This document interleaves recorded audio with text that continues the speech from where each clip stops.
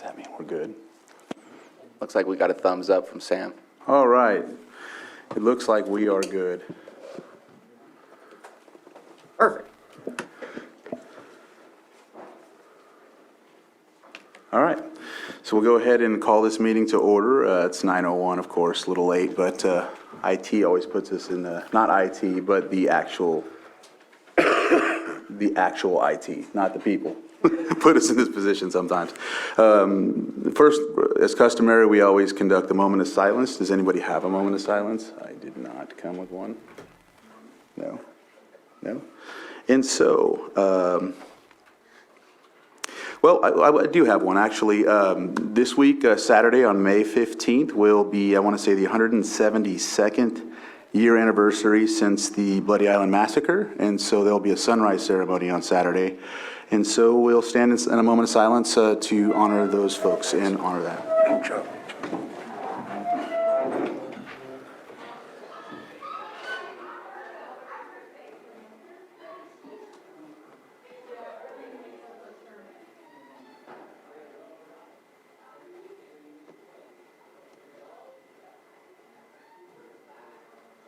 Supervisor Simon, can you lead us in the pledge? Yes.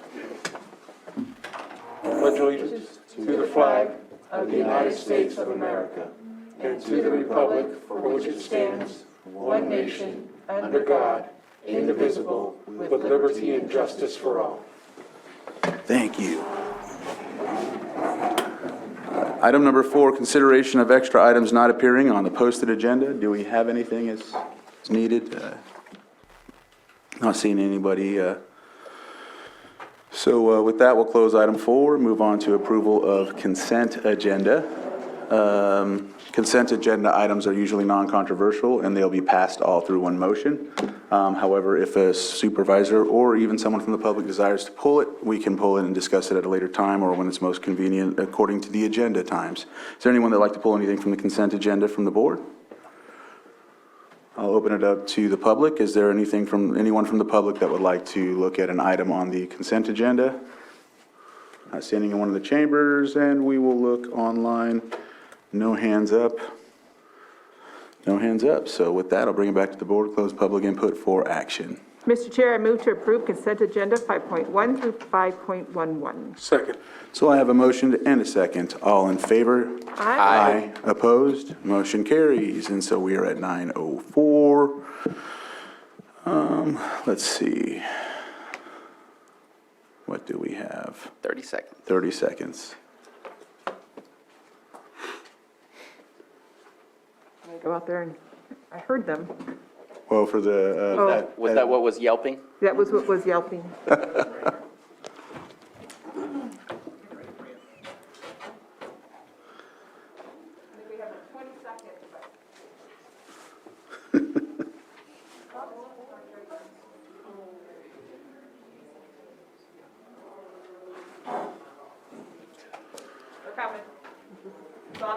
They haven't been adopted yet?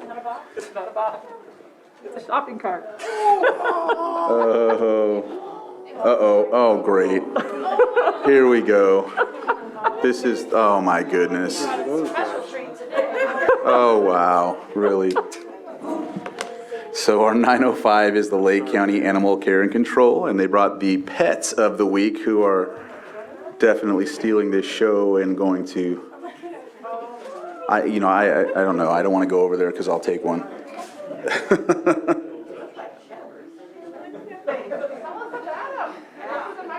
All right.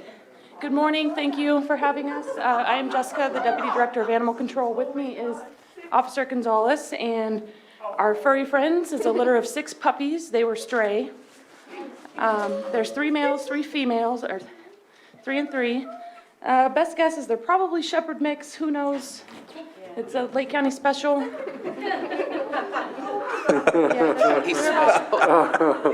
They're about 6 to 7 or 7 to 8 weeks old, so they're pretty much ready to go home and hopefully live out a good, happy life.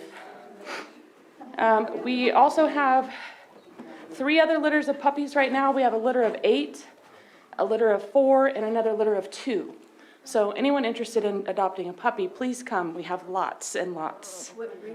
Lake County Specials, or? The other, we have, yeah, pretty much. One litter, they kind of have some wiry hair, so there might be some sort of terrier going on, so they might be smaller. They probably came from Lucerne. I know that dog.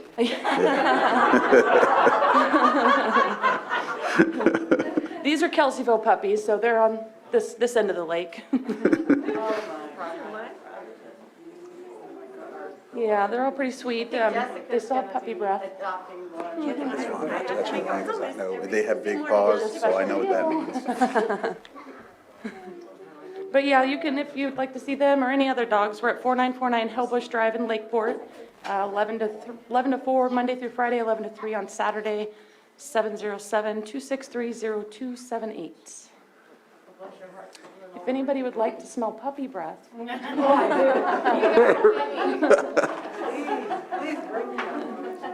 Are they also online on the website? Okay. Yes, they're online. I just put their pictures up today. Okay. Yeah, that's.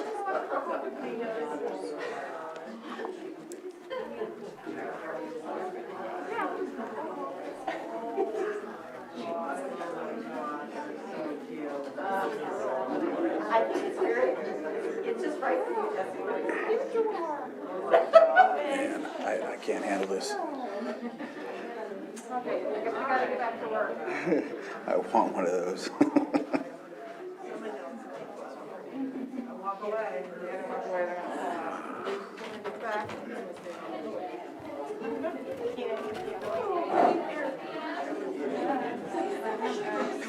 Holy moly.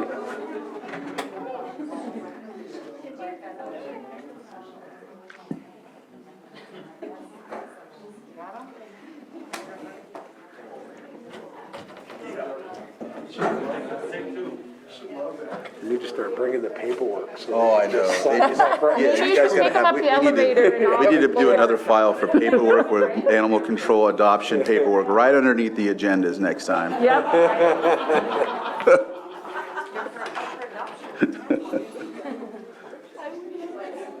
Three females. We're streamlining things.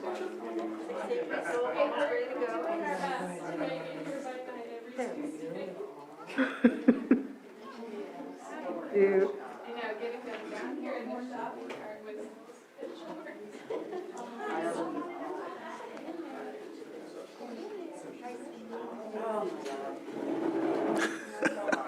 And I take it that upon adoption, they're done with all their shots and everything ready to go? Yes, they definitely will be done with everything, spayed, neutered, microchipped, vaccinated, licensed, everything. And while puppies are very cute, please do spay and neuter your animals, or else we end up with puppies in our shelter, and it's difficult to find a place to give them a home. Yeah, that's the wiry dog. That's where he's in Lucerne. He hops fences. He's a terrier. That's, yeah. His name's Jody.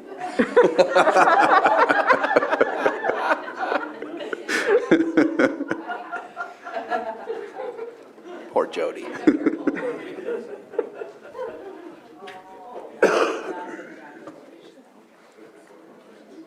All right. With that, as they're passing them around, we'll go on to 906, our public input item. For public inputs, if there's something you would like to address that's not on the agenda, of course, you can come up to the microphone and you'll have 3 minutes. We have our timer fixed again, I think, so we will, that way we can keep a time. I have an egg timer, but I don't really want to use that, so, because it's just not, yeah. So we'll, I don't see anybody in the chambers, but I do see somebody online with their hand raised.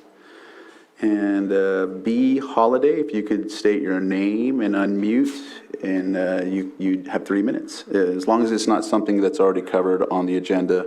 If it is, then we'll direct you to that time frame when we talk about that. So thank you again, ladies. Thank you. Thank you. B. Holiday. Good morning. There you go. Can you hear me clearly? Yes, now we can hear you. Okay, thank you. I have to warn you in advance, this might take an extra couple of minutes. This is a formal reading of a letter into the public record, and it is for legal purposes, and so I would appreciate that extra leeway. This is a letter received Ma'am, by the Lake County Registrar's Office on April 14th. This letter is from Robert E. Thomas III, and it is addressed to Maria Valadez, the registrar.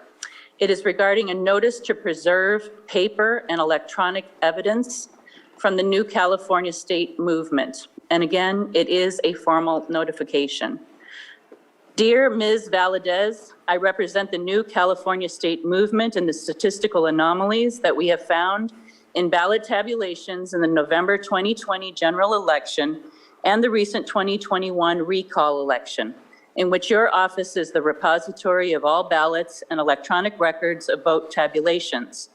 This letter requests your immediate action to preserve all paper ballots without respect to how those ballots were generated, and all electronically stored information that may contain evidence important to the full forensic audit and verification of the accuracy of all vote tallies in the above-mentioned elections. Briefly, the New California State Movement intends to conduct a full forensic audit of votes in both elections. This notice applies to your county's on- and off-site paper ballot storage and all on- and off-site computer systems and removable electronic media and storage and retrieval systems, plus all computer systems, services, and devices, including all remote access and wireless devices used for your office's overall operation. The records and electronic media and storage and retrieval systems include, but are not limited to, all email and other electronic communications, electronically stored documents, records, images, graphics, recordings, spreadsheets, databases, calendars, system usage logs, contact manager information, telephone logs, internet usage files, deleted files, cache files, user information, and other data. Further, this notice applies to archives, backup and discovery tapes, backup and disaster recovery tapes, disks, drives, cartridges, voicemail, and other data. All operating systems, software, applications, hardware, operating manuals, codes, keys, and other support information needed to fully search, use, and access the electronically stored information must also be preserved. The importance of immediate action cannot be overstated. Electronically stored information is easily corrupted, altered, and deleted in normal daily operations. Even booting a drive, running an application, or reviewing a document can permanently alter evidence. An important method for preserving data, and that is a typo, it should say preserving data, is in its original state is to have a forensic image, mirror image, or clone image made of pertinent hard drives of both office and home computers used for business and of network servers. This image captures all current data, including the background or metadata about each document. Page 2. Simply copying data to a CD-ROM or other common backup medium is not adequate. For each captured image file, record and identify the person creating the image and the date of creation. Secure the file to prevent subsequent alteration or corruption, and create a chain of custody log. Once the forensic data image is created, the pertinent computer or other device can be placed back into operation. Please identify any key persons, officers, supervisors, and employees' computers to which special attention for forensic imaging must be directed. This preservation notice covers the above items and information between the following dates: October 1st, 2020 through June 30th, 2022. Follow the above procedures to preserve electronic information created after this notice. Current law and rules of civil procedure clearly apply to the discovery of paper and electronically stored information, just as they apply to other evidence, and confirm the duty to preserve such information for discovery. Your county and your officers, employees, agents, and affiliated organizations must take all reasonable steps to preserve this information until this legal matter is finally resolved. Failure to take the necessary steps to preserve the information addressed in this letter or other pertinent information in your possession or control may result in serious sanctions or penalties, and any failure to preserve as requested may cause a future judge to instruct a future jury that a failure to preserve evidence may be construed as an admission that the record is not reliable and should therefore lose its certification for that election. Further, to properly fulfill your preservation obligations, stop all scheduled data destruction, electronic shedding, rotation of backup files, and the sale, gift, or destruction of hardware. Notify all individuals and affiliated organizations of the need and duty to take the necessary affirmative steps to comply with this duty to preserve evidence.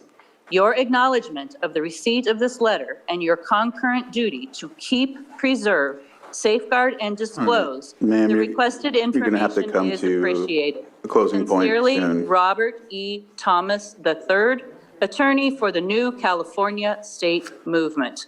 Thank you. Thank you. All right, I don't see any other hands up in Zoom, so I'll go ahead and close public input. And we will move on to our 6.3, our 907.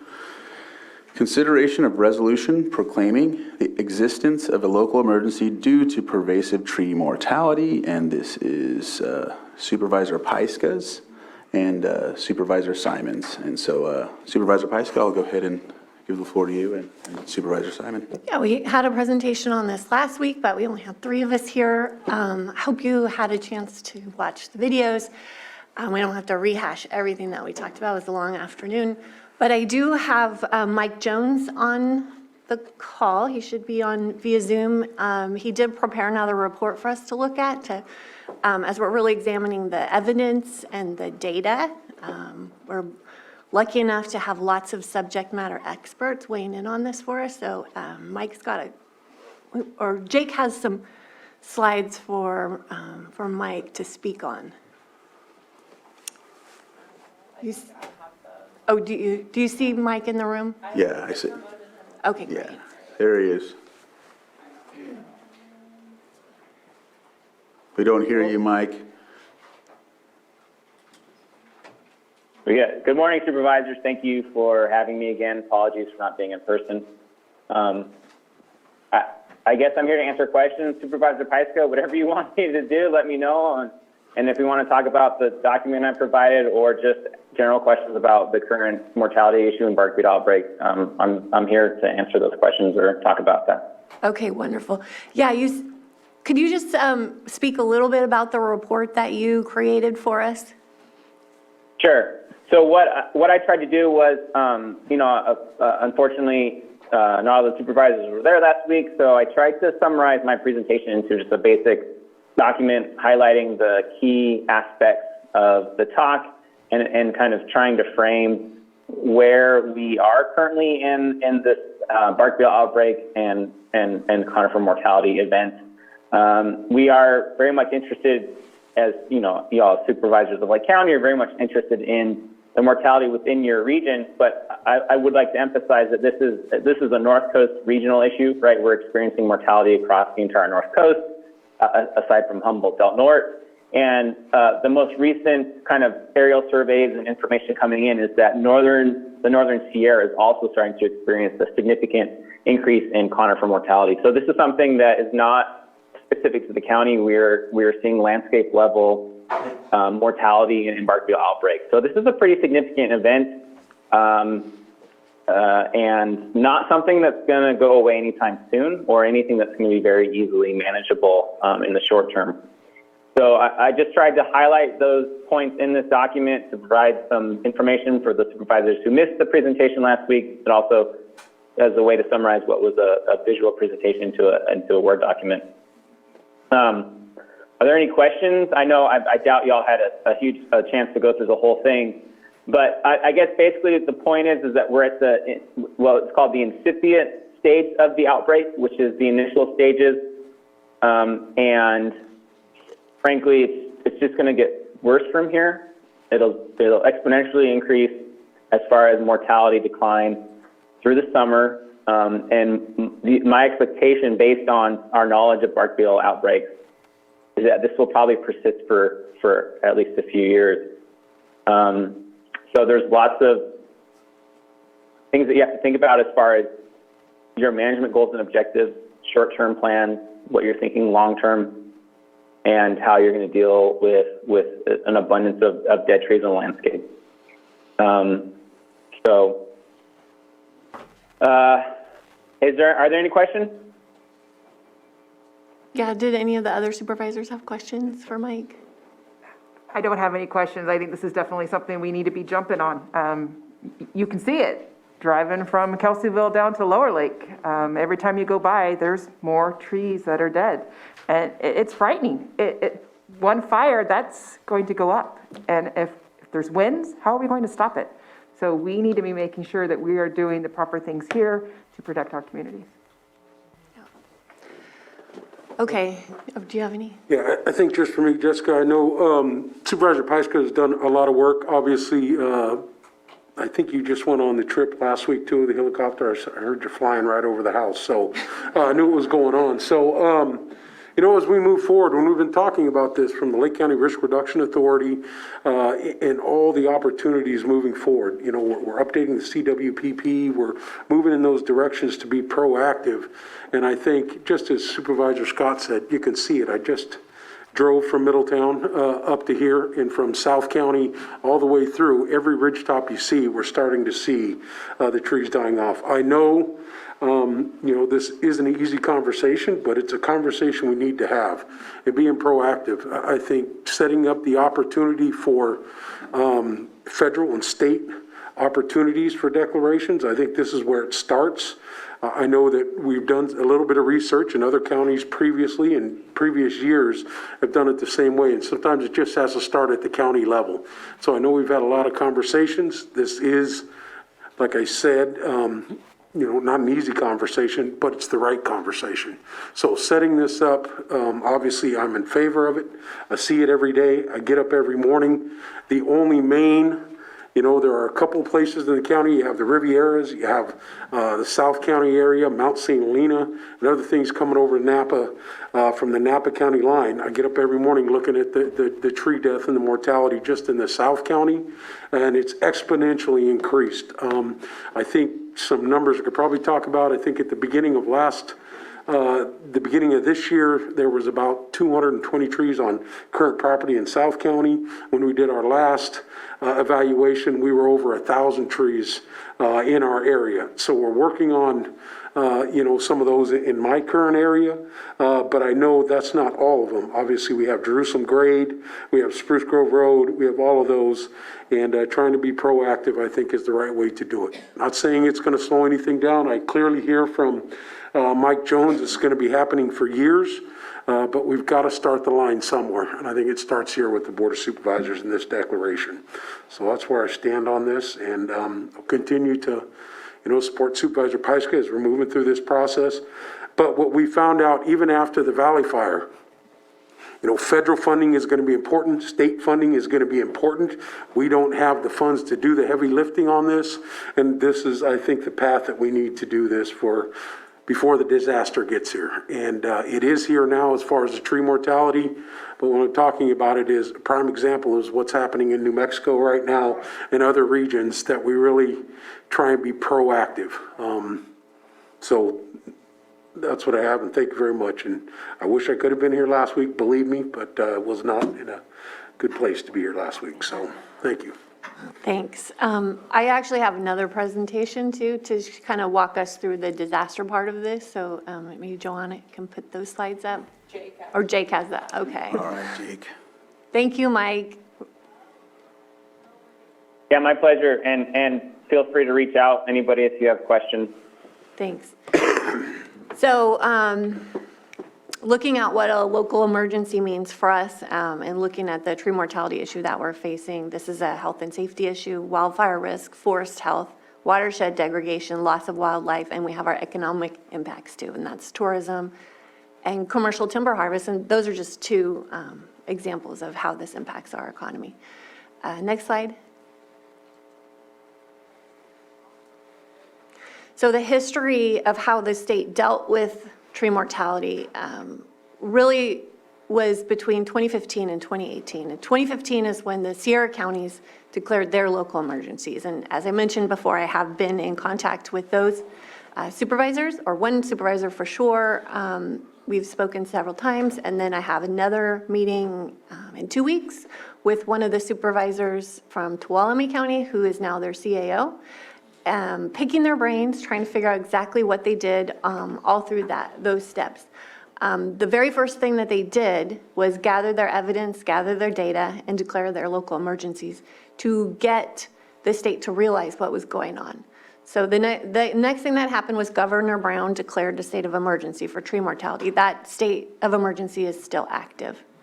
The Tree Mortality Task Force was formed. They did a lot of work. That was bringing together all the partners across the state to deal with this. CAL FIRE was part of that, RCRC, Caltrans, a lot of members there.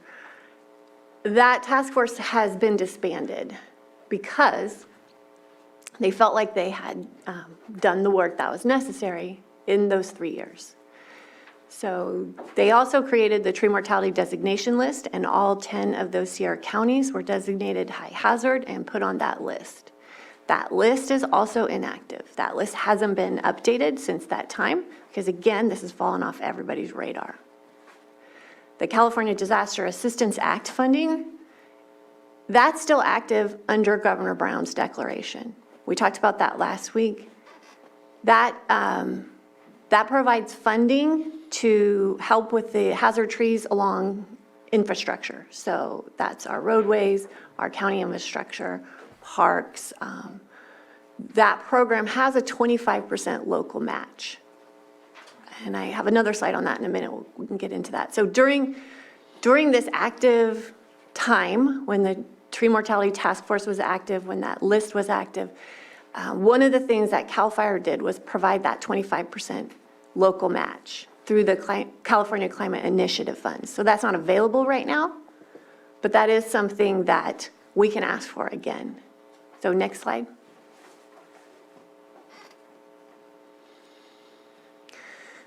So with that Disaster Assistance Act funding, the tree mortality event still active. The process for applying for those funds is the trees have to be dead and dying, and they have to threaten our local infrastructure and public right-of-ways. The first thing that you do is come up with a tree removal plan, and that's something our public works would do. We have to assess our financial need.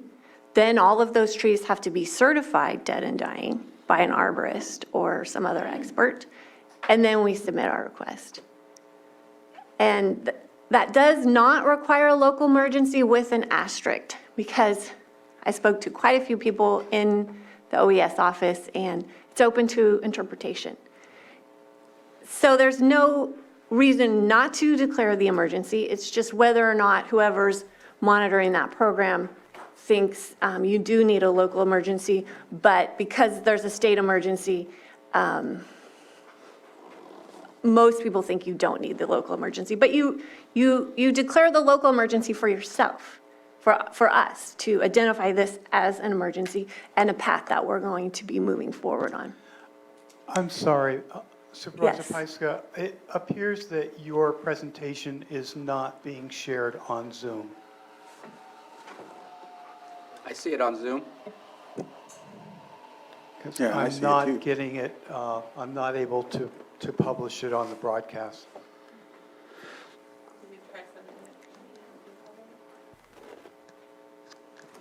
I see it, too. Yeah. yeah. Yes, I'm seeing it on the computer screen that you're seeing it. I'm not seeing it. That's the only place that I am seeing it.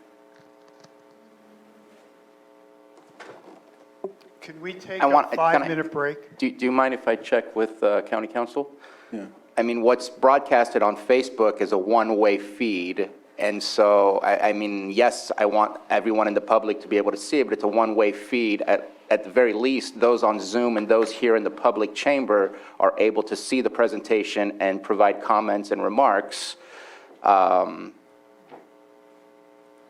Just feel like we can keep going, since those that can provide feedback have that availability and can see the presentation, and hopefully we can just upload the right video to the other resources that we use so that people can see the entire presentation if it's not being displayed.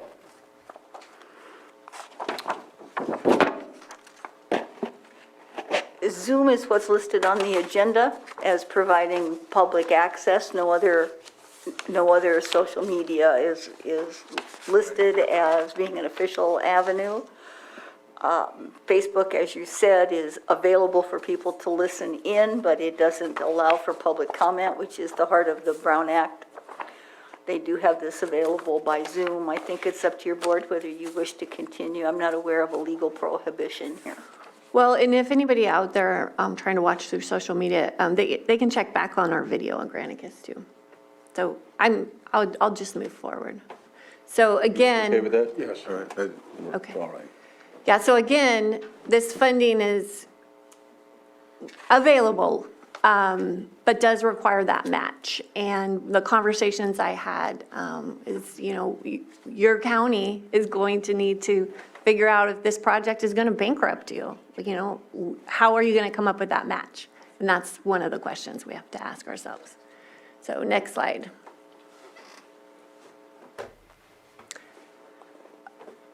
Oh, and just referring to the last slide, we've had our roads manager out assessing roads, and we have thousands of trees in our right-of-way. So that is something that we cannot ignore.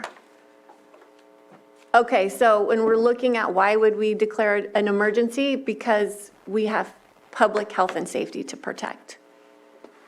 And I have that bolded and highlighted because we don't have a choice in that. We have health and safety risks. We're looking at them every single day. We have hazards, and that's something that we owe our constituents. The remedies are beyond local capacity, and that's one of the triggers for declaring an emergency or a disaster. We have to officially alert the state to reestablish the assistance that used to exist. And with the task force being inactive, no one's really talking about this right now. And I was at, I'll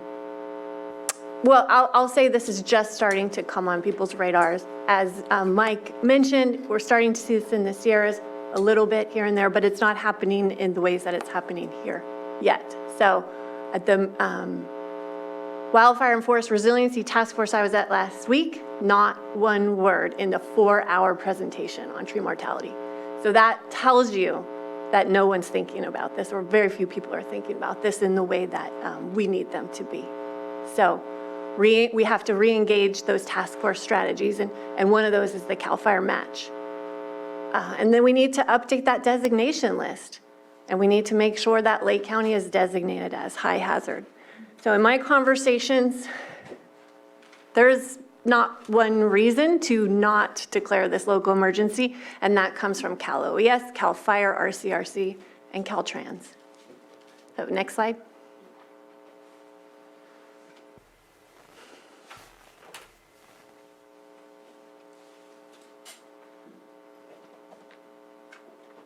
Is that Johanna? Next slide. Or who has it? Oh, Jake's got it. Next slide, Jake. Jake? Maybe he can't. Maybe that's what that speaker sound was.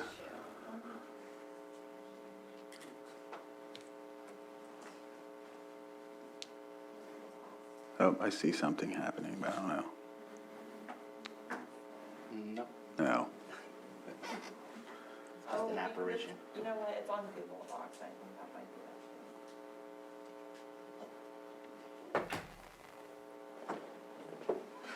be You want to take a break? Let's take a 5-minute break Well, can we Well, let's maybe have a just- conversation while we're waiting. I mean, we can, on some of the stuff that's already been provided to us, unless you're going to repeat yourselves? oh, there's Jake. All right. He's done.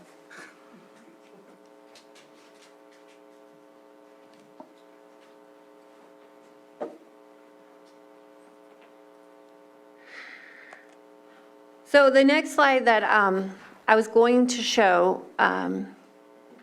is from the Wildfire and Forest Resiliency Task Force meeting that I went to last week. This is a task force that's been put together. Secretary Crowfoot is the chair, CAL FIRE is on it, U.S. Forest Service is on it. We have supervisors representing local or a large county and a small county. So there's a lot of representation. There was 2 panels. The whole idea, the whole strategy of this task force is for California to treat 1 million acres a year of hazardous fuels. And so the knowledge that no one agency can do this alone, that this is a collaboration moving forward, that everybody has to work together, that's what's being built out right now. So I had the opportunity to speak with Secretary Crowfoot, CAL FIRE Chief Tyler, the new director, and the new deputy director, Chief Anthony, Lisa Worthington from Caltrans, who was on that original task force also. Stacy Heaton was on that task force from RCRC, and Patrick Wright, the task force director. So I stood in a circle with all of these people that were on the original task force years ago and showed them pictures, and those are in my presentation too, showed them pictures that I took last week. And every single one of them said, this is exactly what it looked like in the Sierras in 2015. No question. And it was like this weird reunion where they were looking at each other going, okay, here we go again. All right, so it looks like we're back here. So the slide. Next one, there you go, Yeah, right there. okay, so here are the people that I was talking with about this. And I said, there is some hesitancy to declare an emergency. And CAL FIRE Director Chief Tyler just looked at me and said, why? These are the people that have the most experience with this, and they thought they solved it in 2018. And then Chief Anthony, who was on that task force, said, given that we're in the 3rd year of a dry season, and we're starting to see signs again in this year and other places, this is going to probably be exploding statewide. So next slide, please. So these are the pictures I put in front of them. This is Riviera Heights. This was last Wednesday. I just want to point out that I had some of our staff run population numbers of what the Konocti corridor looks like in the height of summer with all of our permanent residents and our vacation homes. We can have 10,000 people along Konocti, Soda Bay Road and Point Lakeview in the height of summer, which is also the height of fire season. And we have this massive tree mortality. We're responsible for those 10,000 people. So we have to do everything that we can to keep moving forward to figure out how we mitigate this. So next slide. Can you go back one, please? So that's the Middletown Ranchery in South Middletown. And you can pretty much see it goes as far north into the mountains, as you can see, and south past the rancheria. Next slide. That's Sulphur Creek Road. Next slide. That's Bottle Rock Road. Those are the stands of knob cones that are literally dying by the thousands. And next slide. That's Cobb Valley, where there was just a few trees in December, and now there's hundreds. Next slide. This is a Fox Drive community, and if you kind of look, there's a green patch kind of in the left-hand top side where there's green. Those are the oak trees that have filled in. But that little area, that's where Clerk has already removed 300 trees. 300 trees from that little spot where you don't see brown on the left-hand side. And PG&E has been out there on the right-hand side, taking down several hundred trees. And that's been happening in the last 2 months. Okay, next slide. So this is the quote that I took from Stacy's email, and it said, "I won't lie and say this won't be a lot of work. You're already experiencing some of it. It took those first counties a lot of time and effort from putting their local tree mortality task force together to getting the state to really get involved with them. I'm hoping that groundwork will make it easier for you and your county to get CAL FIRE and Cal OES to jump back in and help. And that's where we're at right now. Like, we know we need help. We know it's beyond what we can handle. And that's why we need this emergency. Okay. If you have any more questions for me, let me know. Go ahead, Supervisor Sabatier. So, thank you for providing more information this week. I feel last week there was not enough information about the Tree Mortality Task Force, their current status. Microphone? Is your microphone? Sorry, there was a buzz. Not sure that where that came from. So I appreciate you bringing more information this week. Last week, I was only aware of the fact that we had access to the CDAA, whatever that program is, through the emergency declaration that's already been declared by the state, and that we would have to provide 25%. And I had an email from Sheriff Martin, as well as an email from David Billing from Cal OES saying it's absolutely not necessary, and maybe, again, you call different people, you get different responses.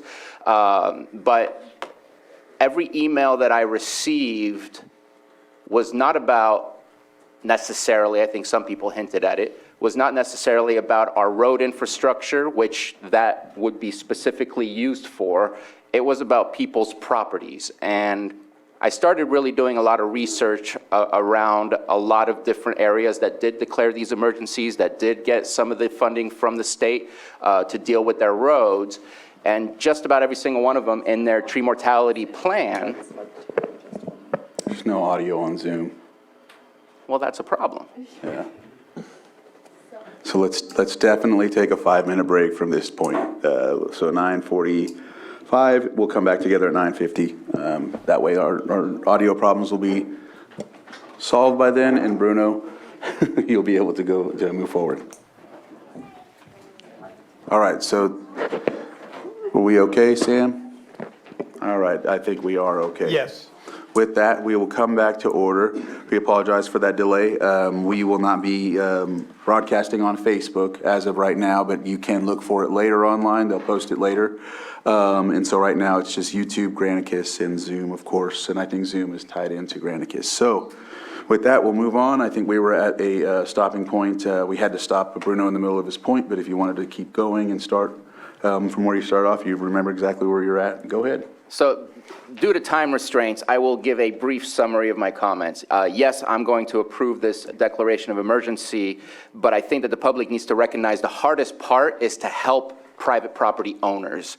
And this is why I think that the declaration needs to be done, to try and find those capabilities of doing so, because what's available right now is not available for you to help yourselves. And so with knowing that $21 million was spent out of the Tree Mortality Task Force, I think we should add a request to revitalize the Tree Mortality Task Force at the state level. I know we're asking them to delineate us as a high hazard county and put us on the list, but I think we need to also ask for the things that did provide some assistance to our local communities, which includes helping us in our 25% matching. I also want to say real quick that I'd love for this conversation to come back again for what is the plan, because we have $2 million of PG&E funds that have not been spent yet that I think is a perfect use of our public right-of-way monies. I spoke with Scott DeLeon, Director DeLeon from Public Works. He said he counted about 2,000 trees. I believe it was District 5 only. I don't know if it was other districts, but when I asked him to give me an estimate of the entire county, he said just double that. It's at least 4,000 trees. Well, 4,000 times, let's say 2,000 a tree, that's $8 million. 25% is $2 million. We have approximately $2 million. So I think we need to move forward with the plan of how are we going to take care of our public right-of-ways. And I know that in our last conversation, and not sure if I misunderstood, but that seemed to be kind of the further away plan of something to work towards. But I think that's something that we need to look at right away, and I'd love to have that conversation on what does that look like rather than just declaring and seeing what happens afterwards. Because that money's available to us right now, and we have some of that money to be able to try to utilize the 25%. So that's my comments. Yeah, so I'll respond. I did give a presentation on what our strategies are, and the roadway is only one part of the strategy. Another key point is figuring out how we help the homeowners. So that was part of my presentation last week. That is one of our priorities. We don't know what that looks like yet, but we know we have to get there, and that's what we're committed to doing. I did bring this up last week that we did have to meet that 25% match. So the task force, it's not like it's been disbanded. It's evolved into other things. So I don't know that we need to make a request to recreate something that was in the past that has kind of morphed into something else. There's a lot happening. There's a lot of attention on this. I don't know that we need to make that demand.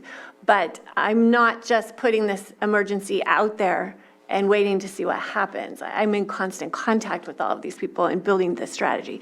And I need all of us to be handling this as a team. We all have to be committed because it affects all of us. And so, this isn't a one and done conversation. This is a conversation that we're gonna be having a lot. And we need to figure out everything needs to be on the table on how we move forward. So I feel good about the proclamation the way that it is now. But we will be defining and refining our asks as we go. And my question to you is this something the RRA will be taking care of? Because the tree mortality task force that has been created thus far is at the RRA, or does it come to the county? Because I would love to be a part of the conversation, especially if we are going to pay 25%. So it's been with the RRA, and I agree that we need to somehow, the reason I need us all on board is because I can't do this alone and the RRA can't do this alone. And we have to have staff involved.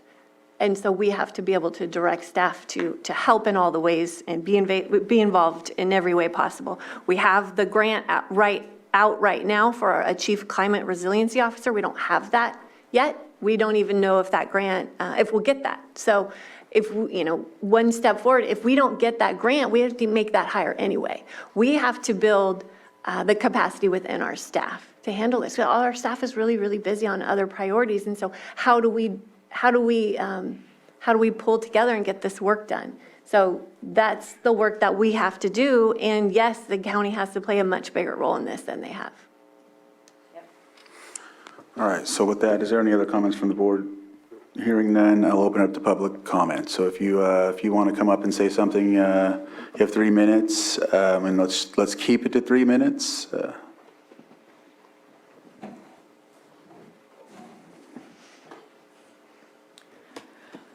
Hi, my name is Magdalena Valderrama, and I'm the program manager for the Siegler Springs Community Redevelopment Association. We're based in Loch Lomond. I wanted to thank you for even having this topic on the docket. It's very important for the county to step up to what we very much need in the community. As the program manager for SSCRA, I sit on the Best Fits Grant Committee, which is part of the Lake County Risk Reduction Authority. And in that group, which is made of tribal representatives, nonprofit agencies, any county agencies, anyone that has access to grant monies, we sit together, we consider where the best organization to take on those grants are. I can say that because of the grant work that I have done over the past 5 years, every single grant that I look at the state, federal, private foundation level, they're all looking to see what kinds of declarations or situations that the county itself has recognized. So a declaration of a tree emergency would actually help us community nonprofits help to bring more of that money in. One of the examples I can show you is that at the beginning of the year, CAL FIRE declared a brand new, the legislation went into effect that in order for a county agency to receive funding through any of the 5 CAL FIRE grant programs, they would have to have registered on a list of priority agencies, and that is PRC 4290.1. I went to the webinar. There were 250 people representing organizations and individuals. That's the kind of competition we're on. So now is the time to make that declaration so that we can try and at least keep abreast of this wave if we can't get ahead of it. And that time is now. Thank you. Thank you. Is there anyone else in the chambers that would like to speak on this? You do, please come up, state your name for the record, and Hi there, I'm Justine Schneider. Sorry, I didn't have childcare this morning. This is Serafina. I wanted to speak in support of Supervisor Pyska's resolution. I live up on Cobb, as other people have stated. It's a very visible problem that is growing exponentially, almost, by the week. So yeah, I think we're all rightfully very concerned about the fire season ahead of us. I think whatever we can do as a county to get out ahead of that and make sure that we're looking out for the safety of our community, I'm fully in support of, and hopefully drawing more resources towards our county so that we can deal with this issue, which is well beyond our control. So thanks so much for your time. Thanks for your attention to this. thank you. Sir.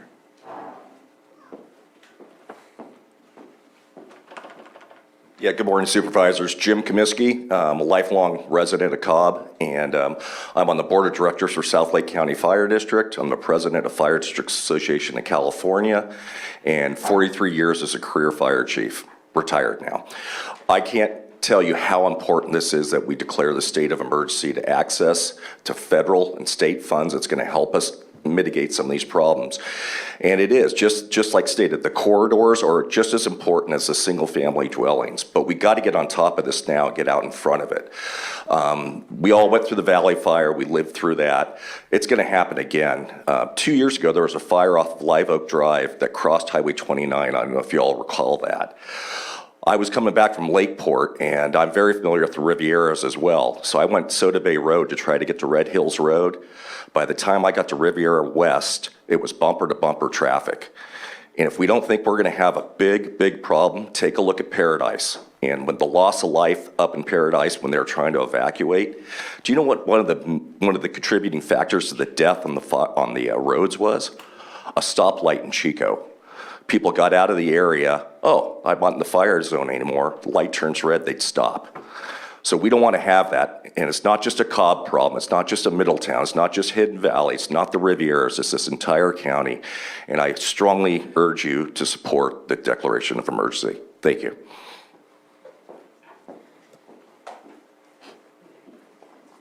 All right. State your name for the record, and you'll have 3 minutes. Mike Shaver, the Environmental Director with Middletown Rancheria Pomo Indians. And I won't say much on the proclamation. It seems like there's strong support for that.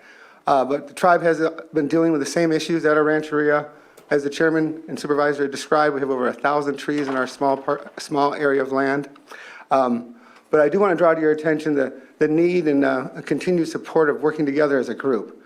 This last spring, we applied for the CAL FIRE fire prevention funding and worked with a group of tribes on that application. And to deal with many of the priorities on that funding is the wildland-urban interface and some of the road infrastructure. The larger tree die-offs, landscape scale, are funded through a forest health funding mechanism through CAL FIRE. And those grants require an area of 600 acres or more to be in the application. Many of those are county and fire safe council groups, a couple thousand acres at a time. So I think that what you're doing today, that shows the importance of working together as a community to apply for these large-scale landscape grants that we need to help the property owners and the public lands in our area. Thank you again for your efforts in this. Thank you.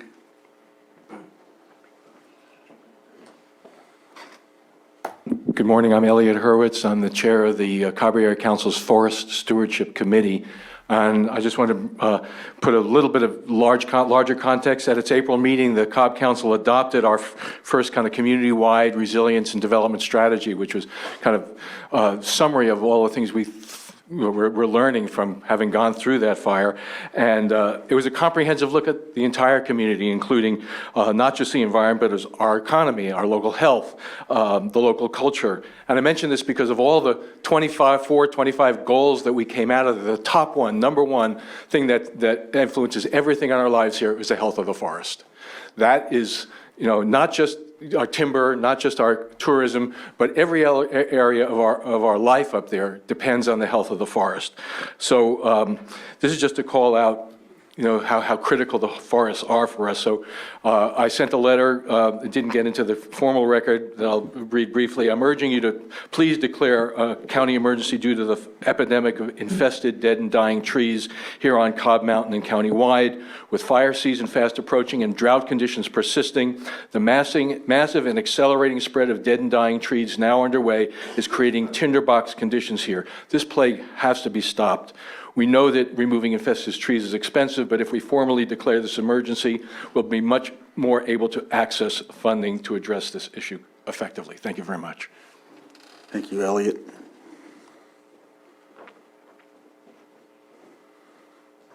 Hi, everybody. My name is Tom Nixon. I live over in the Riviera, in Kelseyville, Riviera. I've recently been put on the board of clerk, which I'm really proud of to do. I think they're doing a great job, and I'm glad to be joining their team. I'm going to be on a community outreach committee, which is new as of the last board meeting. And you do have a letter of support from Executive Director Will Evans regarding this declaration of a tree mortality emergency. And I entirely support this along with clerk. And I hope that all of you will too. Thank you. Thank you.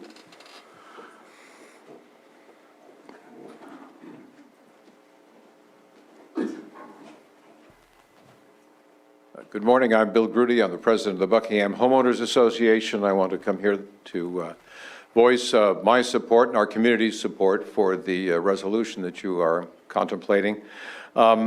You've all spoken a lot about the financial benefits potentially of this, but I think there's also a soft benefit, a public relations benefit, if you will, being able to underscore the urgency of the situation. It's a help for us as we approach our weed abatement season, and just in many other aspects of what we do. So I thank you for your consideration of this. I urge your support, and thank you. Thank you.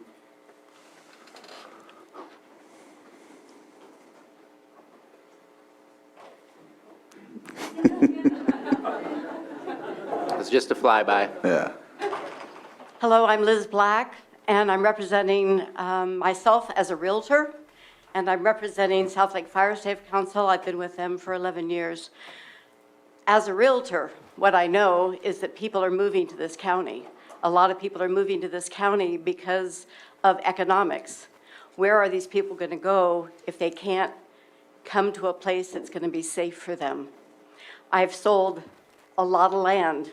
People do not understand the cost in taking care of that land. They only believe that they need to take care of the defensible space around their home. Now this picture is getting certainly more clear, but what we're hearing through South Lake Fire Safe Council is not just about the chipping program that we run, but what am I going to do with my dead trees? And this is a constant request from the people in South Lake County and in our area. So we have to pass this resolution, not only, for the sake of the people right here, but for the people that want to come here who don't have another place to go because of economics. Thank you. Thank you.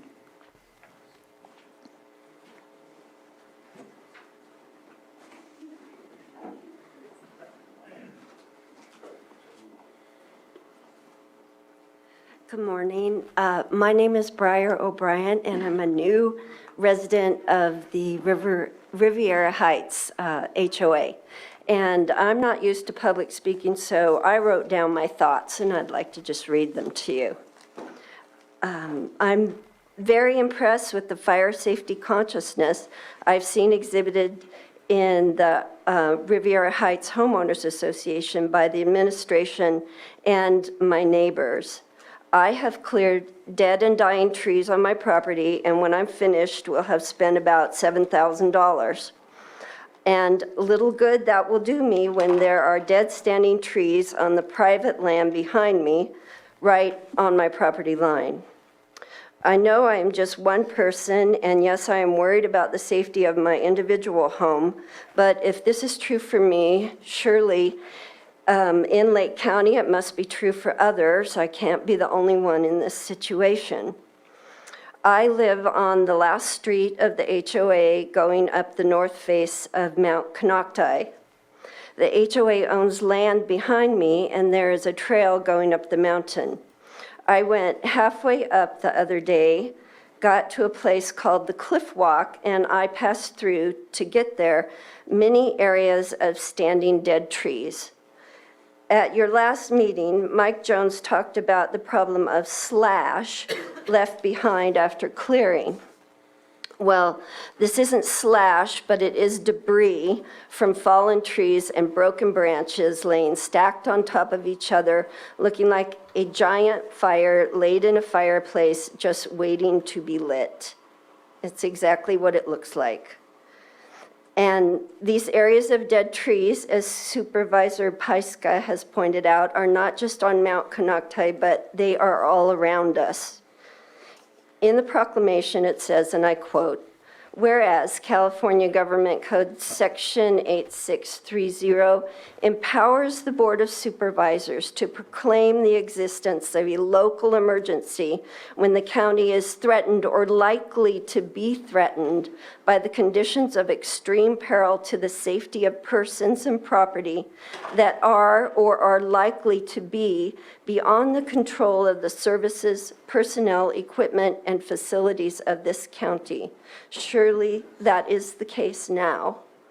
I ask you to please make this proclamation now before it's too late. Thank you so much for your consideration. Thank you.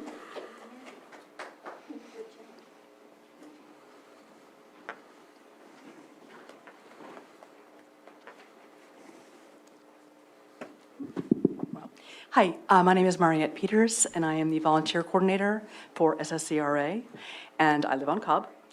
And before I moved to Cobb, I worked as a program and grants manager for an international HIV nonprofit for many years, and so I have a lot of experience with federal grants applications and management and, making those go into programs. And most of what I wanted to say has already been spoken to, but I just wanted to reiterate, thank you for taking this up and taking it seriously. The downstream effects of it will be significant.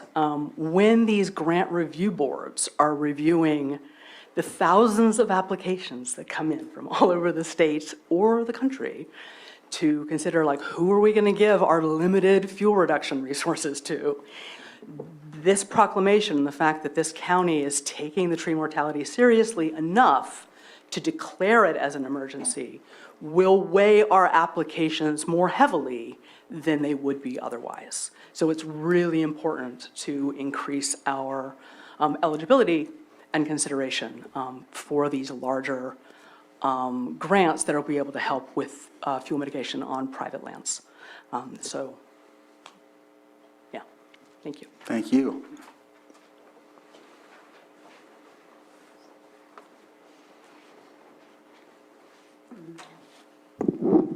Hello, my name is Kathy Andre, and I serve as president of the board for the Riviera Heights Homeowners Association. I thank you all very much for taking this so seriously and for working, and I urge you to work together, please, as we will work with you in dealing with this major crisis that we have facing us. And I spoke at last week's meeting, so I'm just going to keep this really short and say, when you are looking at voting for this resolution, please keep in mind you're voting for our survival, you're voting for our very lives. Thank you. Thank you. And so you're coming, okay. So I have 5 hands up in the Zoom room as well, so. Hi, I'm Cindy Desar, the Executive Director of Kelseyville Riviera. Do not want to belabor the point at all, but just want to thank you all for taking this seriously. It sounds like we have a good amount of support. And my community, my board as well, is very supportive of the action. And I think in this instance, we as humans kind of always worry about the consequences of our actions. And I think here we need to be worried about the consequences of inaction. And so moving forward, keeping, progressing, keeping on top of these matters as much as we can. So thank you very much. Thank you.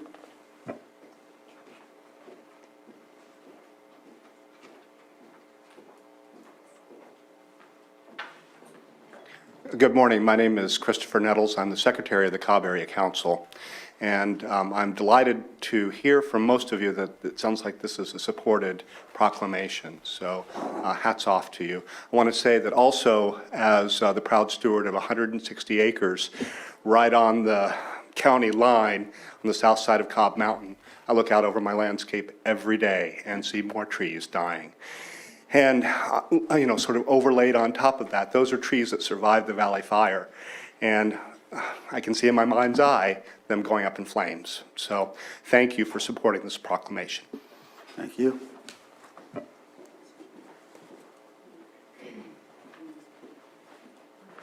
Good morning.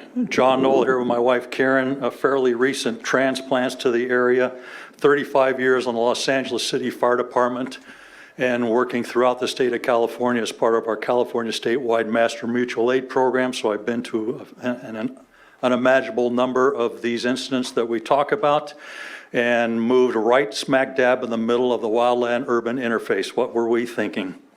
So anyhow, I will tell you that we are incredibly pleased at the efforts certainly being made by Supervisor Pyska, the Risk Reduction Authority, the folks at Sigler Springs, and the South Lake County Fire Safe Council have been phenomenal. If you haven't seen their new book yet on living with wildfire in Lake County, this truly is our Bible for surviving.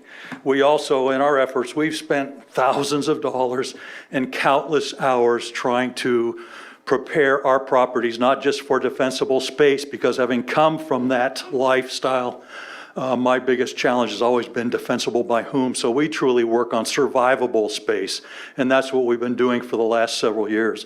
We also had a fabulous opportunity to join our local Firewise community and acknowledge the incredible efforts that are being made all along the Canocti corridor, which is where we live also, although we are not in one of those HOAs.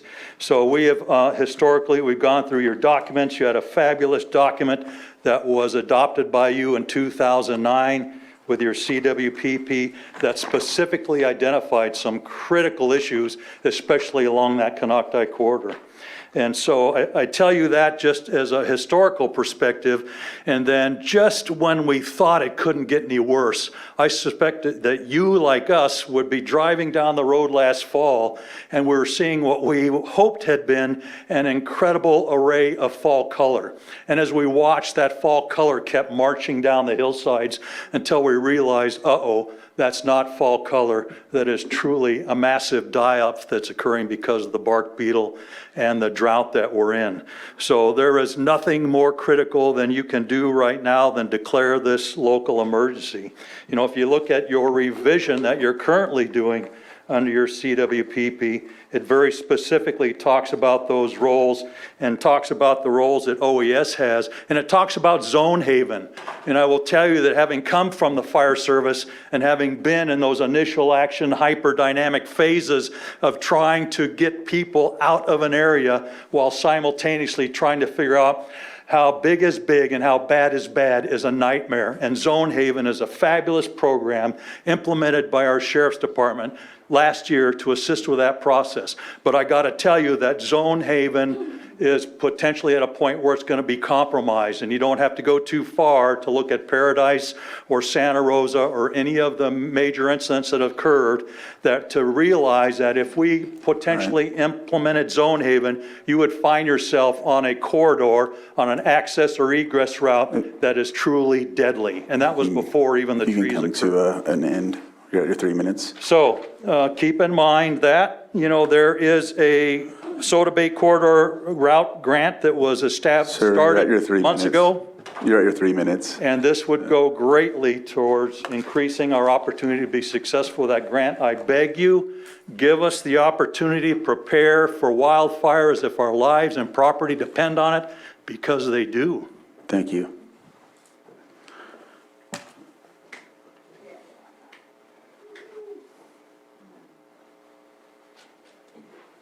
Hello, I'm Polly Ann Johnston. I live in rural Kelseyville, and I'm thrilled that you're doing this, and I thank you all. I hope it will continue to be as aggressive as you promised it would be, and thank you, Jessica, for spearheading it. I think one element that is missing is water. Maybe that's not included in this type of prevention, but I don't see much going on in terms of water conservation.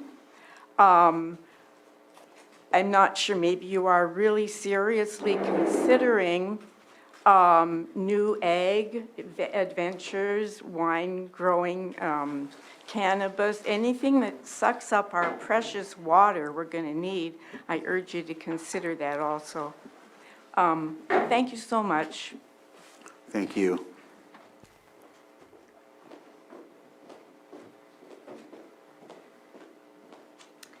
I'm Trudy Wakefield. I live on Cobb, and thank you for this time that you're giving us to be able to talk and share with you our thoughts. I don't know exactly why the trees are dying. I know there's scientists to explain all that, and Jessica, thank you for doing that, explaining that for those of us who haven't done the research. I do have experience with 2 trees falling on our home in 2019. Those trees were alive and quite healthy, actually, but we did have a horrible storm that came through. And if you live on Cobb, you know how windy it can get in a storm. It was totally it destroyed our home completely. I know those of you who have lost a home due to fires, know that destruction, and ours probably wasn't as extreme. We were able to save a few valuables. But I cannot stress enough my concern when I look out my living room window and I'm seeing trees dying. We have 3 trees that have died in the last 2 years. One we had cut down last year. We have 2 more to cut down this year. Please understand, I live on a 1/4 acre piece of land, and that's my responsibility to care for, and I'm fine with that. But imagine what's happening on the entire mountain. So I'm concerned. And lastly, I just want to thank you. You know, we voted for you. Here's the public. You're here because you're here to care and serve for us. I know that my safety, the safety of my family and my home and my well-being is your priority. That is why you are here today. That is why we elected you. And I trust that you are taking into consideration everything we're saying, the facts, the research, and that you will make a decision based on our safety. Thank you. Thank you.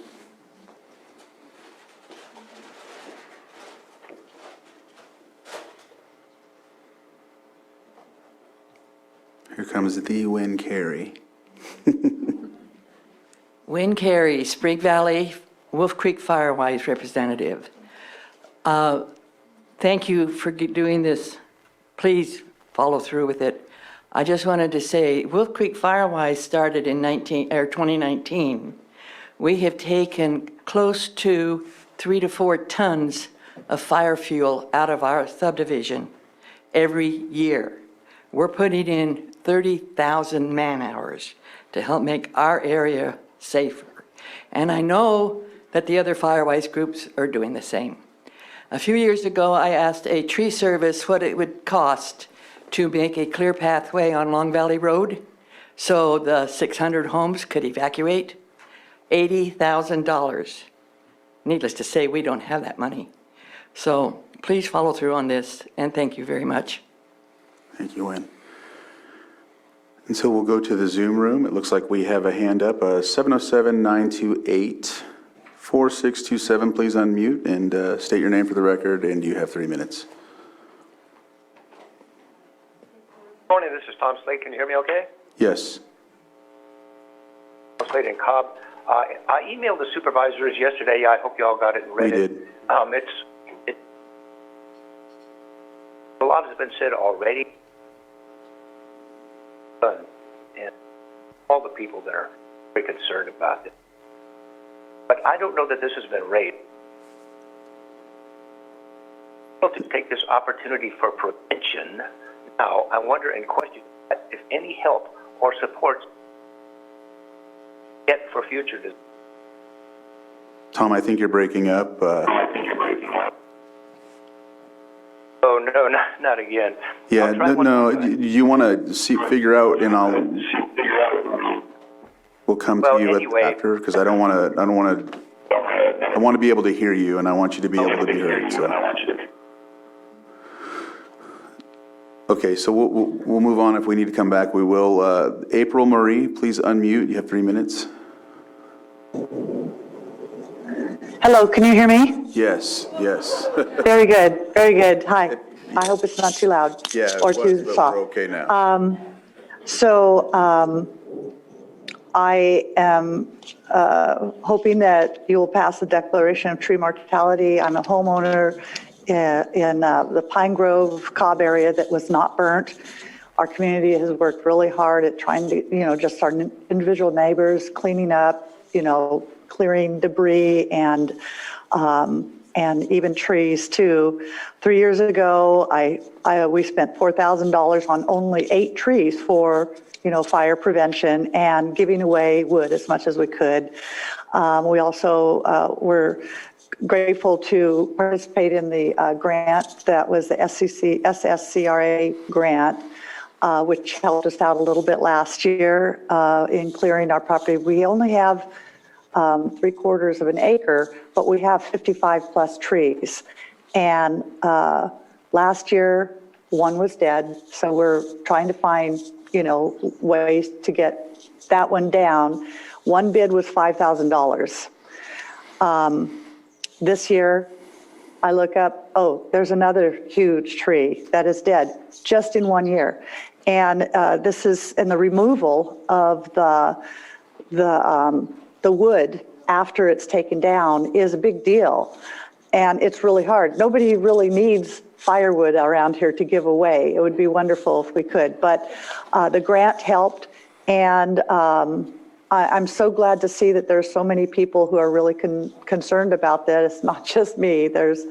I'm feeling sad for the trees, but we do need to look out for our safety. And I thank you for your participation, and hopefully this declaration of tree mortality will pass, and we will open up some fundings to help some, not only for our roads, but also for the homeowners. And many of you were very wonderfully verbal today, telling about everything, but we need a little bit of help there too, because homeowners usually don't have $5,000 a tree to take things down, but and to keep our communities safe.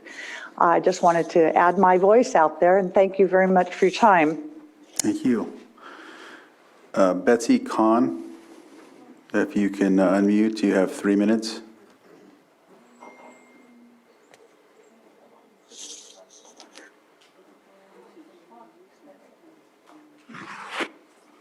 Thank you, Mr. Chair. I, of course, support this effort, and I've been listening intensely to all of the speakers. My comment is that I have not yet heard any good reason not to pass the resolution. Thank you. Thank you, Betsy.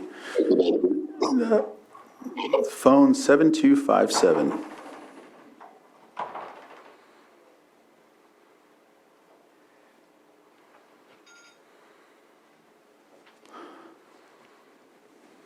Hello, can you hear me? Yes.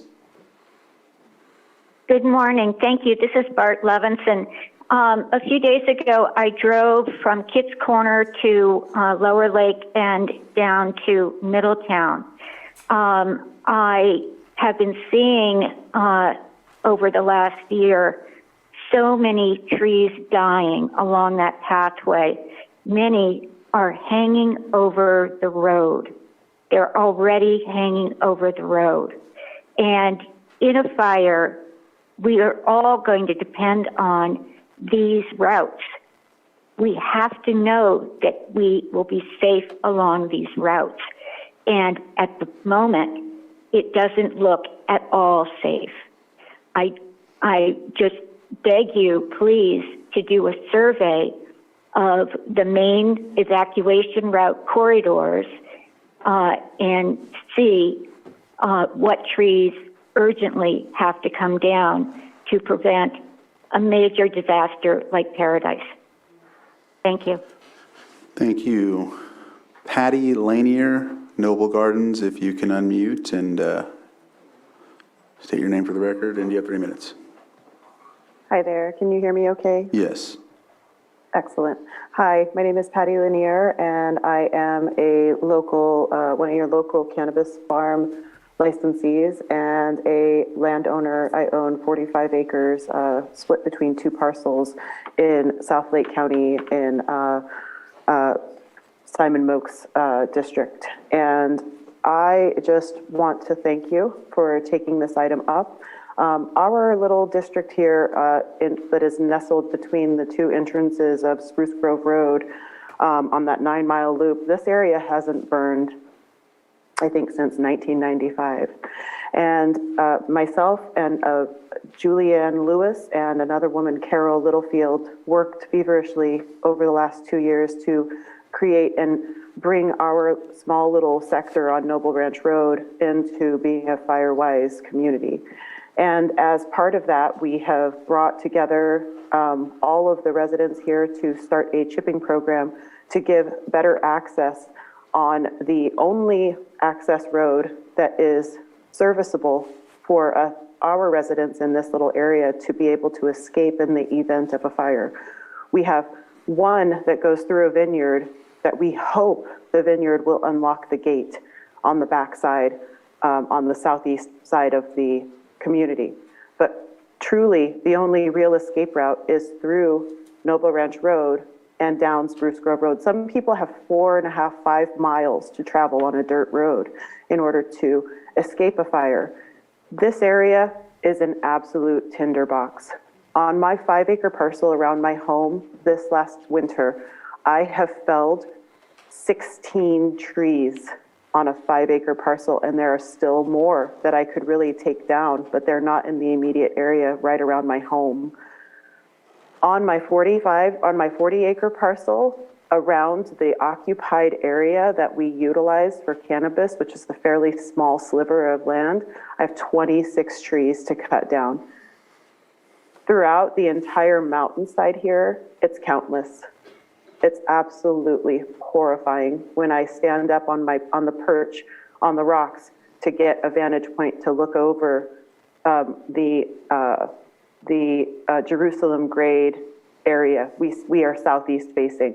So you've got a lot happening. You've heard a lot about what's happening over on the Cobb side, on the northwest side of the community. It's also encroaching as you look out over Mount St. Helena. We are surrounded by matchsticks, standing up, waiting for some embers to come. I am so happy that you guys are taking this item up. Please, please, please vote to pass this and get us the emergency funds that we need to bring down some of this vegetation, to bring keepers into communities. Your 3 minutes. To bring in possibly permaculture experts who might be able to help us understand that even laying these trees and logs down on contour of the mountain, you don't even have to take the big logs out if you just chip the branches. There are ways to make this a more we're way past your 3 minutes. if you consult to an end, please. who have a better understanding of how to All right, utilize we're going to go on to that you fell in the 4627, phone 4627. Did they speak already? I don't think so. Yes, if you can unmute, you have 3 minutes. Is that Tom? No, he was a 707 number, unless he called back in on that number. late. I broke up earlier. Can you tell me, am I getting through all right? You're better, yes. Can you hear me okay? Yes, if you can, Okay. yeah. Go ahead. Well, once again, thank you, Jessica and Clerk, and so many people, and all the speakers today. This is so heartfelt, I think, from a lot of us. I wrote a short email to the supervisors yesterday. I hope you all read it, and it's short, and I was going to read it, but I'll just bring up one point that I haven't heard. One sentence. If we fail to take this opportunity for prevention now, I wonder and question what, if any, help we will get or support from such as the state and federal would we get for any future disasters? I think that's a really important question. Sure. Thank you very much, and thank you all. Thank you. Thank you. Can I answer that Yeah. question? I had that conversation with the OES. And, typically when there's an event, you have 10 days to declare a disaster. If you don't do it in that period, then you're ineligible for support from the state and the federal government. So obviously this is a different sort of disaster. We don't have a 10-day window because it's been happening slowly and spreading. It is something that I have been discussing for months. So I agree with you, Tom. There could potentially be a time when we would not be able to access support if we did not have this in place or if we chose not to pass it. All right. With that, I think we've covered everybody on Zoom as well. So with that, I'll close public input and bring it back to the board for action. Yeah. So I just want to say a couple things. I'm really grateful for everybody showing up today and sharing your stories. We have subject matter experts that have been helping with this, that have been studying this. We have the empirical knowledge from all of you who are sharing your experiences on your lands and in your communities. One of the things that was discussed at the task force meeting last week, when we were talking about how do we get to that 1 million acres a year to treat in California, when we're having to deal with all of these grants. And yes, this will help make the grants that we have out more competitive. But what we're hearing from this task force and coming down from the state is a transition to block grants. And that's what will help regions like ours and counties like ours be able to have access to that funding and make the decisions. One of the things that I brought up to them was we have a dynamic landscape. This is changing daily, and that's not normal. That's not normally how landscapes change, but it's happening here, and we have to have the agility to be able to reprioritize quickly. And so that's the conversation that I had with CAL FIRE Director Chief Tyler. And he's in agreement, and I had that conversation too with Supervisor Gore, who is one of the representatives on the task force representing counties. So the model right now of going after grants is kind of killing all of us. Our nonprofits are struggling, we're struggling, and then we're waiting a long time. Like, we applied for that evacuation corridor grant in December, and we thought we would hear in February, and we still haven't heard. So I think the mentality is shifting. This is going to help. I'm going to be following up with everybody I spoke with last week, later on this week, with this proclamation and with the more specific asks that we have. So I don't know if you have any more comments, but I'm... Supervisor Simon, looks like he does. No, obviously, like I said from the beginning, being proactive. So I do also want to discuss, it was mentioned by our EPA Director of Middletown Rancheria about collaboration. There are 7 tribal nations here that are available for also federal funding that may be able to help. I think each one of us, can't speak for all of them, but I know Middletown will be talking about doing a declaration of our own in the area here. And I think the collaboration is really the important thing. So not only do we have the county stepping up, but we have all the other governments, the federally recognized governments, and hopefully potentially the cities at least to have these conversations as we are doing. The RRA brought everybody together to start the conversations. Jessica really spearheaded it, and I think we're moving in a good position. I really look at this as an opportunity for the county to collaborate with the tribal nations, the real stewards, original stewards of the land here in in, California and the United States and really help move this thing forward. You have Terra, you have a lot of different organizations. We started with Robinson that is really taking off, and will continue to do that. And I really look at it as the same aspect we just did. I know we did support letters from tribal nations for the project we have in your district, which is definitely going to help. So I think this will also open up another avenue for federal funding to help come through the area. So I know we don't own, at least the tribal governments don't own a lot of land, but collaboration and communication with our partners is very important to us. So I'm excited about the opportunity. And I also want to, I've heard a lot of folks we talk about it, the personal landowners and property owners. It's going to take time. This is just a beginning step. The gates will not open immediately, but this is beginning to kick the door open and start that process and the conversation, because we all know how challenging it is. Here at this board, we wrote many letters after the Valley Fire and the continuing fires to look for federal funding and opportunities to get the dead trees, the burnt trees down. And as you know, there are still some out there. So we know it's going to be challenging, but we've got to take those efforts and to continue to move forward in that way. That's what I have. No, I just want to thank you for bringing this to the board because, just a lot of it at first when you're thinking about tree mortality, you're like, what is that? And then all the presentations given that. I know being on the RRA, I've heard Mike Jones talk about it before. And so I'm glad to see everybody on board with this. All of our comments are, want to support this. And I'm just a little, what do you call that? Gun shy or jaded. I'm worried. I'm looking for arguments and there's none. There is none. And I'm just glad it's a tree and not a human, because I hear all the arguments about a human if they're sick or dying. So yeah, that's all I have. Thanks. Okay, I offer the resolution. Resolution has been offered. Supervisor Simon? Yes. Supervisor Sabatier? Aye. Supervisor Scott? Aye. Supervisor Pyska? Yes. And Supervisor Crandall? Aye. Thank you. All right. Good work, everyone.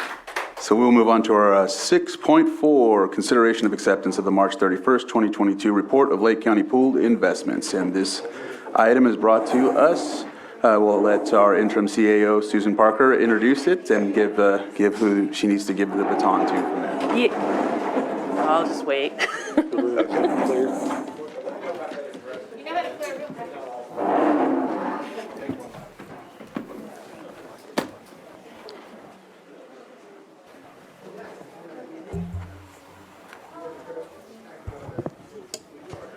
So introducing this item this morning will be Patrick Sullivan, our tax administrator.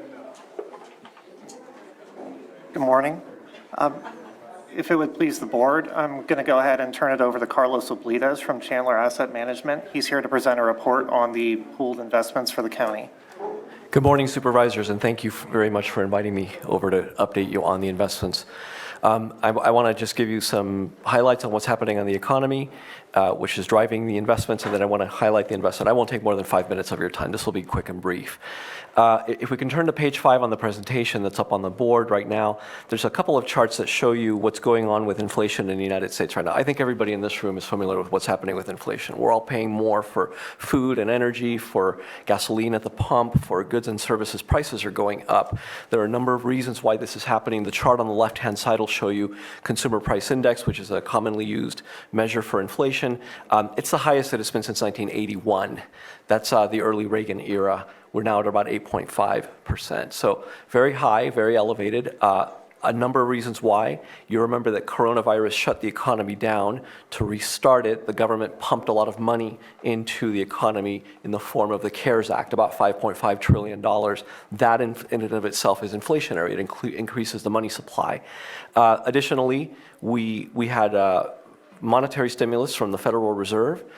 They lowered interest rates, made it cheaper for people to borrow to spur on economic activity, and that in and of itself, if they let it go long enough, is inflationary.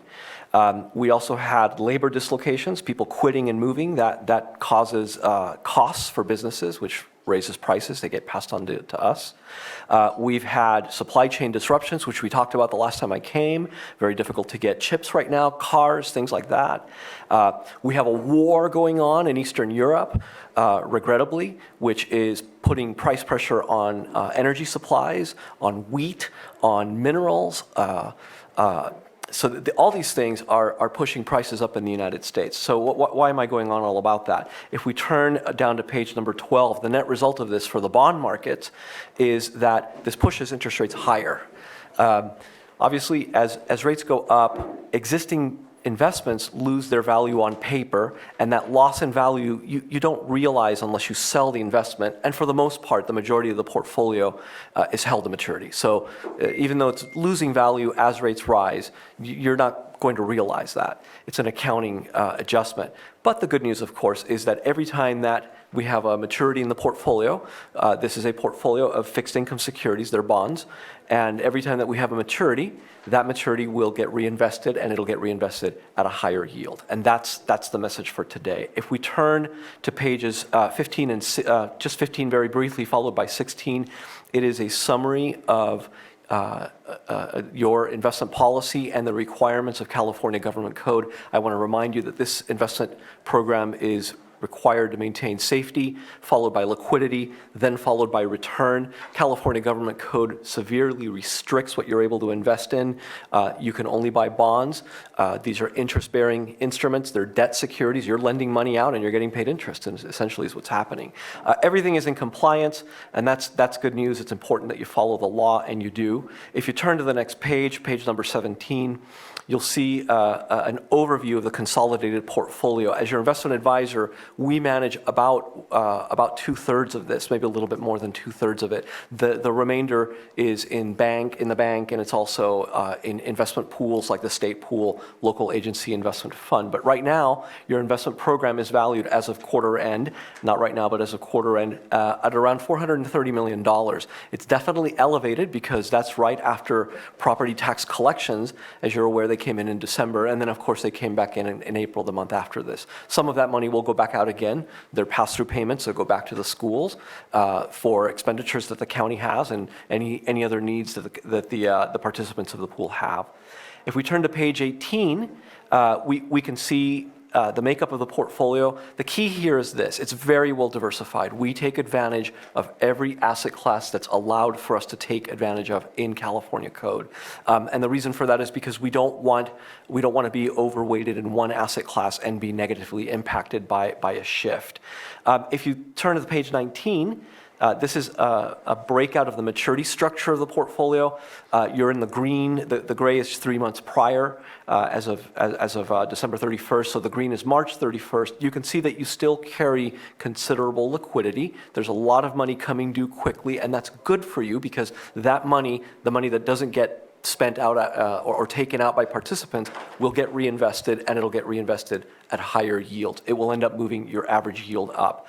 And if we go to page 20, what I'm showing you is the history of the yields. We really started managing in November, but I went back a little bit because we have some of the data. So you can see that we were earning very low rates. We started looking at this investment portfolio back when coronavirus maintained rates very, very low. 2-year treasuries, a debt security from the U.S. government for 2 years, that's a 2-year treasury, back when we started was providing an annual yield of 0.10%, which is painfully low, and that's the environment that we're coming out of. That same security today, if you were to purchase it, is somewhere around 2.6%. So the rise in rates has been significant. Again, that has a dual impact. The value of the bonds on paper comes down. You don't realize that value unless you sell the bond. For the most part, we don't sell, we hold the maturity. But when it does mature, we will reinvest it, and it'll get reinvested at a higher yield. That is the messaging for today. I think the key takeaways are everything is in compliance. It's well diversified.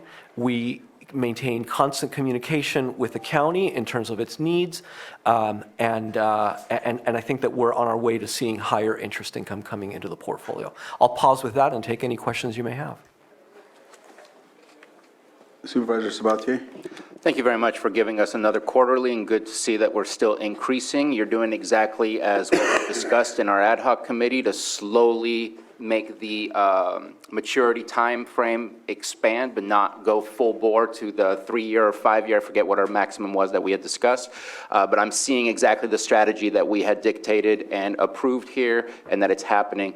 There was just one thing that I would like to ask you. We got an executive order from the governor to ensure that none of our money was going through anything that was connected to Russia, hoping that possibly in the future, and maybe you can speak to it today, that we can maybe get some kind of memo that says it's been reviewed and nothing is connected. It should be an easy template letter, and obviously you know who you're dealing with, but I'm seeing international banks on there and things like that, and I just don't know. So just to make sure that we're following the executive order, that's my only request, which I would look to the board to see if there's consensus for that rather than a direction from me. But that's my only comment that comes out of it, other than thank you very much for, again, giving us this report. Supervisor Sabatier, if I may answer that question, right now you have no direct exposure and you hold no Russian securities in the portfolio. So you are in compliance with the executive order, and we were more than happy to produce a statement to that effect. Thank you. Yeah? Yeah. I think you have a consensus, so thank you for that. Are there any other questions for? Open it up to public input. Is there anybody in the chambers that has anything they'd like to add to this? And if they would, please come to the microphone and give your 3 minutes. And I don't see anybody coming up. I do see somebody with their hand up on Zoom. Betsy Kahn, if you can unmute, you have 3 minutes. I apologize, that was from last time. Okay, thank you. With that, we'll close public input, and I think this is a report. I think we need to approve. Oh, yeah, we do accept. It says recommended action accept, so, yep. I move to accept the report as presented to us. Second. So I have a motion and a second. All in favor? Aye. Opposed? Motion carries, and thank you, gentlemen, very much for your report and your work on this. Supervisors, thank you very much. Have a great day. Thank you. Thanks for coming all this way, Carlos. My pleasure. Thank you. All right.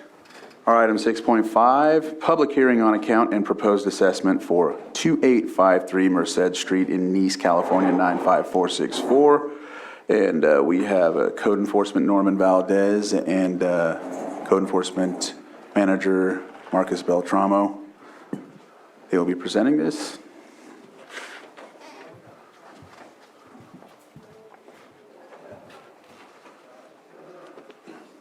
I'm sorry, Norman Valdez the third.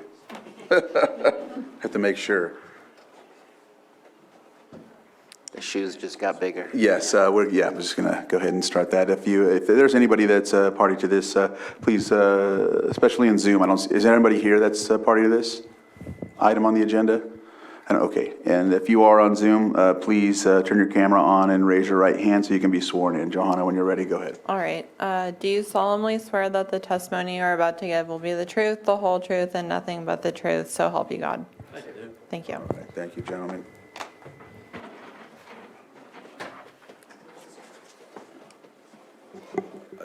Can we get help from Sam to?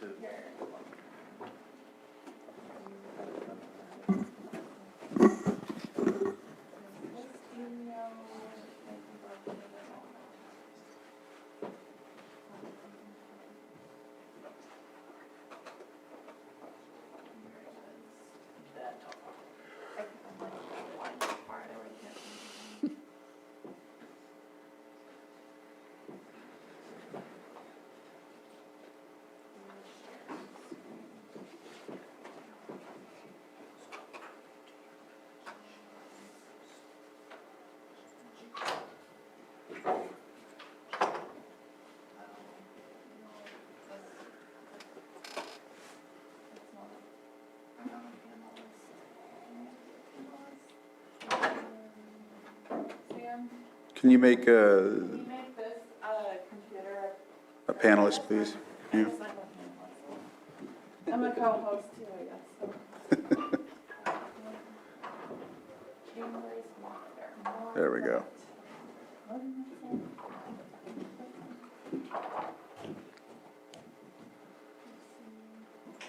Oh, there it is.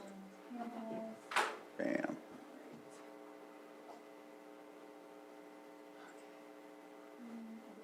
Yes.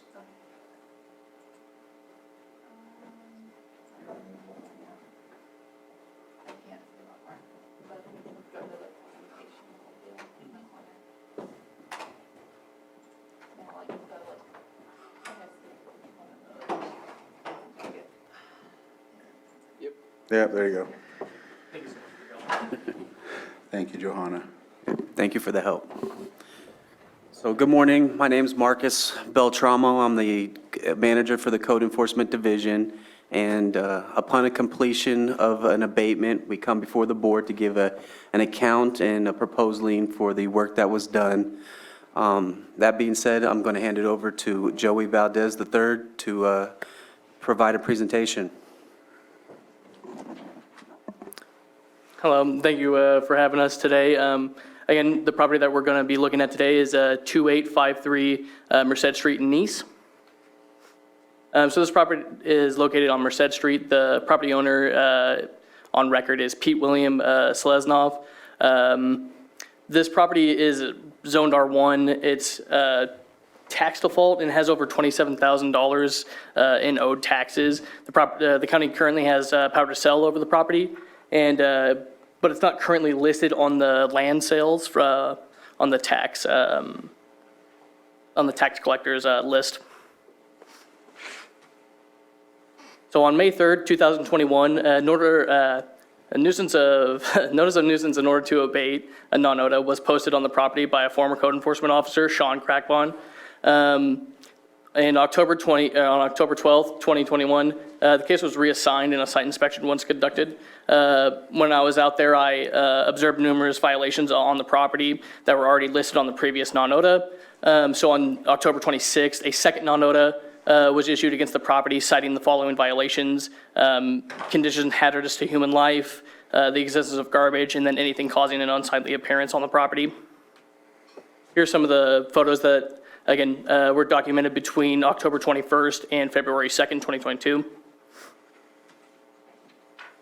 As you can see, the notices were still in place. That top notice was the one that was posted by Sean Crackbon, so no one ended up, again, either replying to our letters that we sent out or the notice itself.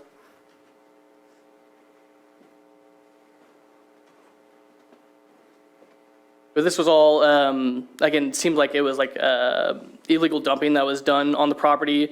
Again, I don't know if it was there beforehand and it was just sitting there for a while, but garbage just continued to accumulate on the property as time went on. So on March 17th, 2022, after, again, all those other inspections and stuff, we decided to move forward with the abatement process. So we ended up obtaining a warrant from a Lake County Superior Court judge.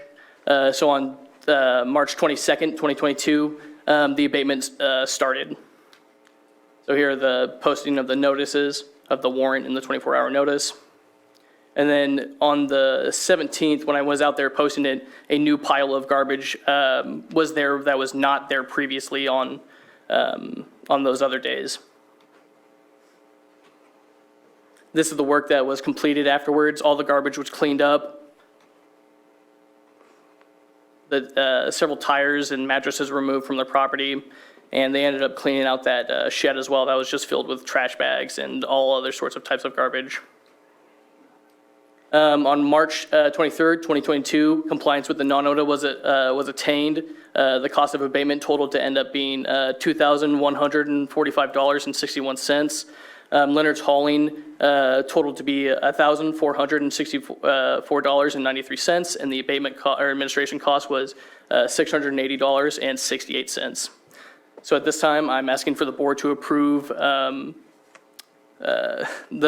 confirm the notice of assessment for $2,145.61 and direct staff to record a notice of lien against the property. After recordation, it shall be delivered to the county auditor, who shall enter the amount to the lien on the assessment roll as a special assessment. The cost of the abatement ended up being $1,464.93, and the administration cost in this case amounted to $680.68. Thank you. Thank you. Anything to add, or? No? Any questions, Jessica? Supervisor Pyska? So is that a foundation of a structure that used to be there, or what's exactly on that property? So that's a dilapidated structure that's ended up being on that property. Again, at this time, the notice wasn't for the removal of the structure or anything like that. It was mostly just for, again, clearing off the property of all the garbage. Moving forward, we will end up trying to secure any sort of abatement that we can end up doing for that property. Basically, our understanding is that there was a fire on the property. Okay. And that was what was left over. It was basically a foundation, and it had, I guess, a cellar or a basement of some sort. So it's just at this point, it's just a wood platform or wood foundation that's on top. But that foundation is going to be roped off. We just got the stakes to rope it off, put unsafe tags on there. Anybody in that neighborhood should not let their children onto that property or near that property. It is unsafe.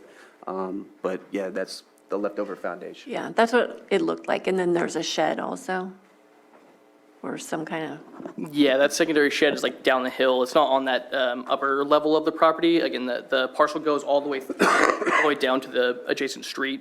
So again, that other shed is like down the hill from there.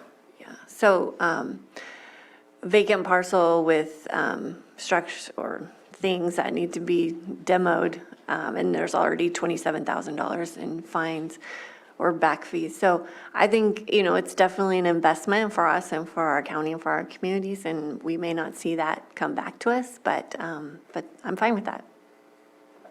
I'd just like to comment on that. The order did address the unsafe structure, but it was cost prohibitive based on the fact that it did have asbestos. The cost to haul asbestos to a landfill, the only one the closest one is in Vacaville. And so we were doing another project at the same time. That one was more immediate. This one, if some of these other more immediate projects are done, we can revisit it at that time. But at this time, it just didn't seem in the best interest of the county to address it. And so right now, we're just going to do our best to rope off the property, put signs up, and then somewhere down the road, maybe consider some sort of fencing if we can do that. But right now, our main objective was to get the trash that had been there for some time off the property. That is also a property that attracts a lot of dismantled, wrecked, and inoperable vehicles that we have to continuously tow off of. So it could potentially be on the, up for tax sale next year. I believe at one time it was on the list, but it wasn't on the current list. Okay. It does have a great view if there's a potential investor out there. But those are all the costs that a future buyer would have to incur. Okay, well, thank you for doing the cleanup. It's really important work that you're doing, and thank you for bringing it to us. And that was fast. Supervisor Sabatier? And I just wanted to speak on the tax default. It was on the 2021 tax auction, did not sell, and so for Supervisor Crandall's knowledge, it can be eligible for a direct sale to nonprofit, government, or the neighbors that are adjacent to it if they want to expand their yard. That would create a positive participation. Ms. Grant? It also is eligible to have the penalties and interest and some of those things knocked off, which would be a considerable savings to somebody who'd like a property with a great view. Thank you for that plug. That was great. Supervisor Simon? The only comment I have, obviously, throughout the county, we know that illegal dumping is something we deal with in all of our districts. As you were saying, one of the piles showed up after was new when you guys went out there to take care of that. So just like to understand your thoughts on, and in the future, maybe opening up some of those, I know that's not fun to open up a bag of garbage, but open up, see if we can get any information or names from that, from that illegal dumping. I know it's a challenge. I don't know how many illegal dumping cases have gone through our court systems, but I know we did our violations, the fines that we talked about. But even a phone call maybe to somebody whose name on there and just say, hey, we found your garbage illegally dumped here. Please make sure you're using the right purveyor to get rid of your garbage. But, in the future, as you guys are getting better at this, which you guys are doing a great job bringing these to us and moving this forward. I know we funded in the budget to help you guys. So hopefully we can start to get to that point too, where we can really start to go after folks for the illegal dumping, because it's happening all over the county. I know Morgan Valley, there's a big issue out that way that happens quite a bit with vehicles and other things that get dumped in some of those areas. So signage is great, but it's not really that deterrent that we're looking for. I'd just like to comment on that. We are exploring other avenues to combat illegal dumping, such as I guess, fake cameras and other things. We went to a legal dumping conference recently, and we are examining those options right now, so it is under review. And there are times where we do go through the trash and pull out letters and those kind of things, and we have gone back to the addresses and said, do you know anything about this? Obviously, it's always a friend that dumped it on their behalf. But, no, you're right, and we are we're trying to be more cognizant of see if we can develop some illegal dumping cases for the DA.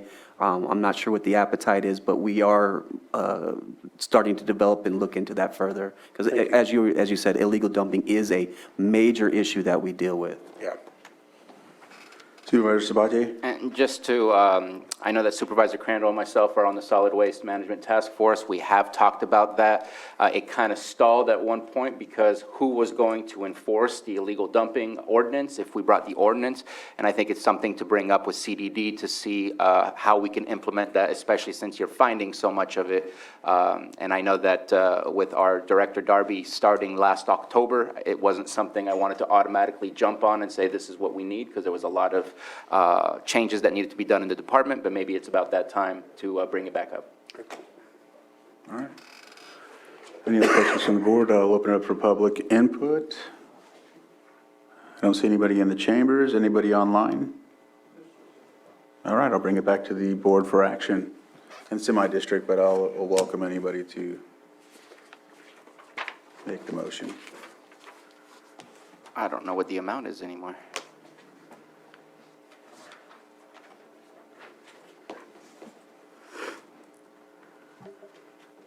Mr. Chair, I move to approve the assessment on 2853 Merced Street in Nice for a total of $2,145.61.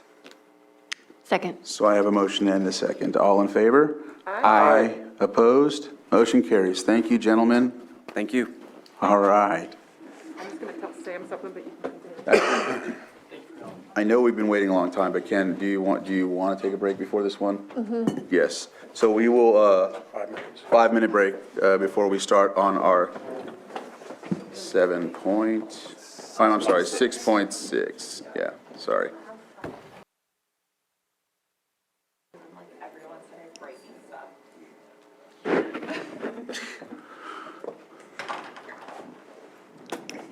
All right, welcome back, everyone, from our break. We're going to go ahead and take on our 6.6.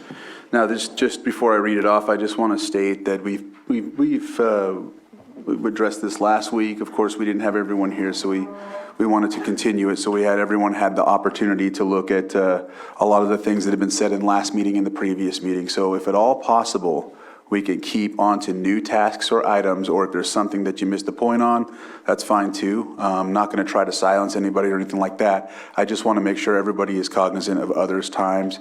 We've had the chance to see this twice already, and this is, of course, going to be the third time, and we'll go from that point. Ms. Grant? The only thing, sir, I would suggest is the people who've been sworn would remain sworn, so they should be reminded of that fact. If there are any new witnesses, then those people should be sworn in, obviously, prior to giving testimony, or all at once right now at the pleasure of your board. Excellent.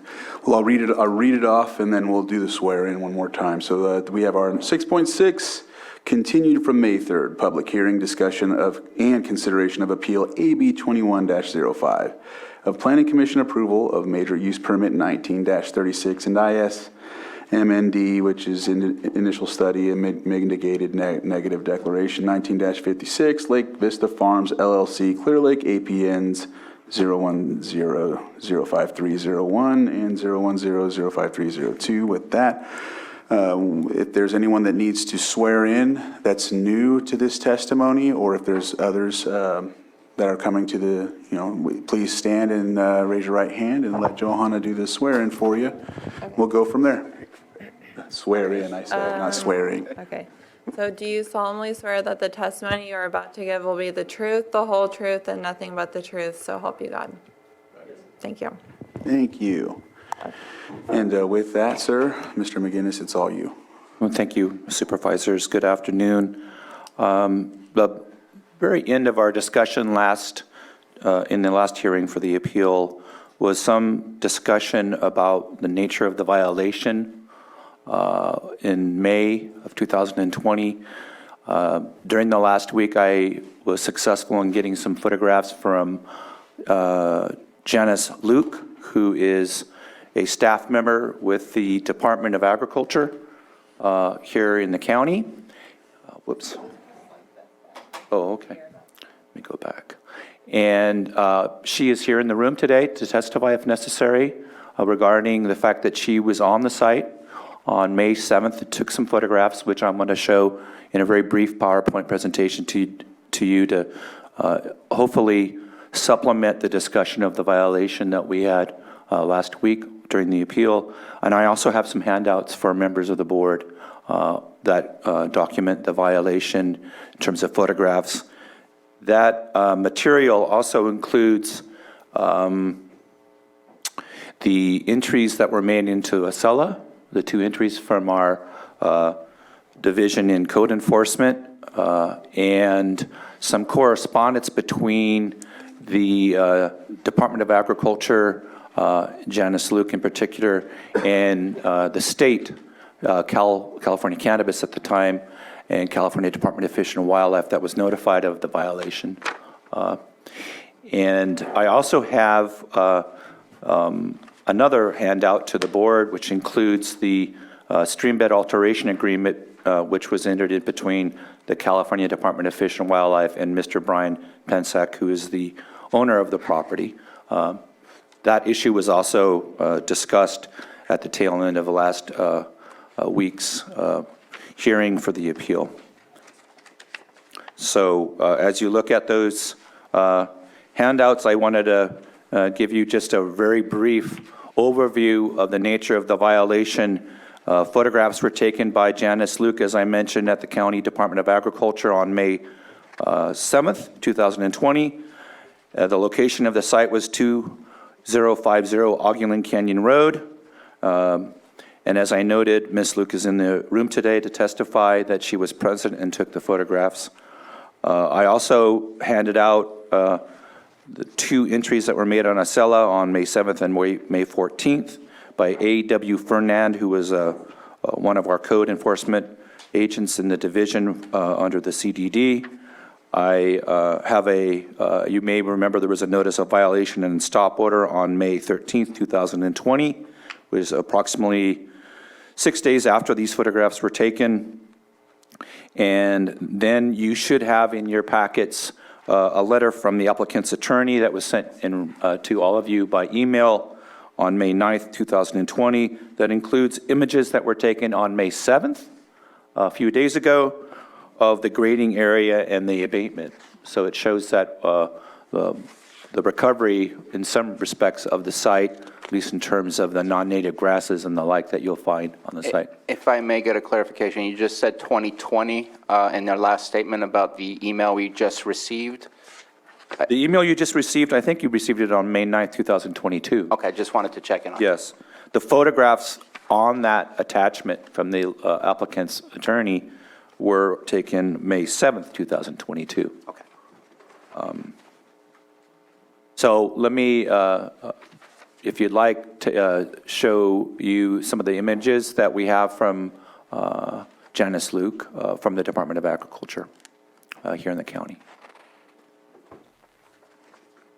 This is the site location. If we had to identify the nature of the violation, there was illegally housed workers in a agricultural exempt building, and I'm going to show a few photos of that. There was also some grading in an area in violation of both county and state ordinances of relatively steep areas for terracing, for future planting.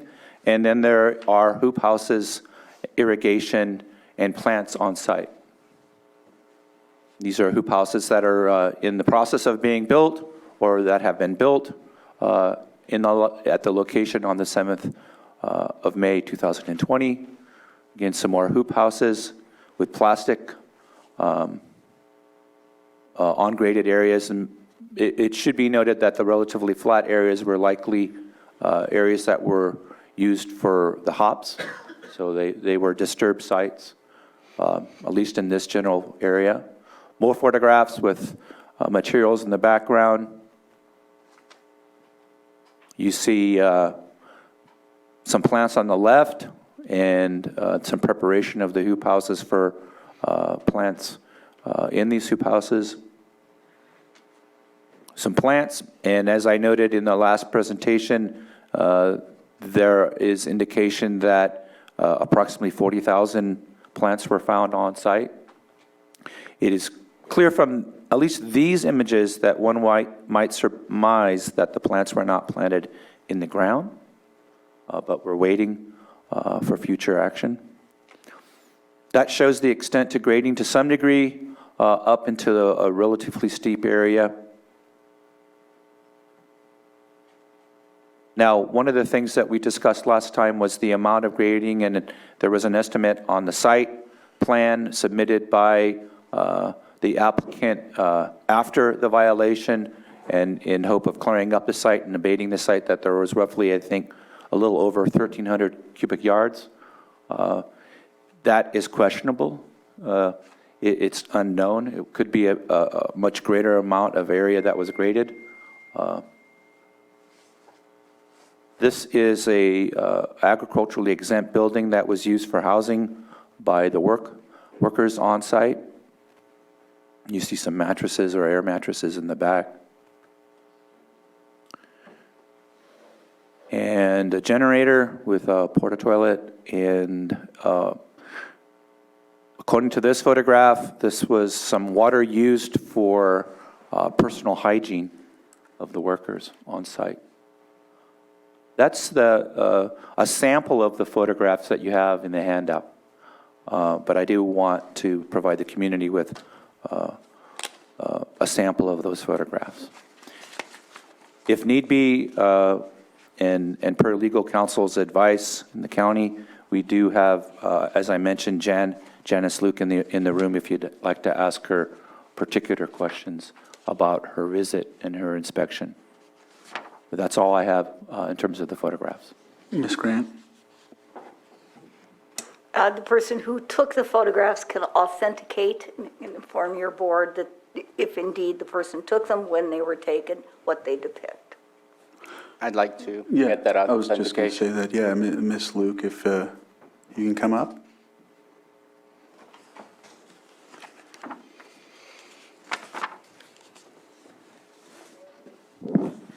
Hi, I'm Janice Luke. I'm an ag biologist and inspector for the Lake County Agriculture Department, and I was also the representative working with the state of California for the county and the state of California industrial hemp program. And that was the reason for my inspection at the site on May 7th.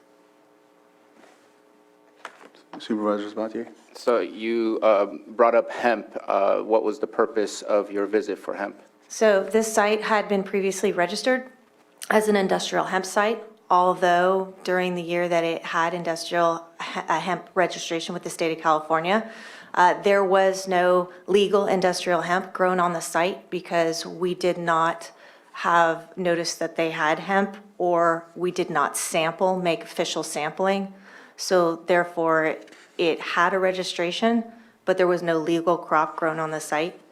I was notified by the CDD that there was some confusion about whether this had hemp on it or not due to a complaint. And I went to the site with Andrew Williams on May 7th to verify, since it still had a valid hemp registration on the site. And he had said that it had been given early activation for cannabis and that there were complaints. So that's why I went out there, was to verify exactly what was happening and if it was on the outlined hemp sites, of which the 40,000 plants was located within the boundaries of one of the listed hemp registration sites for the state of California. So basically, they were registered with the state, but not with the local ag commissioner. They were registered with us as well, but they had not followed through with planting reports or anything else to make it hemp. As well as the individual that was there said, no, this is not hemp. This is 40,000 plants of cannabis. that was the site representative. And do you remember, I think it was March, February, when the hemp ordinance went into effect of 2020? Something like that, yes. So we did have the hemp ordinance go into effect, which gave us the authority to go out and inspect whether or not they said they had hemp on the site. So it allowed us to access the site whether there were official hemp permits or not. Thank you. Any other questions for Ms. Luke? Thank you. Unless there's anything else you have to add. No. Thank you so much. All right. Okay. Any other questions before we give time to the... I do have some questions. I don't know when it would be appropriate to ask. I have a question about another one of the violations that were cited on the notice of violation, and I also have a comment to make based on the 45-page document that we received. I don't know if we want to listen to the appellant and the applicant again before I ask those questions, but just asking you when you think it would be best. Did you want to let the applicant and the appellant speak first? I think they've been waiting, and then you can... Okay. So, appellant, if you'd like to go... Yes, the appellant. No.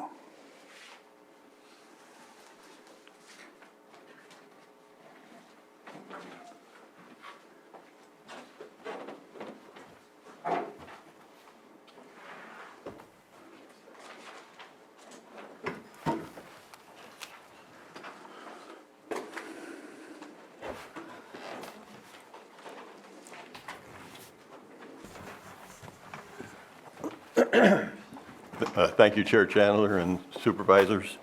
My name is Dave Hughes, and I'm again representing myself as the appellant plus approximately 40 property owners in the Burns Valley watershed that it's immediately, I guess, east and a little south of the project. Excuse me again.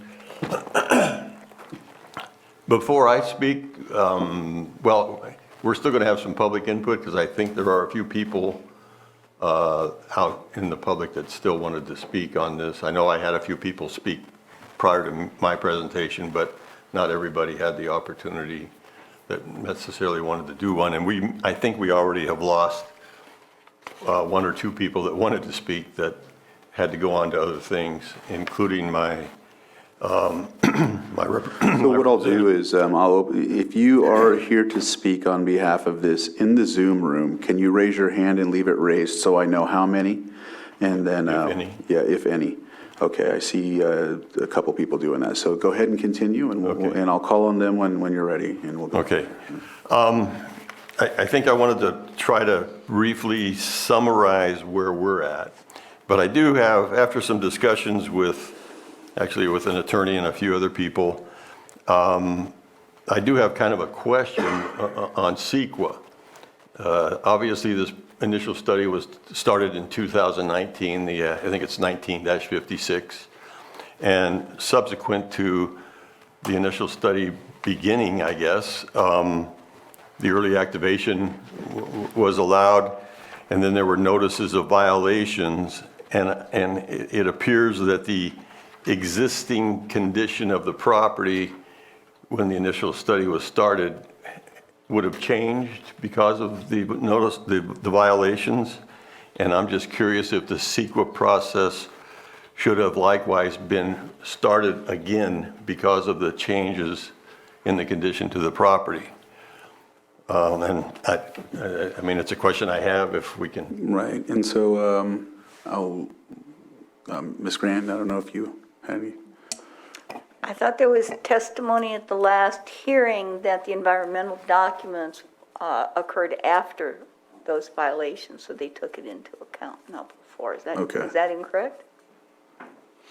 And I'm not certain. Supervisor Sabatier? So I do see on the initial study that it says October 7th, 2021 on the top of the document. I guess the question being asked is, it says initial study 19-56. Is that a number we automatically create upon the submission of an application, and that initial study had not started or gotten completed until October 7th, 2021? Yes. And then, Mr. Knoll, you had something to add? Well, Richard Knoll, representing Lake Vista Farms. I just want to respond to the board that this issue is addressed in the information that was submitted yesterday in some detail with respect to timing and the fact that the grading and the other matters relative to the total project were addressed in the CEQA initial study. Okay. So our attorney is going to be online, so if there are any further questions about that, he can respond to that as well. All right. Do you need him to answer too, or would you want to keep continuing on? Well, again, I haven't seen what you received, so I guess, posed the question, and if it's been dealt with sufficiently to satisfy CEQA, then I would accept that for a fact, and then. Ms. Grant? Well, the submittal by the attorney, the advocate for the applicant, was just received by your board, I believe, yesterday. Right, we have it right here. And it's a recitation of, I believe, an overview of what the evidence will show. It's not evidence in and of itself, because it's argument, essentially, by legal counsel. So your board can certainly consider it, as well as all the evidence that has been presented to you at the last hearing and will be presented to you, if any further evidence is presented in the course of the hearing today. Thank you. Okay. Again, I wanted to emphasize, we don't feel that the cumulative impact has been satisfied when it comes to the issue of water under CEQA. We don't think it was properly considered. I gave some evidence last week that when they were pumping water to keep the dust down at 2560 Highway 53, they were doing some extensive grading. A neighbor's well went dry, and I think she was on Zoom and testified to that. And we think there's some correlation there between our water, and I believe they were probably pumping more water in a short amount of time when they were taking care of the grading dust. But we still feel that there's a direct correlation between our aquifer and the deeper aquifer. And we don't think that's been the cumulative, taking into consideration the 5 other legal grows. We're going to be at a city council meeting tonight because there's another grow on Augulin Canyon application, and we're going to be dealing with the water on that one. So we just don't think that the cumulative impact of figuring all those in, it's one thing to say hops uses more water than our cannabis will, but we don't think that adequately addresses the cumulative impact. So I wanted to bring that up. We still feel that that you have the ability and the authority to impose conditions today, to change conditions, to deny the project. And when I went to the city council to object to the 1,000-foot letter of support that we talked about last week, I was there by myself. I now have 40 property owners that are probably the closest residential property owners to this project and the most impacted, whether it's smell or water or anything else. And I honestly feel that you have the ability to impose the county's guideline of no cultivation within 1,000 feet of the city limits.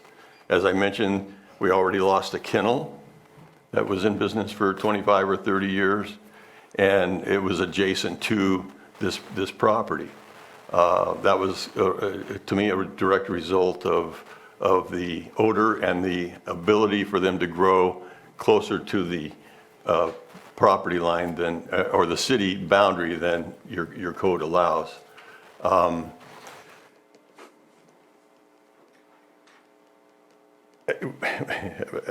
talked to an attorney. He doesn't feel that the letter from Mr. Flora, he says it's most definitely not an unqualified or non-conditional letter of support. By its terms, the letter can be considered a letter of support subject to the County of Lakes conditions, which are subject to change even today. So I would ask on behalf of our property owners in the Burns Valley Basin that you uphold the 1,000-foot setback if this project is allowed to proceed. I don't think we are pressing the city council to revisit the policy, and my understanding is at some point they probably will, but it's not going to happen before today or maybe not even next week. But I think the city will address that, and we will have a lot more people at that hearing objecting to. We don't allow outdoor grows in the city. Why should we allow them within the 1,000 feet? So it just doesn't make sense to me. I would also go back to the ordinance 3112 that was adopted in September 2021. We do feel that since the use permit wasn't granted until November, that the ordinance that was adopted in September could have been utilized, and the penalty of a prohibition of cultivation on that property for 10 years could in fact be enforced. With that said, I would like to have Matt Earnshaw from EBA. He wanted to give a short summary of his findings, basically, and then I think he might have a couple of thoughts on what we can do going forward. Thank you. I see him on there. I don't know if he's been promoted, but either way. He was last time. He's on there. I've seen his name. So, Mr. Earnshaw, if you hear me, unmute, and we can go ahead and move forward with your input. Yeah. Thanks for your time, guys, and supervisors, and appreciate your patience with this. So yeah, since we didn't really have time to review the May 2nd Everview response to our submittal. Just to backtrack, I don't want to rehash what we talked about previously, but David contacted us. I'm a hydrogeologist. I've worked in the area about 15 years, and we looked at it, the report that was done in support of this project by North Point, and we found that there was a potential issue with the lack of really evaluating the cumulative impact and what this project, in light of all the other projects up on the hill, what that might do to their little community there that's relying upon groundwater.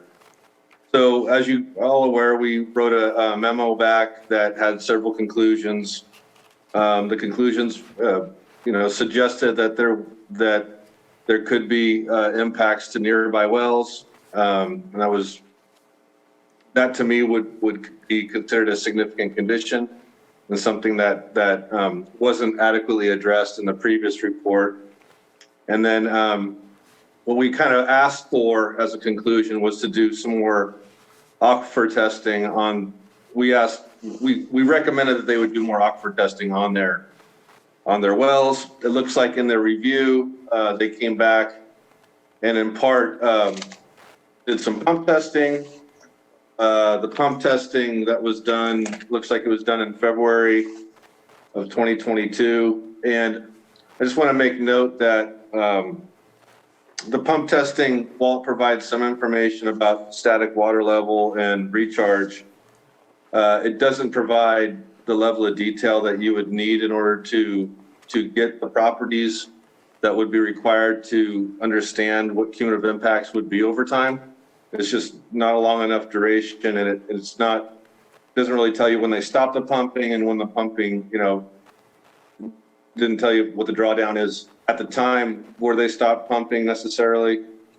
And, but what it does suggest is that, they are drawing the well does draw down, and that the amount of water left inside the well at the time when they turned the well off, apparently, that there's a significant amount of drawdown.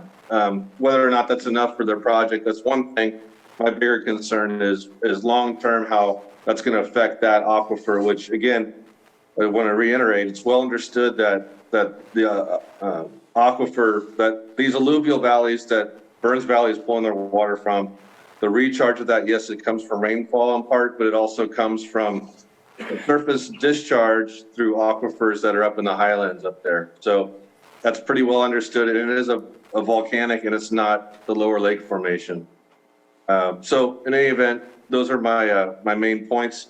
Whether or not that reaches a condition of significant condition, as the attorney states that we don't state that it's a significant condition or that we don't prove that it's not a significant condition. I think those are beyond the scope of what we were asked to do and beyond the scope of any appellate for that matter. But it wasn't, I don't think it's David's job to figure out, whether or not there's a condition or a cumulative impact, that is insignificant. I don't think that's our burden, but I would say that there is that it hasn't been well documented what the cumulative impacts may be under long-term pumping, with the understanding of all the other pumping that will be taking place in the area at the same point in time during the summer months. And so I'm available for any questions, but wanted to let you know that we did review their rebuttal, and I guess I'll leave it at that. Thank you, Mr. Earnshaw. And did you, Mr. Hughes, did you have anyone else that you wanted to speak from that, or? I think at this point, maybe you had Vicki had somebody that was going to be on Zoom that isn't, so she has what that person wanted to say out of the public. Is that okay? Yes. And then if there's any hands raised, maybe we could have that. Are you able to use that as his testimony since you're sworn in? Yeah, would she be able to read that since she's sworn in for herself and be able to read his? That was a question from the vice chair. Well, she can read a report that she's saying she received from someone, but your board's going to consider the weight of that evidence. As you know, the evidentiary rules are relaxed. In administrative proceedings, you can determine if you want to admit this evidence and then determine how much weight to be given. But you have no way of knowing to a certainty who wrote this. Go ahead. Thank you. This is a letter from Cheryl Sullivan, and she is a Burns Valley neighbor in Clear Lake for 37 years. She says, I urge you to deny this cannabis application. In the past 2 years, we've had problems with our water. We went for several days without water, let our lawn die, flushed the toilet occasionally, had to install a water storage tank, and we continue to worry that we won't have water this summer. There are many applications for cannabis grows in the Aguilan Canyon area. There has not been a recent hydrology report that shows what the cumulative effect from all these grows we have on our aquifer. Some grows are quoting from a 2006 hydrology report, which is certainly outdated, especially since we have been in serious drought for the past 2 years. Because of the unknown impact on our aquifer, I would suggest at the very least placing a moratorium on all cannabis grows and vineyards in the Aguilan Canyon area. Thank you for your consideration. Cheryl Sullivan. Thank you. And so is there anyone else online that's speaking for that's a party to what you represented? I'm not sure who's up. So we have the hands up are B Case. Does that? Yep. Yes. B Case, if you can unmute and state your testimony for you. Go ahead and state your testimony from there.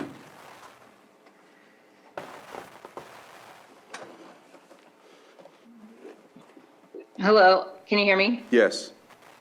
My name is Brandy Case. My family and I live in the Burns Valley area, and we support this appeal because we have the same concerns about the water issue. In the summer months, we tend to also run out of water, and it's just a big concern. And I'm just here to show my support, and again, I'm very concerned about the water supply here.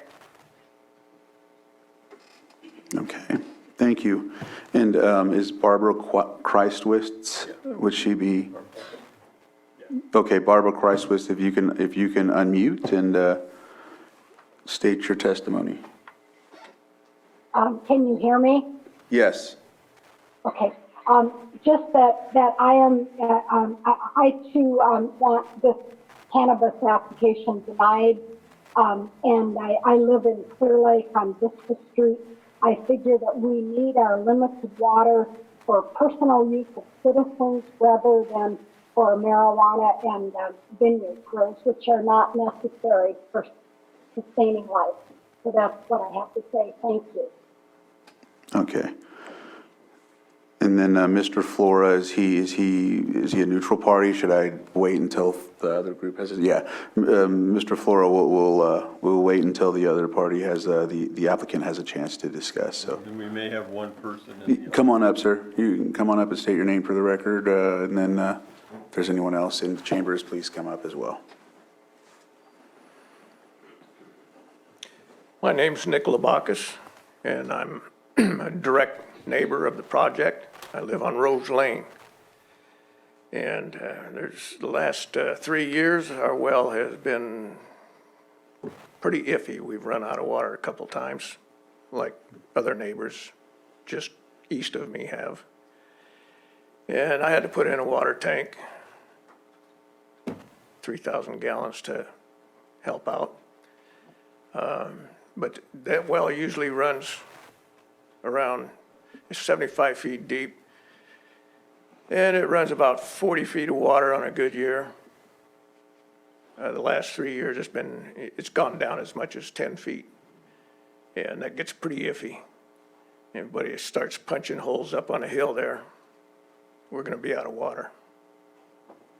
And that's about it. And water's the most important thing there is. Thank you.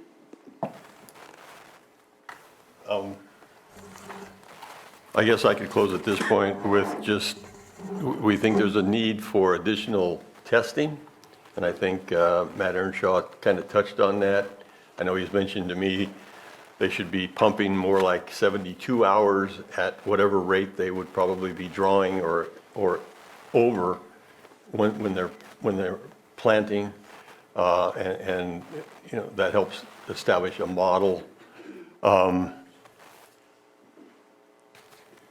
At a minimum, we think somehow we need to get the growers, and it's probably a little late on some of them, but to participate in monitoring. I mean, if we're going to allow this to proceed. I know, again, I mentioned that 5 or 8 of the property owners in that Burns Valley area are working with the county water resources to do monitoring on our wells, and we're hoping it's going to be more than twice a year, especially right now with the drought situation exacerbated by use upstream for the cannabis growing.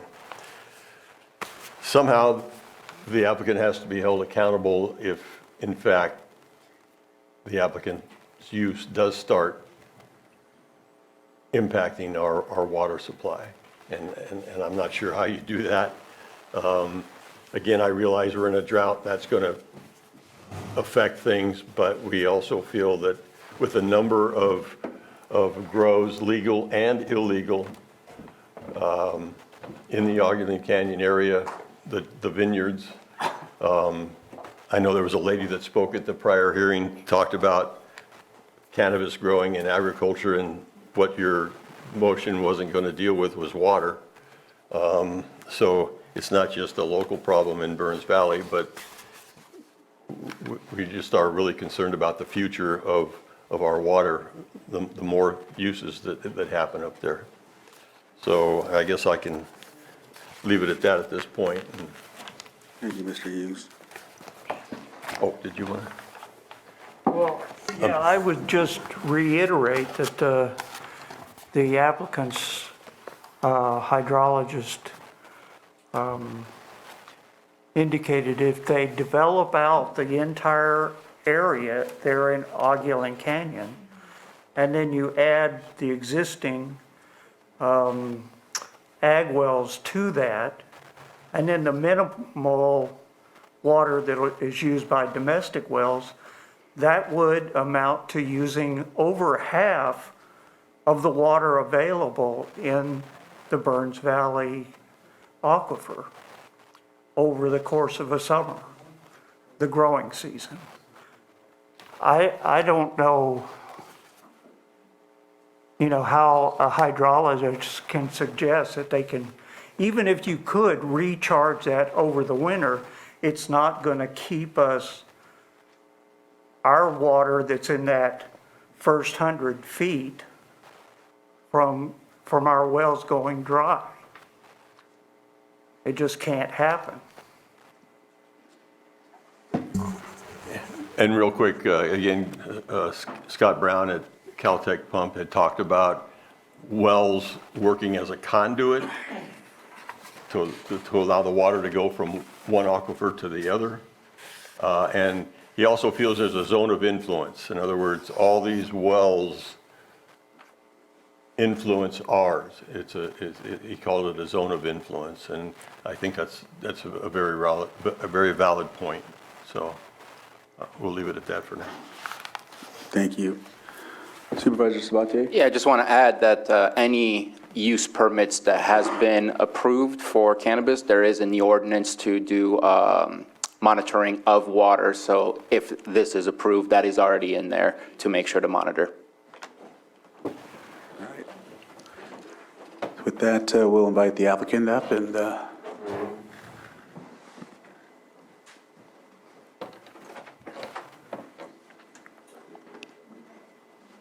what I'll do is after the applicant gives their presentation, I will allow the folks online or anyone else in the chambers that would like to state something for public input before we come back to the board and go from there. So, the floor is yours.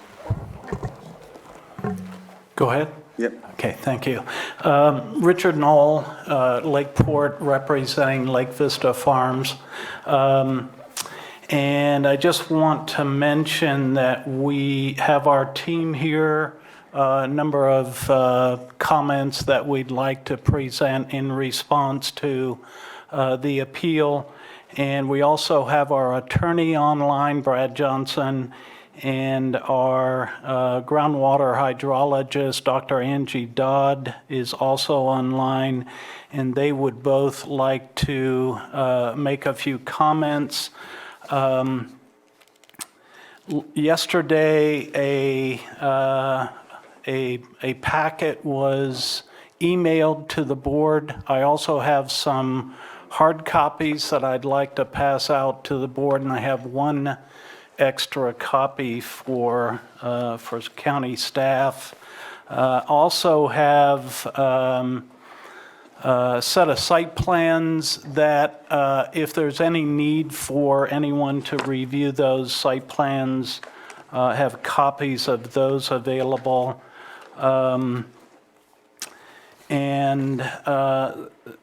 So I do, before I get into a short presentation, we weren't really sure how much time we might have today, so we were sort of trying to compress everything. We thought we might only have 3 minutes per person, but a couple of things that I do want to respond to. Number one is the issue of the use of water for dust on a nearby site that is under construction and the possible impact of that on someone's nearby well. Not really sure how that is relevant to our project, and not really certain if that's a factual situation or not. I'm not sure, but was it Mr. Flora that was online that wanted to speak? I think it would be important to hear from him at some point relatively soon regarding the 1,000-foot setback. We went to the city council gave Mr. Flora, the city manager, they granted the authority to him to make the decision on the 1,000-foot setback. We have the letter. He can further explain that at this point, but I think it would be beneficial to the board to hear that. Do you want to? Yeah. Mr. Please. Flora, if you're online, please unmute and give your testimony. Thank you, Chair Crandall and board members. So I'm happy to address a little bit about the 1,000-foot setback, but there's just a couple of other items that I wanted to mention. I was able to view most of the hearing last week, and there's just a couple of things that I believe related to the city's involvement that weren't extremely precise that were presented, and so I wanted to share perspective on that. First is the sphere of influence. Staff had stated that the project is within the city's sphere of influence / city limits, which isn't accurate. The city doesn't really have a sphere of influence. It's considered coterminous with the city boundary. So, of course, that means that the project is not within the sphere of influence, but is it within 1,000 feet of the city boundary. There was also reference to a March 30th email that was sent by me to community development that implied that there had been no change in the status of the city's letter. I wanted to point out that that email for me did not state that. And I could provide that to you if necessary. However, the sentiment that was shared is accurate, that we don't see that there's been any circumstances that have changed that would necessitate the city revisiting the letter of support. And as Mr. Hughes mentioned, the city council will likely discuss whether to have a different approach on future projects related to this setback. But at this time, the city doesn't have an interest in revisiting this particular letter. And then the board may have some questions about that. That's fine. But the only other thing I wanted to mention was there was quite a bit of discussion about the monitoring well in the Burns Valley area. There's one Kaz Gym monitoring well. And as I understand, that's a well that's actually owned by the city now on a piece of property that we purchased. And there was a member of the public that had stated that the casing in that well may have collapsed, and the most recent data indicated that the groundwater level in that well was at the lowest point in 45 years. We actually just had this well tested in the last couple of weeks, and recently installed. The part of the casing was collapsed. We put a new casing in. The static water level in that well, as of a couple weeks ago, is 13 feet below ground level and pumps 220 gallons a minute. So I'm not sure where that information came from, but because we just had a recent report on it, I wanted to share that information with the board. So that's really all I had, unless there's any questions about the city's involvement in the letter of support in the 1,000-foot setback. Thank you, Mr. Flora. Any questions? Supervisor Pyska. So Alan, that water level with your test, is that, how does that look historically? I don't have anything more than they did the 8-hour pump test a few weeks ago, and I haven't tried to pull the historic records. I mean, they're available online through the state's website, I think. I haven't looked at those. But I don't know. I find it hard to believe that at 13 feet below ground, it's at the lowest level in 45 years is the only point I was trying to make. All right, thank you. All right, you can continue. Thank you, Mr. Chair. One additional follow-up comment regarding the grading quantity that was referenced. The grading permit, the approved grading violation clearance permit that we submitted to the county last year, I've got an approved copy of that if anyone would like to see that. But the grading quantity taken from the engineered plans that accompanied the permit application was 1,315 cubic yards, and the So that was the volume of fill. The volume of excavation was the same volume, so it was a balanced grading, and there was no import or export occurring. So that came off the plans that were reviewed and approved by the county. I'm sure Mr. Johnson, our attorney, is going to get into his submittal to you, but I do want to refer you to the photos in the packet that was just passed out to you. And I can attest to taking these photos on Saturday. Went out to the site, took... The pictures from Mr. Johnson, not the pictures that we were just shown earlier in the presentation from Mr. McGinnis? Yeah, these are the photos in the presentation, right. And there's a section heading, section 3, called current condition of the project site. That's a real brief. Again, just to clarify, you said the pictures in the presentation. You mean the pictures in the document that we received from Mr. Johnson that have yet to be presented? Okay. Yes. Yeah, what's the date on that? I think it's dated May 9th. The photos were taken Saturday, May 7th. I went out and took all of these photos. Each of the cultivation sites were photographed. On page 2 of section 3, you will see the Northwest Hops Field, site A. You know, it shows none of those hoop houses or any of those plants obviously are in place. It's on page 4 is the Southwest Clearing, site B, which is the area that was graded. There are 4 photos of that site taken from different directions, including from down below the graded terraces, and they show how stable the site is, and the fact that you know, there's the what I understand to be 2-to-1 slope, and you know, that was all you know, seeded and stormwater mitigation in place.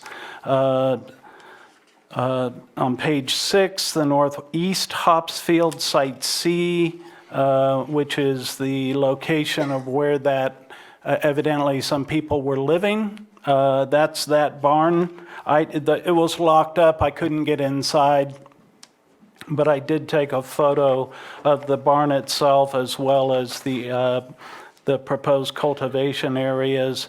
And then site D and E are the central hops field and the chaparral clearing.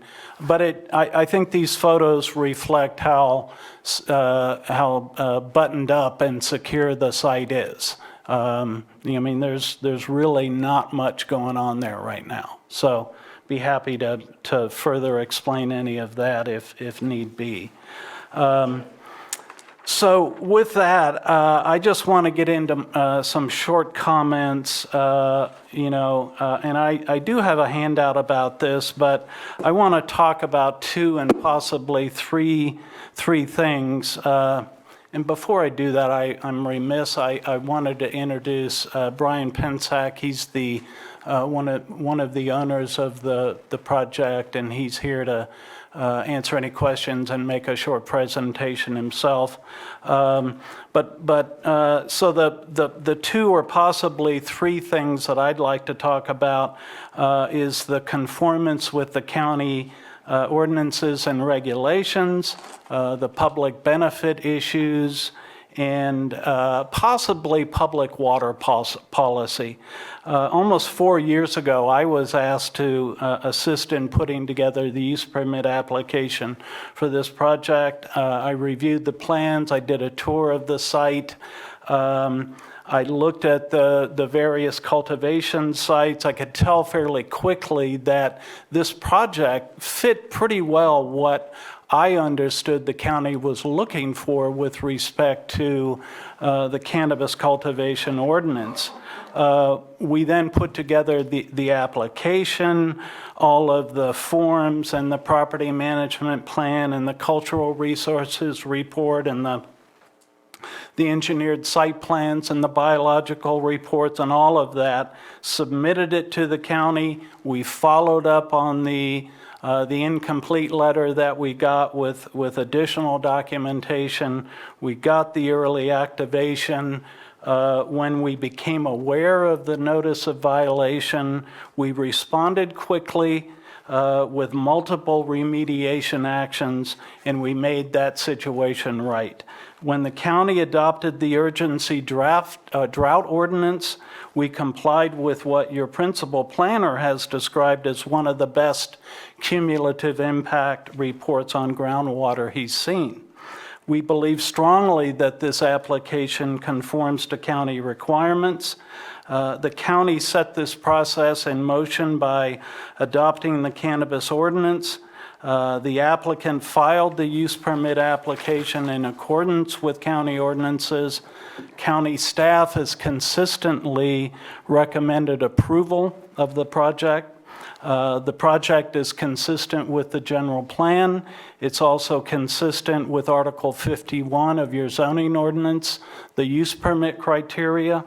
As a planner and an economic development professional and a housing program manager with a degree in urban and regional planning and over 40 years of experience, I understand the public benefit issues that are generated from a land development project like this, including the generation of county revenues, job creation, generation of personal disposable income that in this case will help support Clear Lake families, enhancement of the local economy, and strengthening the Clear Lake housing market. I hope you consider all these benefits when you consider action on this appeal and a decision on the project. And I just want to talk about housing a little bit here because one of the most fundamental housing development incentives that the county can implement to support projects like Lake Vista Farms, because they do create jobs and they do create disposable income. And good jobs and income are what families really need to afford decent housing. County staff has recommended denial of the appeal and approval of the use permit. Please respect the decision of the Planning Commission, the recommendation of staff, the intent of the county regulations, deny the appeal and approve the use permit for the project. I guess maybe I'm slightly hesitant to finish with this, but I do want to talk a little bit about some work we did in looking at the Burns Valley Basin. This was actually done in connection with an appeal that went to the city council in Clear Lake. And, we looked at the land use characteristics of that lower Burns Valley area within the city of Clear Lake. And what we saw there, and this was done in the context of trying to understand what is going on there, why are folks having some issues with their wells. And it was, a legitimate attempt to try and understand the situation. We actually reached out to the appellant on multiple occasions to try and talk to them about what the circumstances were. But, the bottom line is that lower Burns Valley area within the city of Clear Lake is a highly developed area. What we did is we counted the number of parcels, and the area is not super well defined, but I counted 230 parcels, And, all of this is within the city of Clear Lake. I've got a boundary if you want to get into this, but there is a mix of residential, there are some commercial uses, there's some community facilities like the excuse me, the senior center. There's some higher density developments, and there's some areas that are served with both community water and sewer. And there are also a number of existing orchards, walnut orchards, it appears, that are still existing within this area. So it's kind of a unique region of the city of Clear Lake. And but what's kind of striking is the fact that almost 80% of the area is developed. We're talking mostly 2 to 3 acre parcels. There's a relatively high percentage of land that is developed. And so without getting into a lot of discussion about this, it is my view as a former city planner, and I commend the city of Clear Lake for this. They are beginning to look at what I believe is really necessary in that lower Burns Valley area, which is essentially a water system master plan, and maybe it's not all community water system, but there's a need to really look at what's going on in this area, and to address the issues from a public policy perspective. Alan, Flora, and I have talked about this a little bit. I know that the city recently obtained some grant funding to look at tying the individual water purveyors, intertying the water systems, and that's a good thing. And my only point for really bringing this up is that there's more going on here than, the impact of existing agriculture or proposed cannabis farms in the upper region of the aquifer. And so, we've produced some data. EBA has produced some data. Combining that information is probably a good start in terms of getting kind of a handle on what's really going on. And let me just conclude with this.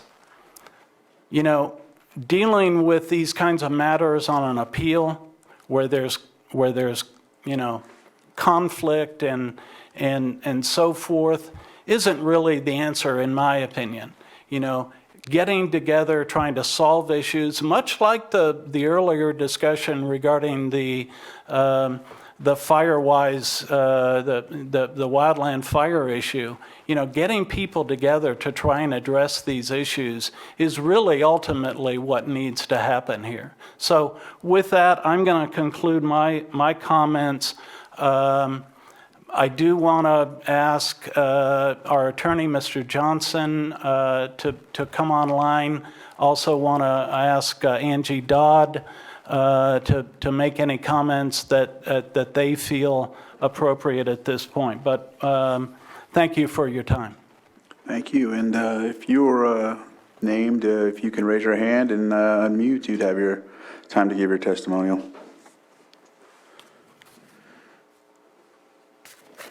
There he is. Go ahead, sir, if you're up. Okay. Yep. Thank you. Thank you very much. My name is Brad Johnson, land use attorney for applicant Lake Vista Farms here. Appreciate the time again to speak with the board today. I know there's been a fair amount of discussion on this project already. Thanks to Mr. Knoll for his presentation. I wanted to just touch on a few points that we raised in our submittal that we submitted to the board yesterday. Again, I apologize for the timing of this submittal. We did our best. It was a team effort to put together that response and get it to the board as soon as possible following last week's hearing. I know it's not ideal to receive something that's 45 pages a day before the hearing, but we did our best to keep it short and summarized to the extent we could.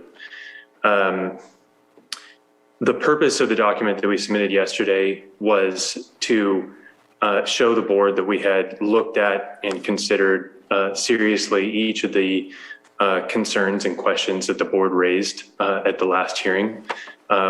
We wanted to show that we've considered each of those points and that we have a response for each of them, and hopefully that response is satisfactory to the board. So again, I'm going to cover off very quickly just a few of these sections, and Mr. Knoll has already touched on several of them. And then I think Ms. Dodd may, or Dr. Dodd may touch on a couple as well if she feels the need to do so. So turning first to one of the questions that the board raised, this would be kind of what we called Section 4 regarding the scope of the project ISM&D.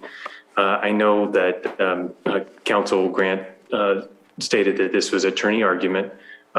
That's technically correct. We did our best to stay out of the realm of argument. So what we did was just excerpt the ISM&D. Page 2 of the ISM&D clearly calls out the early activation issue, the notice of violation, the grading that was performed. And the reason that we excerpted that in this document was just to show the board that the ISM&D was prepared after the grading activities that occurred in May 2020, and that those activities were appropriately part of the environmental baseline that was considered in the ISM&D. The next page in that section cites several cases that have addressed this type of an issue where environmental conditions were caused by unauthorized or illegal activities, and the courts have repeatedly confirmed that those conditions are properly part of the environmental baseline and don't require some sort of separate or different analysis. So that's the purpose of that Section 4 there. So moving on, the next section I'll touch on is what we call Section 5, Attention to Cultural Resources. Chair Crandall raised the very important question of whether the area that was graded in May 2020 had been assessed for possible cultural resources. And so we felt it was very important to demonstrate that, yes, it had been before it was graded. The Cultural Resources Report was prepared and submitted to the county in August 2019, so nearly a year before the grading activities occurred in May 2020. And that work and report included a full cultural resources assessment, a site visit, as well as extensive outreach to local tribes following the recommendation of the Native American Heritage Commission. There was one tribe, the Khoi Nation, Northern California, that did respond to that outreach effort, did visit the site, and did confirm that the site did not contain any sensitive cultural resources. So I wanted to provide the board assurances that that very important issue had been properly handled before the grading was performed in May 2020. The next issue I wanted to address very briefly has to do with Ordinance 3112. And I believe that staff addressed this issue adequately, and Council Grant concurred with staff's opinion at the last hearing, simply that because the grading and violation issues were fully cleared prior to the board's adoption of Ordinance 3112, that ordinance would not have effect to this project. We agree with that conclusion. I also provided some basic background law. This is Hornbook law regarding California's general rule regarding retroactivity. So anyway, that's in there for the board's information. The basic rule is that ordinances and statutes do not have retroactive effect unless they expressly state that they're intended to have retroactive effect. And of course, Ordinance 3112 does not include a retroactivity statement. The next section I wanted to talk about was what we would call Section 8, Other Agency Approvals. This was again in response to a question raised at the last hearing regarding whether other necessary approvals were in place prior to the grading activity in May 2020. And we wanted to provide assurance to the board that yes, there was a CDFW approved lake and streambed alteration agreement in place that was in place in August 2019. That was approved by CDFW following a site visit. And the site was also properly enrolled for coverage under the State Water Board's cannabis general order that also occurred in August 2019. So we wanted to provide assurance to the board that those elements were properly in place. I think the last statement I wanted to make is concerning the engineer's comments from EBA. One of the things that I think Dr. Dodd touched on this in her presentation last week that makes this site very different than other cannabis projects is that it was formerly cultivated as a hops farm. That is fact. And so what that means is there is a long history, a baseline of water use at this site. And so in terms of analyzing the project's effects, the way that CEQA works is a potential project is always analyzed against the baseline conditions. And so CEQA requires lead agencies to look at the delta between the baseline conditions and the conditions that would be introduced by the project. So in this circumstance, the project would use actually less water than the baseline use. And so just as a matter of law, this project cannot have a significant project level or cumulative level impact on groundwater resources. And also lastly, just wanted to touch on a comment that the EBA representative made in closing. He said, it's not the appellant's burden to show that the project would have a significant impact. Just as a matter of law, that statement is not correct. What the board has in front of it is a substantial body of evidence, substantial evidence, submitted by the applicant, prepared by and submitted by the county in terms of the ISM&D and staff reports, showing that the project will not have significant impacts. And in this context, the appellant must show, to the contrary, by substantial evidence, that the project may have a significant impact. And so what that means is, indeed, yes, the applicant, or the appellant rather, must introduce evidence showing substantial evidence indicating that the project may have a substantial impact, rather than simply making arguments that there's more study needed or there's not enough data. In our letter that we submitted prior to last week's hearing, we included some case law citations touching on this point, that expert arguments that more data is needed is not substantial evidence. Speculation is not substantial evidence. And so what we heard today from the EBA representative was he thinks it could have impacts, but that's very different than saying we have data indicating that it may have impacts. And so I wanted to just draw that distinction for the board today. I'm here to answer questions, should there be any. I appreciate your time. And I turn it back to Mr. Knoll or Dr. Dodd as he sees fit. I would like at this point, Mr. Chair, to ask Dr. Dodd if she has any additional input or comments, and then would like to, with your concurrence, invite Mr. Pensack to make comments. Sounds good. Ms. Dodd or Dr. Dodd, if you can unmute and give your testimony. Hi, good afternoon. Thank you for the opportunity to speak. My name is Angie Dodd. I'm with North Point Consulting Group, and I'm going to keep this fairly brief because I've stated this twice now at the last two hearings. But again, I'm a licensed engineer with a PhD in water resources engineering, emphasizing in surface and groundwater modeling. I was the one that prepared the hydrology report, the response to the appeal, and supporting information. I just wanted to clarify a few items and restate them. The issue with the wells in the Burns Valley Basin that the appellant is discussing are wells that are in the alluvial aquifer. They're fairly shallow wells from what I've heard spoken on the few hearings that we've had. They're wells that are in the range of 50 to 100 feet deep. Those are in the shallow alluvium, more affected by drought, and they're condensed in that lower basin. The wells associated with the project, the well associated with the monitoring well in the basin are in the deeper basin outside of the alluvium, and those wells are shown to be fairly productive. It's my understanding that the reason why the domestic wells are shallow is because the water in the deeper basin is not of good water quality. That's also an indicator that the shallower alluvium isn't connected to the deeper aquifer. The storage in the aquifer, preliminary calculations to update the 2006 groundwater study, there's about 12,000 acre feet of storage. The projected demand, including residential and future potential activities, is about 720 acre feet. So the storage is 12,000 acre feet, quite a bit more than that current and projected demand in the basin.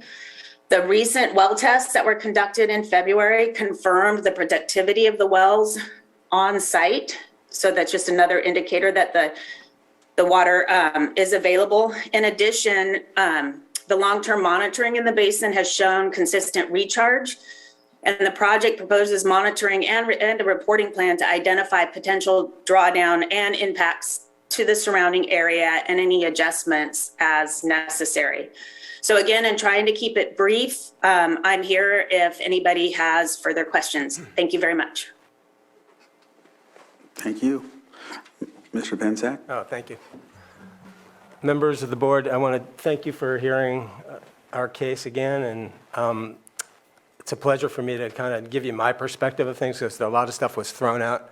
Mr. McGinnis, Ms. Darby, thank you for taking over. We've had a series of planners, and we have a great one now, so thank you.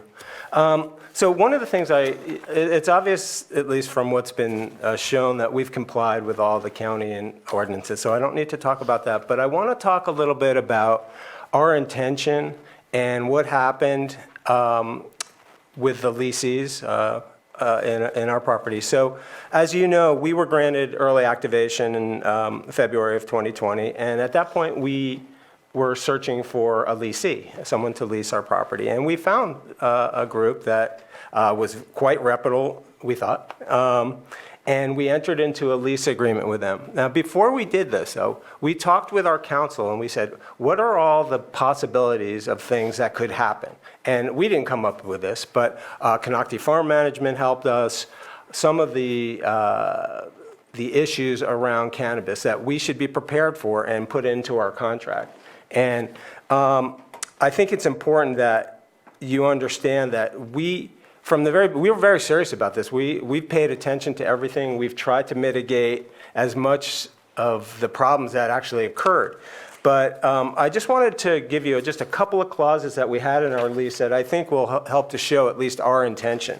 One of them was that the leasee had to apply and show proof of state license within the first 14 days.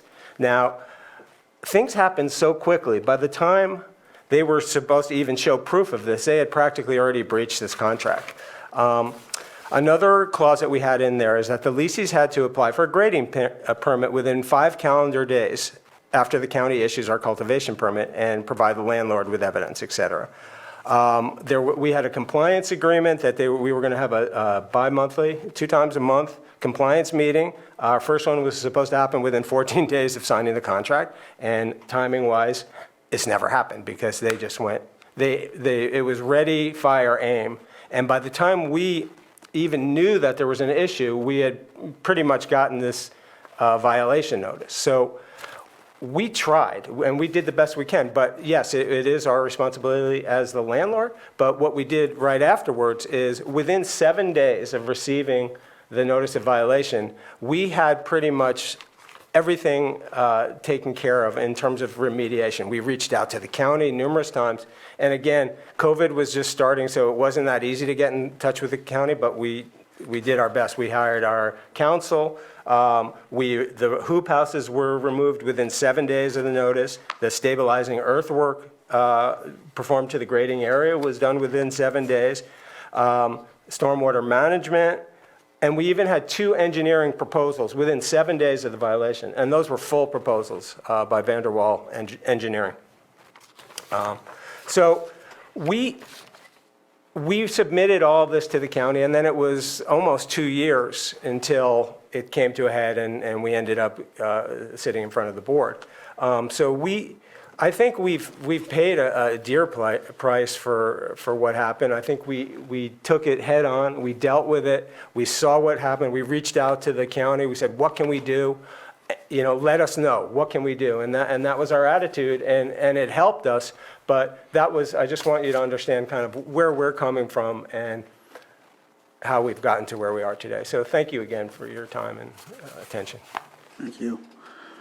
And I see that, Mr. Johnson, you have your hand up. Did you have something else to add, or is that just from the last statement you made?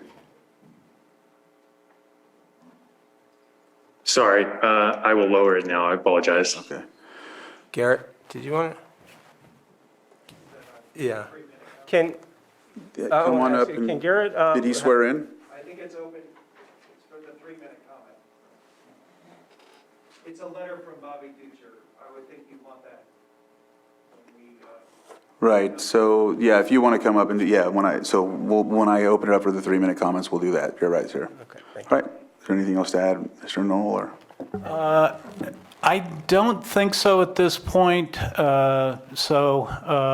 There may be some additional public input, but I think that concludes our presentation. Okay. Does anybody have any questions now before? With that, we'll open it up for the public comments and that you were just describing, sir, if you'd like to.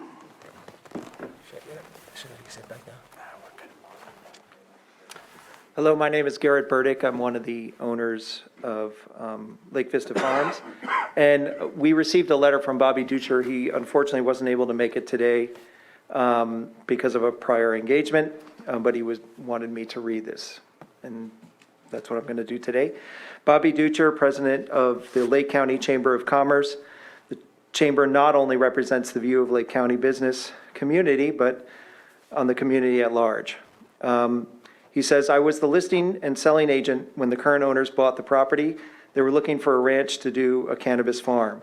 The hops farm on Ogulin Canyon seemed like the ideal site. It had multiple areas cleared for hops farming, multiple wells, easy access, and more gentle ground for future expansion. The prevailing winds from the west would direct any odors to the BLM wilderness area to the east that the general public had very limited access to. When a buyer starts the purchasing process of an agricultural property, the first concern is water. I had this ranch in escrow shortly before the current owners bought it, and that buyer hired Caltech pumps to pump test the well. The well logs were a few years old. They had been airlifted, and the buyer at that time wanted to be sure the aquifers were performing adequately. I personally met Scott Brown at the gate and accompanied him to the first well to be tested in the center of the property. He disconnected the line, turned the pump on as hard as it would pump, and measured the flow and static water level. After 10 or 15 minutes, the static water level stabilized, and we spent the next 2 hours telling hunting stories. Well tests are not interesting. The well performed consistently with the well log report. Scott was not the least bit concerned over these wells. He had installed the pumps and was very confident in each well's performance. I had to leave before he tested any others. The buyers at the time were completely satisfied with the results, and these tests were given to the current owners. Contrary to the EBA report supplied by the appellant, the wells were pump tested. When a buyer investigates water, they want to know the truth. If there is not adequate water, they cancel the sale and find a more suitable location. The Hops Farm was one of the best ranches I've ever sold for cannabis farming in terms of water availability. The EBA report mentions the fact that numerous wells were dug on the property, suggesting that this was done since the existing wells were inadequate. This is patently false. When the hops were being planted, one ag well was established at the entrance to the ranch for that field. When they expanded to the field on the top of the ridge, they did not want to install a 1/4 mile of water lines and bigger pump to lift the water. They simply dug a new well at the location. Same thing at the northeast site. For that hops field, they just dug another well for convenience sake. The building site at the eastern end of the property has spectacular views. They considered building a home there, so the first step was to make sure there was water at that location, so they dug another well. By doing this, they spread the water demand completely across the range, easing the demand of the aquifers. So he goes on to, so I'll quickly, he just says, thanks to all the supervisors choosing, thanks to all the supervisors. So, Can I just ask a date on that letter? what's that? Is there a date on the letter? A date on this letter? last Probably week. 2 days ago. Oh, you said 2 days? Okay. I'm not sure, within the last week. Yeah, we received it in our email. Our email. Or you guys got it? We do Okay. have it, yes. Thank you very much. Thank you. And so I see someone else coming up. And sir, the green hat, I know you came up earlier. If you wanted to come back up, you have an opportunity. Hi, my name is Mike Mitzel. I've worked with Brian and Richard on this project since the very beginning. I helped design it and set it all up, and I personally think it's one of the better areas for the cannabis project in the county. I worked with Brian with the tenants, and I want to just give a little testimony on what he said and what I seen when I was there and what happened. I feel like Lake Vista did everything they possibly could to assure that their tenants did follow the rules. They had a bunch of different clauses in the contract, which Brian talked about, and which I recommended that he did, which was set a hard line to apply for a state license, make sure that the new leases came to the county and turned in all of their background checks and were identified as the operators. There was a few other things that were put into that contract to make sure that they didn't break the rules. Once we became aware that they were breaking the rules, Brian and Garrett, they did everything they could to make sure that it was handled correctly, and I'd really hate to see them be punished for what the leasees did. I feel like as a property owner, you definitely have a responsibility, but you can't control everything that somebody that leases your property does. And I mean, in a normal tenant situation, you do a once a year site visit to check out what's going on with your property. They had every 2 weeks we were going to do compliance visits. They had, all the rules about them applying for the state license, about just following all the rules in general. And I just really feel like Brian and Garrett covered their bases on it. And again, once the violations were found, we did everything we could as fast as possible to make sure that they were corrected, to make sure that there was no environmental damage from the grading. I personally organized all of the stormwater management stuff to be put up. And I came back in October and did another round of hydro seeding just to be sure that there was no erosion caused by the grading. And I like I said, I just really feel like they covered their side of the obligation of a property owner, and I'd hate to see them just never be able to get this project off the ground because of what the leasees did. Thank you.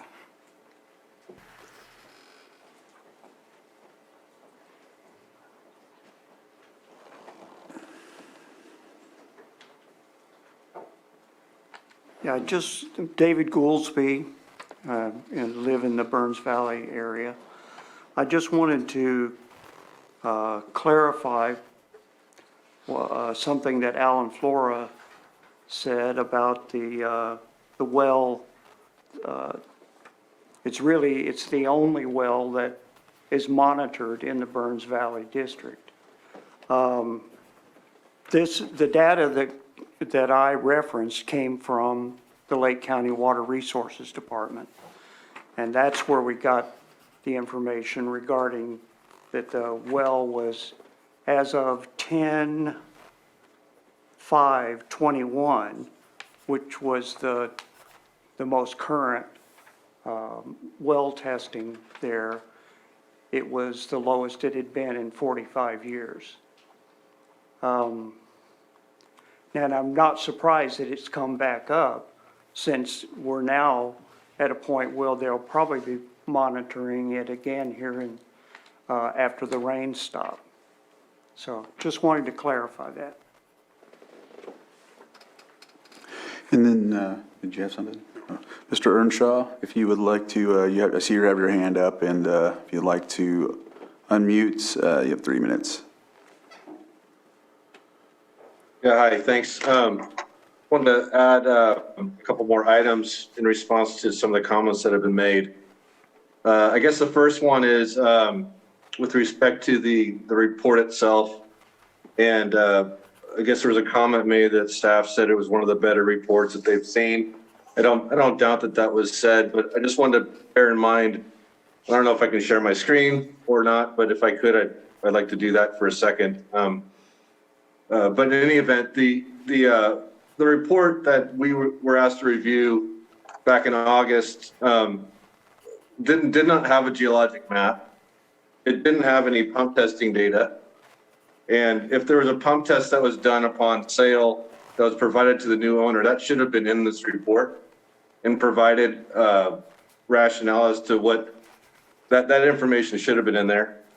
There was no discussion of the total use of the cumulative impact of all the different areas. That was provided back in February. It looks like there was a report that was augmented. They were on the record saying 1 inch of rainfall in the drainage area will be enough to recharge for the project without taking into account the other projects. The drought recharge calculations were flawed in the way they used an annual time step instead of a monthly time step. Frankly, the geology is wrong. I'm just going to state it like that, and I can pull up their geologic map and show you how basically what they're saying the aquifer is underlying Burns Valley isn't correct. And there's mentions of the shallow and deeper aquifer and keeps mentioning like, well, it's not connected. There really isn't a good discussion about those two aquifers, and the deeper aquifer that they're saying is the lower lake formation. It's not the lower lake formation. And so all these things in context, yes, we can, whether those are significant impacts or not to your evaluation of it's the cumulative impact to the Burns Valley wells, I'll leave that up to somebody else. But the point being is that the report in and of itself didn't provide what was required in our estimation for level of comfort to make this kind of decision.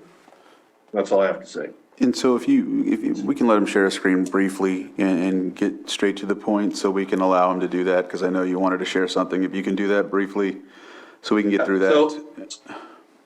So can you see my screen? Yes.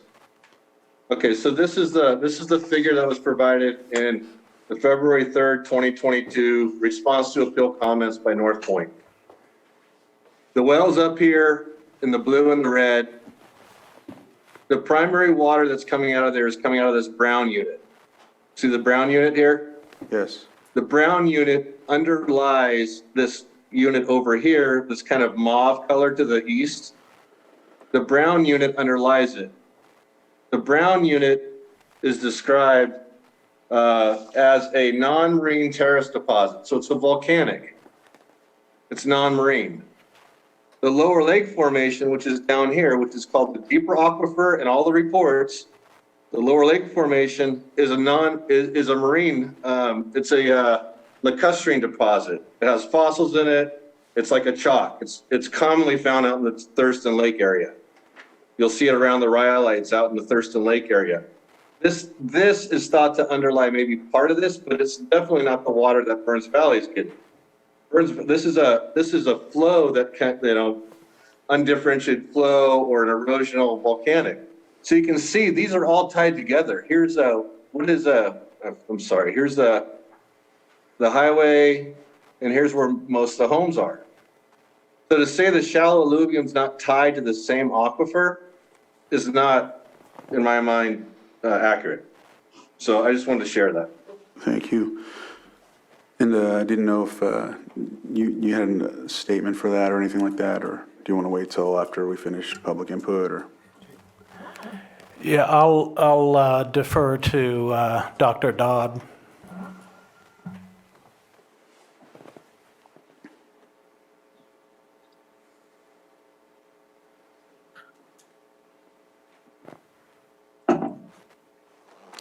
It looks like Mr. Johnson. Go ahead. Go.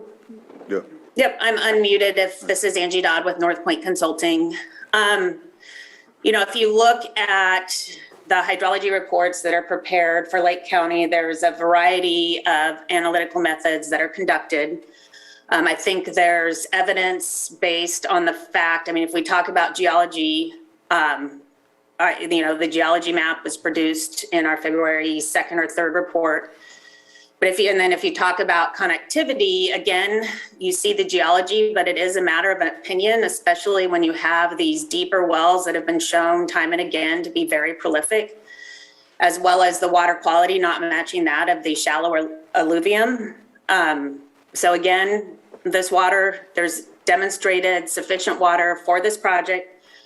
There is a baseline condition, and the project proposes monitoring in terms of lending evidence of a significant impact. It still has not been provided, and I stand by my analyses.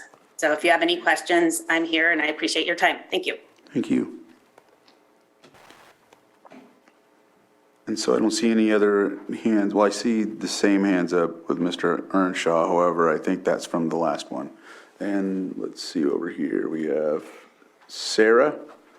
I see a hand up from Sarah. If you can unmute, you have 3 minutes.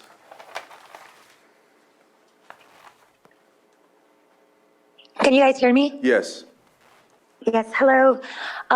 Thank you for the Board of Supervisors. I've been listening for my own education. I want to know more about how all these projects, I'm not against cannabis, but I want to know how all these projects do affect California in general and the droughts that we have, and agriculture in general does affect our aquifers.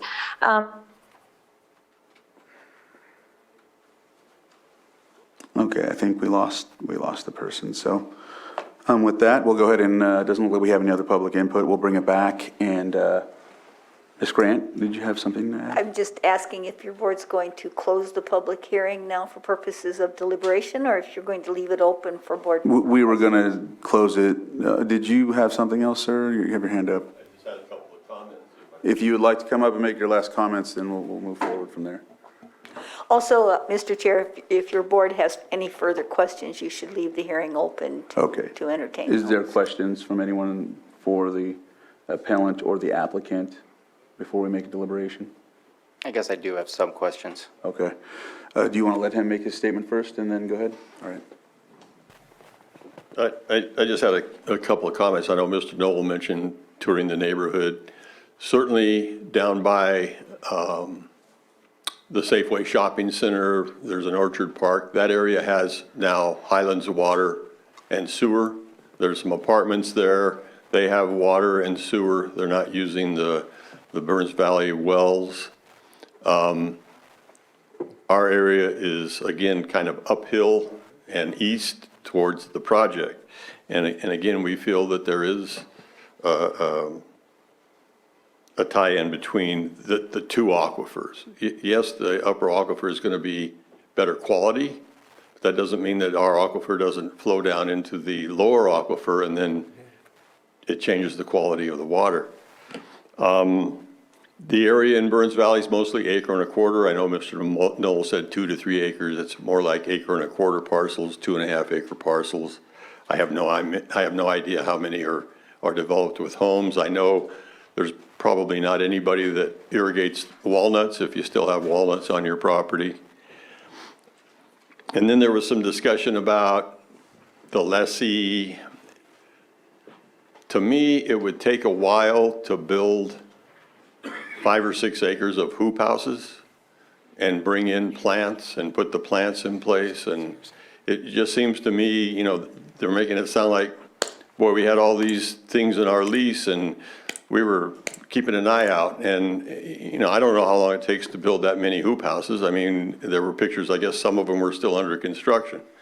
But it seems to me that if he was really being diligent, he would have noticed it before the county came in and issued the notice of violation. So I just wanted to point that out. I don't want to be argumentative, but I do feel maybe we do need to get together, put the brakes on this project, get together and talk about the water issues and maybe do a little more study on it before we allow it to proceed. Mr. Pinsack did call me a couple of times. He had Mrs. Dodd on the phone with him. At one point, he actually said, hey, rather than pay an attorney, I can put some money aside, and if somebody has a problem with their well. Taken out of context.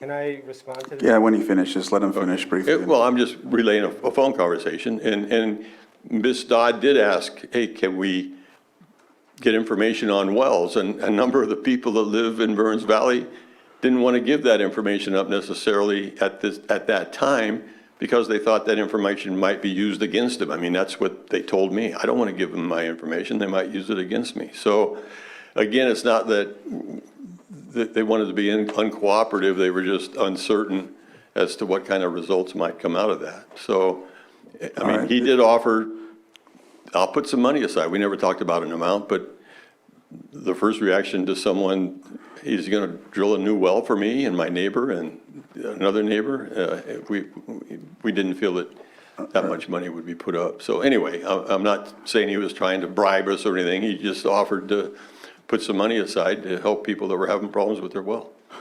And we didn't accept the offer, so. All right, thank you. Mr. Pensack, you said you wanted to state something? Sure. I mean, the bottom line is, we did want to deal with this, and we went to him, I went to him. Can you speak in the microphone? Yeah. I went to him personally and said, hey, I'm Brian, I'm one of the principals, tell me what's going on. And after a conversation, I said, how about, would you like to get on a conversation paid by me, by us, with our hydrologist to answer some of your questions? And he said, yes. So we got on a conversation. We had a conversation with Angie Dodd, and he asked his questions. As far as any other thing, yeah, we said, we're open to establishing a water fund that would be administered by the city or the county and not by us, if that's something that you're open to. And, that never went any further. And so that's all I have to say about that. Thank you. And so, Sarah, I see you on, before I close, I mean, I didn't really close it per se, but if you could be real brief, go ahead and unmute and please get on and say your statement. Yes, it's in regards to the hydrology report and the aquifer. I like when experts are brought on board to give the facts and states purely facts without any bias. But I see that the same statement that Dr. Angie Dodd used today for the hydrology and used in the deeper aquifer with the deeper wells is the same argument that she used against many other cannabis projects, but in this case, she's using it in her favor. So how does science or analysis or unbiased reports can change based on opinion unless she has some financial benefit into this project? I do not believe science changes opinions, or facts do change from one project to the other. And she used the same hydrology report today to promote this project and to promote why the wells of the neighbors are being dry, when she's used it many times against other projects to deny them their permits. So if I can hear from the Board of Supervisors or from Dr. Dodd, how does the science or the analysis change depending on the project, I would really appreciate it. Thank you. Do you have an answer for that, or? I do not, no. Maybe Ms. Dodd does?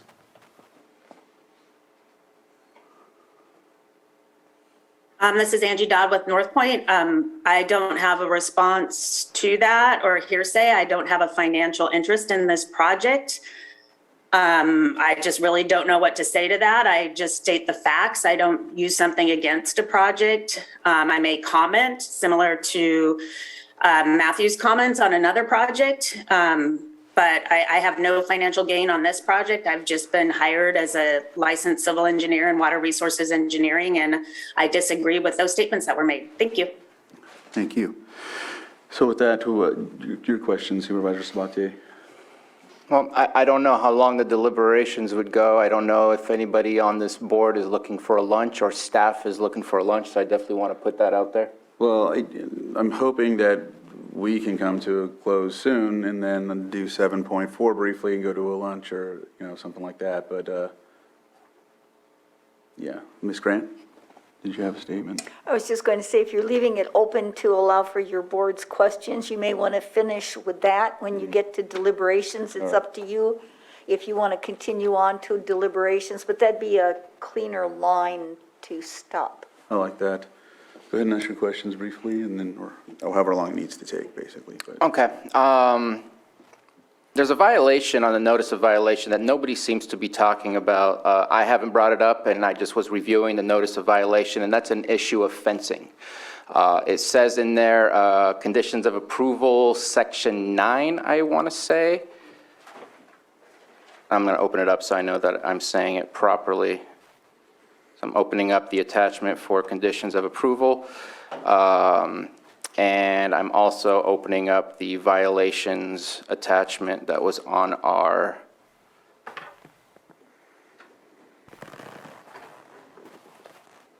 sorry, it's slow. So while it's doing that, can I just make a quick statement, because mine's not a question? Please.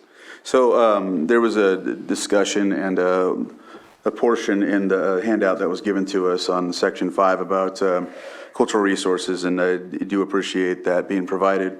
And I see that a lot of it was left to the commission to do the contacting and whatnot. And one thing I'd like to state is that even in 2019, the chairperson listed for Big Valley, in the comments it states that Mr. Jack was not available. He wasn't the chair at the time.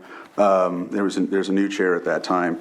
So I know that really wasn't the case. And there's also there is an administrator, Ben Ray, and Sarah Ryan is the deputy as well. And so I just wanted to highlight that.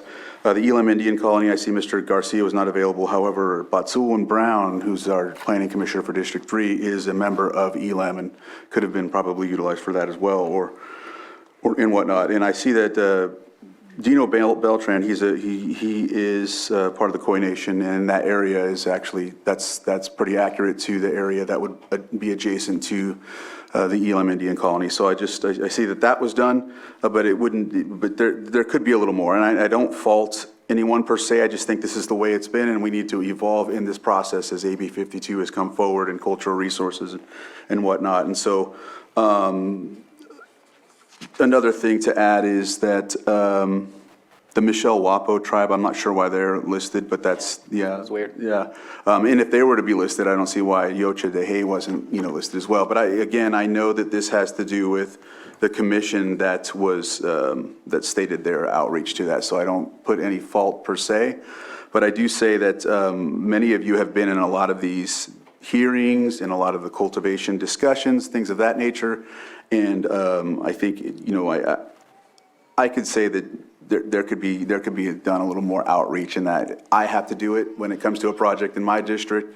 I know Lars is in the back, and we're working on a project that a year later after we set forward, we had to go through a secret process because something came up. And so I just think that I'm not saying that that's anything here. I'm just giving my opportunity to be on a soapbox to let everybody know that a better job can be done to reach out to tribes. Sarah Ryan works with us on a lot of other things around the lake, things like that. And so I know it says also Middletown was reached out to. I know Supervisor Simon is listed as the chair. However, there's other people that work at the tribe as well that do things, and I know I've seen them at different places. It doesn't just necessarily have to be that. I see they reached out to Alan Flora, and nobody's reaching out to Dirk Slutin for the city. So I mean, there's just other listing names that we can all do a better job of, and I know that some of that could be put on the tribes as well. So I'm only highlighting that for reference. So. Yeah, so I'll just start with the violations. I know that the attorney, Brad Johnson, did a good job of sidestepping the lack of a state permit, but thank you, Mr. Pensack, for being honest. I don't know how somebody can get a state permit in 14 days, so I'm not quite sure how that fits in the lease. Just applying for it. But you got your early activation February, and nothing was applied for at all, period, let alone the leasee and expecting it for it to happen within 14 days. So that didn't happen. And then we go down to item number 9, condition approval number 9, which is a different set of conditions of approval than what the use permit is, because it was early activations approval. So it's actually below at the bottom of the violations. And it says that in early activation that you cannot have a fence that is taller than 7 feet. So obviously you had a fence that was taller than 7 feet. And I'm looking at the, where is it? The pictures that Mr. Johnson just sent us, and I could see that the fence is still there. If you look at the very first picture on page,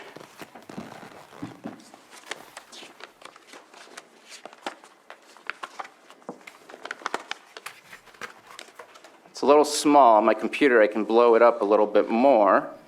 And if you'd like, I can share the screen. But on page 2, the very first picture in the background between the trees, you can see literally that the visqueen fence is still there. I went there this morning just for a site visit. The fence is also still there.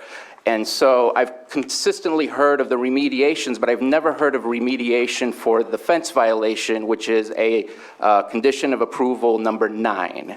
And so I'm very curious about that. And then my question to our community development is, this obviously has a lot of history of violations, and we haven't done a site visit from August, and today I'm being asked to approve that there is no violations, and I'm very nervous about doing so when there's a history of violations. Today we learned of hemp to cannabis violations, which I was not aware of until today, and so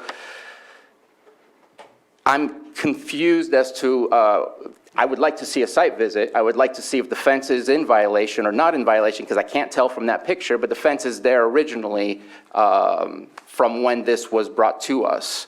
So that's my first point that I'd like to make. My second point is the initial study that doesn't really work for me. We're saying the initial study was done after the grading. The grading was done on Site B, and Site B says, and I'm just going to read the whole thing so everybody can hear it, this site is located towards the southwest corner of APN, blah, blah, blah, on a ridge with an open field of approximately 6.5 acres. The area currently consists of grasses, brush, and some trees, and an existing road spans the length of the field. There are no streams within 150 feet of Site B. This area would be cleared and graded to plant up to 6.5 acres of cannabis canopy, refer to attachment A. The site would be accessed using existing on-site non-paved roads. A new 6-foot tall wire fence with galvanized posts would be constructed around the cultivation area and secured with 12-foot wide lock gates at the entrance and exit points. Irrigation water would be supplied by an existing well. Cultivation accessory items at Site B include temporary greenhouses, portable toilets, trash enclosure, pesticide and chemical storage facilities, stockpile area, and vegetative waste storage area, 2,500 gallon water storage tank, and a chemical storage facility. This area was originally cleared in 2013 to prepare for agricultural activities, and some grass and brush have grown in since. To prepare for cannabis cultivation, this area would be cleared and graded to plant up to 6.4 acres of cannabis canopy. I'm going to stop right there. This obviously was a report done prior to the grading, and we're being told that the initial study is not supposed to look at the illegal grading and have an issue with that and say we need a prior assessment. We need an assessment of what is it today, and this obviously is not making any statements that there's been recent grading. Here is the status of Site B. Then I'm going to go on again looking at Mr. Johnson's comments about the size of the area, and that is on his letter on page, oh, that's weird, it says page 1, but I know it's page 40 of the, it's on page 40 of his document that he sent us, where it has Site A through E, the area studied, the actual cultivation area, and the canopy area. And I don't know where this comes from, but the words are manipulated because it says actual cultivation area for Site A is 5.09 and canopy area is 4.07. If I go back to Site A on the initial study, it says Site A available area is 6, potential canopy is 5.1. And so there's, if it's actual cultivation is 5.1, but the canopy area is 4.07, again, those numbers don't match, including the, sorry, there's too many attachments that are open, where it says in the initial study that the available area is 7.8 for canopy and area for Site E, and Mr. Johnson says it's 7.8 for area studied, and actual cultivation area is 1.92. And again, the site maps don't match the initial study, that don't match what's being presented to us, and that concerns me because I need to know it in the site map, where are you doing these things? Is it still within the same footprint? I don't know. The site map tells me one thing, the canopy area of the initial study says another. So I'm questioning the timeline of the initial study, because obviously it does not talk about grading. I'm questioning whether or not we have a Chapter 5 violation with fencing, if that's still there and still a violation. And I'm being asked to say that there are no current violations there. So those are my main issue. As far as some of the stuff that was stated about the water, I think that there's a fair argument to be said that downhill, water comes into a valley. That's why agriculture is typically done in a valley. That's why we have the Central Valley. That's why we have Burns Valley. That's why we have Big Valley. That's why we have High Valley, because that's where water gathers and that's where it's best for ag. You're up on a bit of a hill. It's not exactly up on a mountain, but it's higher elevation. And if you keep going down Highway 53, which I do all the time, you know that there's a mountain on your left and there's also a mountain on your right, meaning that that area is at the bottom where gravity will feed all that water into it. So in my opinion, there is a fair argument to say that there is not enough of an analysis on the actual cumulative impact to the area of the Burns Valley area. And I appreciate Mr. Knowles saying it's the lower Burns Valley Basin, because that is correct. It's the lower area of that basin where water eventually trickles down and collects. So if you start pulling water from up above, you're going to have impacts on the bottom. There was also a comment from Mr. Johnson about the history of the hops, and that's been done in phases. It started in 2008, again, more showed up in 2011, and another showed up sometime in between 2011 and 2018. If you're pulling more water than is being replenished, how many years does it take before you see the impacts, the cumulative impact to the neighbors? Does it take 10 years? Does it take 20 years? So I don't know that the history is necessarily long enough, and I don't know what CEQA says that it has to have a certain time. But in my opinion, yes, 100% hops requires a lot of water, but do we actually truly know what the impact of the hops was on the cumulative impact of the community that's downhill from there? So I have a lot of major concerns, and I don't even want to, I don't even know that I can use the violations, but the fact that you had foreign nationals living in a shed is ludicrous to me. The fact that you have no state license, nor did you attempt to get a state license, is a problem for me.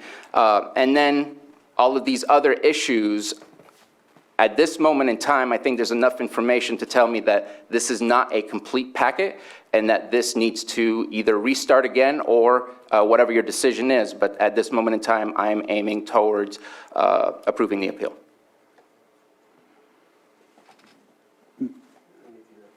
Did you, I know it's still basically open, so if you had a statement, I know you came to the microphone, Mike, so. I just have something to say about the fencing.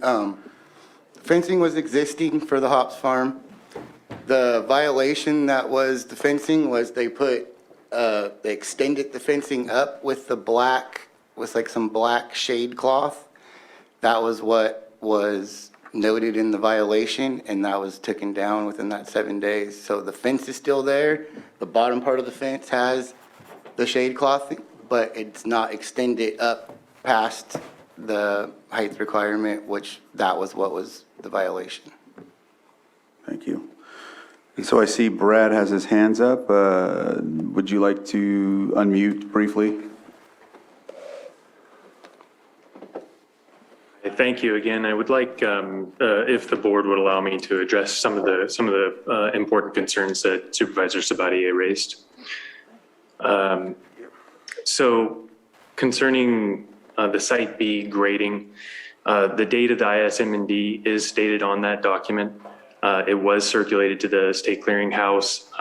The county owned the document and did that circulation, and that was in October of, actually, I think it was circulated to the state clearinghouse in mid-October of 2021. So that is what it is. As far as the Site B grading area goes, so the way that baseline works and prior illegal activities work is if the initial study describes Site B as being undisturbed, it's actually analyzing a more challenging baseline environment than an environment where the grading has already occurred.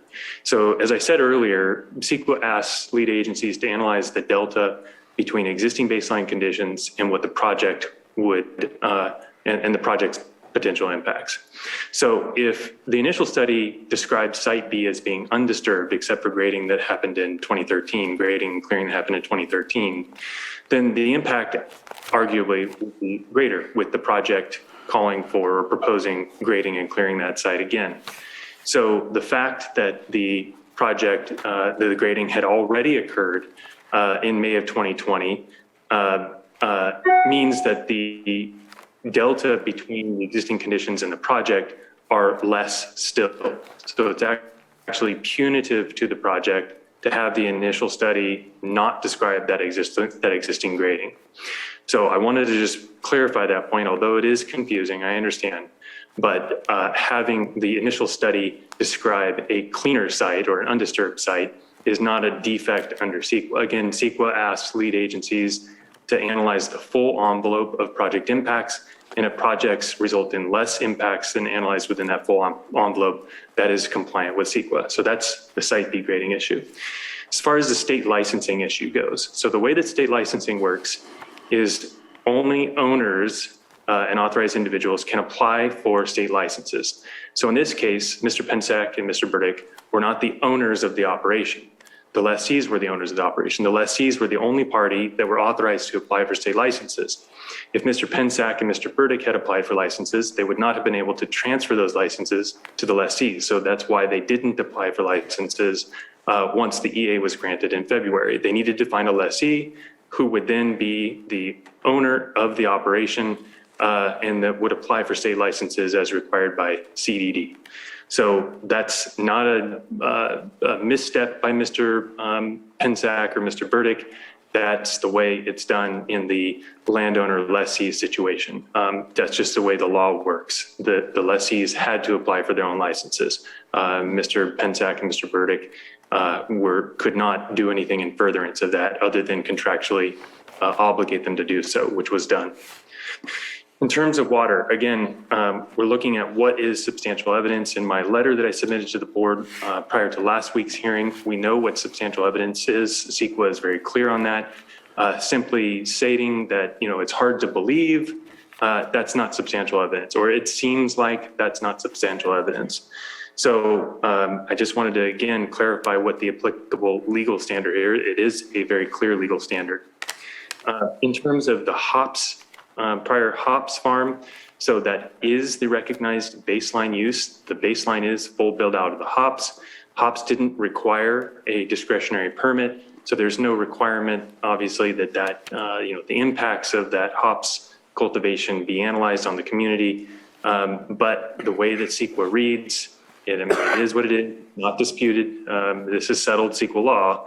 The hops farm is the baseline use. There is data showing how much water the hops farm used, and there's data showing how much the project is going to use, and the project will use less.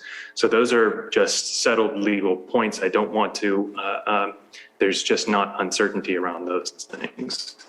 And so I think that concludes my comments. Thank you. Thank you. Supervisor Pyska? Did you have questions, or did you want to? I have some questions Okay, for good. staff. There you go. I think clearly it's our responsibility to figure out what the cumulative impact is for the community around the whole Burns Valley Basin. And how is it that we get there? Because we've got differing opinions, but we can't move forward without that knowledge. And so what are the steps needed for us to have a clear understanding on what the cumulative impact is? My response is with respect to what you have available in terms of your evidence. You have Angie Dodd's analysis, which does include in her model a cumulative impact assessment of existing and foreseeable cannabis projects, agricultural issues, residential issues, folded in her technical memorandum. The appellant's consultant writes a critique of that model. He does not offer an alternative assessment of cumulative impacts, and the appellant's consultant does not come up with an alternative model to assess those cumulative impacts. So what you have is one assessment of cumulative impacts, right? In terms of different users of water, existing and potentially foreseeable use of the water system within the basin. On the other hand, you have an appellant who has hired a consultant who provides a critique of the use of that model, not a different analysis of cumulative impacts. So that's what you have, okay, to make a decision on. Now, I think a more comprehensive analytical framework would include a competing model. So where you'd have two different models to compare their estimates of water use for existing and foreseeable water users. But you don't have that. And was there a reason that an environmental impact report wasn't required for this project? If there's a reason, the reason would be that you would have an unmitigatable significant impact, right? Right now, what we have in front of us is an analysis that, based on staff's analysis of the environmental impacts and the constraints on site, the reports, the plans that we have received show that those potential impacts related to constraints on site can be reduced by the conditions. So you don't have a significant impact that cannot be mitigated. Okay? Based on our analysis and our review of what we have in front of us, the evidence that the applicant has provided.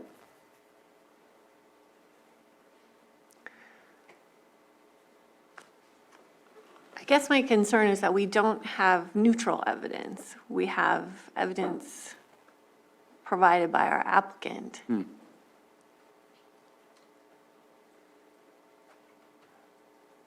Well, that's kind of a philosophical discussion, right? Okay. What you're asking is we don't have neutral, objective Or is evidence. it's not vetted by a neutral party, I guess, because we have the appellant giving us an opinion on the applicant's data. So it's an uncomfortable place for us to be in the middle of trying to figure out what is the neutral analysis. And that is a very good question to ask, because I think in my previous work experience, working with different counties, an applicant does not hire their own consultant. Right. Okay? The county staff hires, through a bidding process, work to be done on a particular project. So that, for me, would be a standard practice within a county. That's not the case here. You have an applicant submitting a constraints analysis through their consultants. And so, Mr. Rowe? Mr. Chair, and I appreciate the answer and I appreciate the question. And I just want to add that analysis is required by county ordinance. In other words, the applicant is asked to provide that groundwater hydrology report. Supervisor Sabatier, you had a question. And I just want to kind of... Unless you had more, I'm sorry. I'm done. Okay, go ahead. I just want to reiterate from our previous conversation earlier that with a declared drought emergency and with an unknown of climate change, how much has truly changed versus are we going back, that this is where my concern for the water really comes from, and that I would prefer to be cautious than just trying to say yes to 15 acres of cannabis being grown in a new climate situation. Vice Chair. But I believe, though, you pointed out that they have to continue monitoring their wells. So if something down the road after this first harvest, something happens with the water, we can then pull the permit, or, I mean, how does that work? If we find out that there is no more water or the water is really being drained, can't we go back then because that's part of the conditions of approval? And my response to you is I'm absolutely terrified about that situation, because if it does happen and they don't have water and they're at the top of the hill, what happens to the people at the bottom of the hill? And I think that we need to look at, I know we're waiting for an enhancement to our ordinance, and I think within that ordinance, we need a tiered system. If you lost 25% of your water, we need to talk. If you lost 50% of your water, we really need to talk. Right now, it's just a monitoring without any necessary actions that are applied based on what kind of information we have. And I'll just be very transparent. We have been receiving all of this data, but I don't know that we've necessarily applied that data to better understand and take action on the things that are happening at the ground level.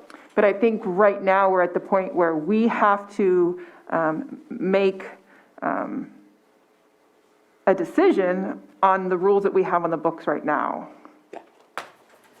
And so what I'm seeing is a hand up from Mr. Earnshaw and Johnson. I didn't close that yet. And I will let Mr. Johnson go first. Please keep it really brief, 30 seconds, and then I will allow Mr. Earnshaw 30 seconds right after to comment, because I know it probably has to do with this. But if we can go ahead and start, please. Absolutely, thank you. So in terms of this initial study being unbiased, it has been submitted to the county. County staff has reviewed it, and when the county staff and the county submits it to the state clearinghouse and puts it forward under CEQA, the county is saying, this is our document. We agree with its analysis and its conclusions, and we're ready to support it. So I want it to be very clear that that's the process that's been followed. And then secondly, I know I sound like a broken record on this, but the baseline use here is the hops farm. And what that means is, so long as this project uses less water than that baseline use, as a matter of law, it cannot have significant cumulative or project level impacts. And so, just as a matter of law under CEQA, that's the way the baseline concept works. Thank you. Thank you. Mr. Earnshaw, please unmute and. Yeah, hi, I'll keep this really quick. So good questions out here about validity of reports and what the bar is as far as what we're trying to get at. The reality is that the ordinance 3106, the bar could be considered low for some project like this. And so when David came to me and said, hey, what would you do on this? I'd say, well, you're going to look at a conceptual model followed by an analytical model. It's going to be 40 or 50 grand, and it's going to take 4 months. And obviously the appellate doesn't have that kind of time or money to put together an alternate model. And so we're left with what we have today. But if I was being asked by the permittee, what to do on this project, that's what I would have told them. And they probably wouldn't have hired us. Thank you. Sir, if you, yes, come up briefly and this is the last one. We have to really get past this. I've allowed you guys to take blows back and forth for at least 3 meetings now. I appreciate it. Well, I missed the first one because I wasn't notified. Well, okay, we know. What I'm hearing so far is very similar to what happened at the Planning Commission. And I mentioned that one of the commissioners basically, the chair said he had concerns with water and future, I went back and reviewed the tape. Concerns with water and future use, and I'm trying to find a nexus to support that concern. That was the chairman. Then I believe Commissioner Hess brought up that he's the one that asked the question, well, what happens if it's a 2-2 vote? That's basically a denial. The project doesn't proceed. And so his words were basically he associates himself with the chairman's comments and shares the concerns on the impact to the water. But where the absence of a commissioner creates the result of a 2-2 vote and a denial, that's when he decided to change his vote. So I'm hearing the same things kind of here that I kind of heard at the board, at the Planning Commission office. There are questions about the water that aren't answered. And that's the main point I wanted to make. Thank you. Any other questions? Okay, and so Ms. Grant, If your board has no further questions of the parties and all testimony has been taken, comments made, then you may close the public hearing and continue on to your deliberations, which you can do immediately after lunch or next week. It's all up to you. But you would close the public hearing once you're done taking it. So we'll go ahead and close the public hearing. Thank you for all of your testimony. Appreciate it. Try to give you as much time as you needed. I know it, so does the board feel comfortable with deliberations as of now, or should, if there is, I guess, yeah, I think everyone's ready, so I know it's in your district, Supervisor Sabatier. Mr. Chair? Yes, Ms. Grant. If you wouldn't mind just a brief recitation from me on my opinion of the Yes, law, please, Ms. Grant. notwithstanding others? Yes, please. All right. With regard to fair argument, the original determination made on the basis of the initial study is whether you're going to go with a negative declaration, assuming there's no exemptions, mitigated neg deck or an EIR. All of that is subject to fair argument. And fair argument is made on the basis of substantial evidence. It has to be in the record that the project may have a significant adverse environmental impact, even if evidence also exists to the contrary. If that's the case, an EIR is required. A mitigated negative deck applies when changes to the project or mitigation measures reduce the significant effects to a less than significant level or just avoids those impacts altogether. 21080, the Public Resources Code, makes it very clear. I'll just read this briefly. If there is substantial evidence in light of the whole record, the project may have a significant impact on the environment, then an environmental impact report shall be prepared. For purposes of this section and this division, substantial evidence includes fact, a reasonable assumption predicated upon fact, or expert opinion supported by fact. Substantial evidence is not argument, speculation, unsubstantiated opinion or narrative, evidence that's clearly inaccurate or erroneous, or evidence of social or economic impacts that do not contribute to or are not caused by physical impacts on the environment. Then I would go on, and I'm citing to an article from California Land Use. 3 recent decisions under CEQA focus on determining the environmental baseline against which a proposed project's potentially significant impacts must be measured. Those decisions hold the baseline must realistically reflect actual physical conditions occurring before project approval, with a lead agency maintaining discretion to determine what temporal snapshot best captures such conditions. By contrast, in setting the baseline, a lead agency generally cannot rely upon hypothetical levels or activity or impacts derived from permitted but never realized operations or post-approval projections. The environmental baseline is the starting point for any meaningful CEQA analysis. I would also say that the Riverwatch case sums things up, and this is from 1999. Prior illegality was subject to enforcement actions, and if the enforcing agency participates in the CEQA process, CEQA doesn't require any further accounting for that prior activity. In other words, the avenue for the illegal activity is through enforcement, not directly through the CEQA process. So I hope that it helps a little bit. Thank you, Ms. Grant.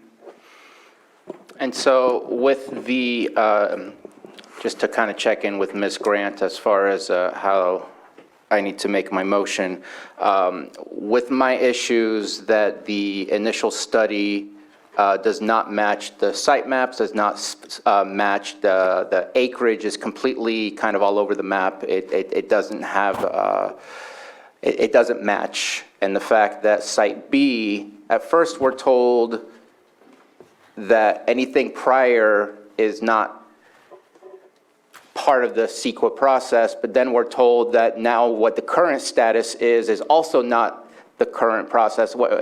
It does not, it speaks of a past area, not a currently graded area, or else it would not say that it needs to be cleared and graded and things like that. And so I feel like the initial study, in my opinion, is not adequate for the current status of the project that we are looking at. What would I say for that? That it needs to be redone, that it needs to, because I guess I'm not sure which direction I want to go, whether it's a denial of the appeal or a move towards EIR. And I'm kind of looking at you for direction. Well, I'm pulling up the actual decision so that I can assist you. I can't tell you, obviously, which way to go because thank you. You're sitting in a quasi-judicial capacity and you're the finders of fact. So I can't tell you what facts to find.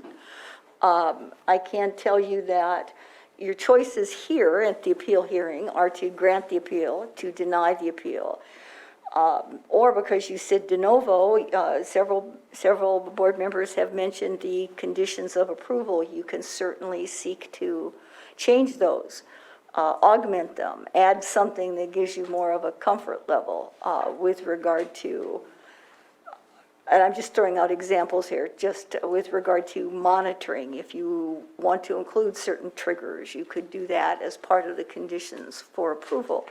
And you could do that now in your capacity as the Board of Supervisors, de novo. And that would be an option that you could take now. One of the things you have to do as you go through, if you were, for example,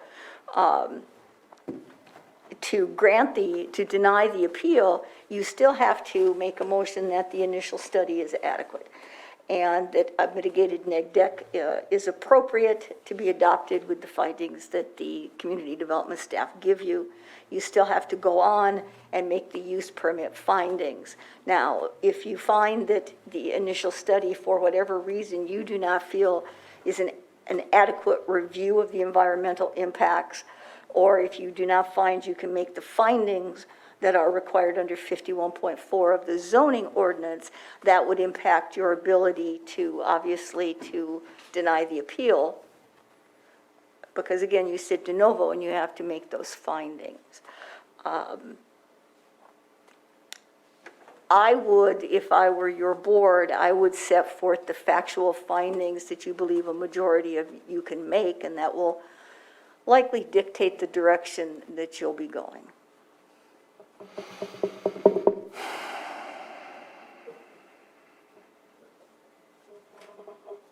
And if someone were to make a motion to grant the appeal, I would strongly recommend that you provide findings in support of that, the reason why you believe that is the case, where you cannot. And those should, again, they should hinge on your environmental review and the use permit, and based upon the evidence that's been presented to you today and last week, as well as the documentary evidence that was prepared by community development and the applicant and the appellant. So,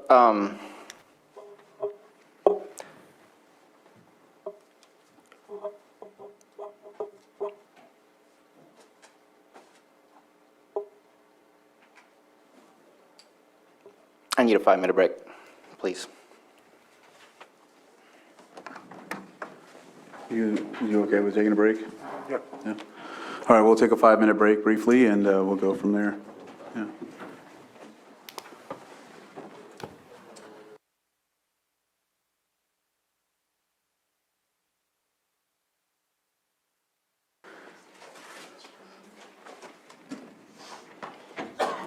Okay, it looks like we're back on. Thank you, Sam. I think we're coming to a point where we're ready to take action. Any other comments? I don't think there is any other comments. I think we're just waiting.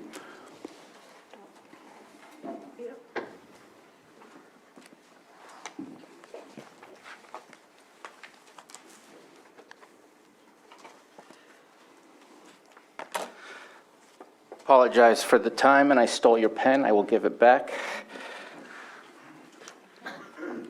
And so I make a motion to grant the appeal due to the inadequate confidence that I have in the environmental review and its cumulative impacts to the environment. While the hydrology study submitted by Dr. Dodd may be compelling, I find the analysis by the appellant's hydrology expert to offer a fair argument against the applicant's report. This leads me to the conclusion that UP 19-36 will have a significant impact to the environment. Do I need to add anything else to that? Okay. Is there a second? And if not, I'll pass over. I'll second it. Okay, so we do have a second. So I have a motion to end a second. We'll go ahead and do a roll call for this vote.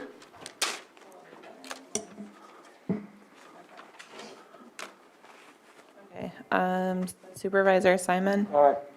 Supervisor Sabatier? Aye. Supervisor Scott? Nay. Supervisor Pyska?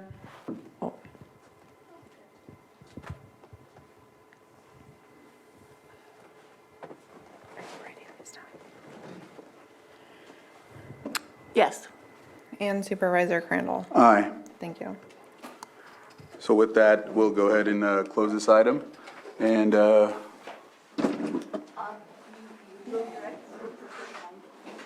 what's that, Ms. Grant? Sorry. Do we have to make a motion for that? I'm sorry. You can just do it by consensus. Just direct me to prepare findings. Yes. Yes. Thank you, I guess. And Lars, if you, He has been hanging. yeah, he has, and he has a time constraint, so.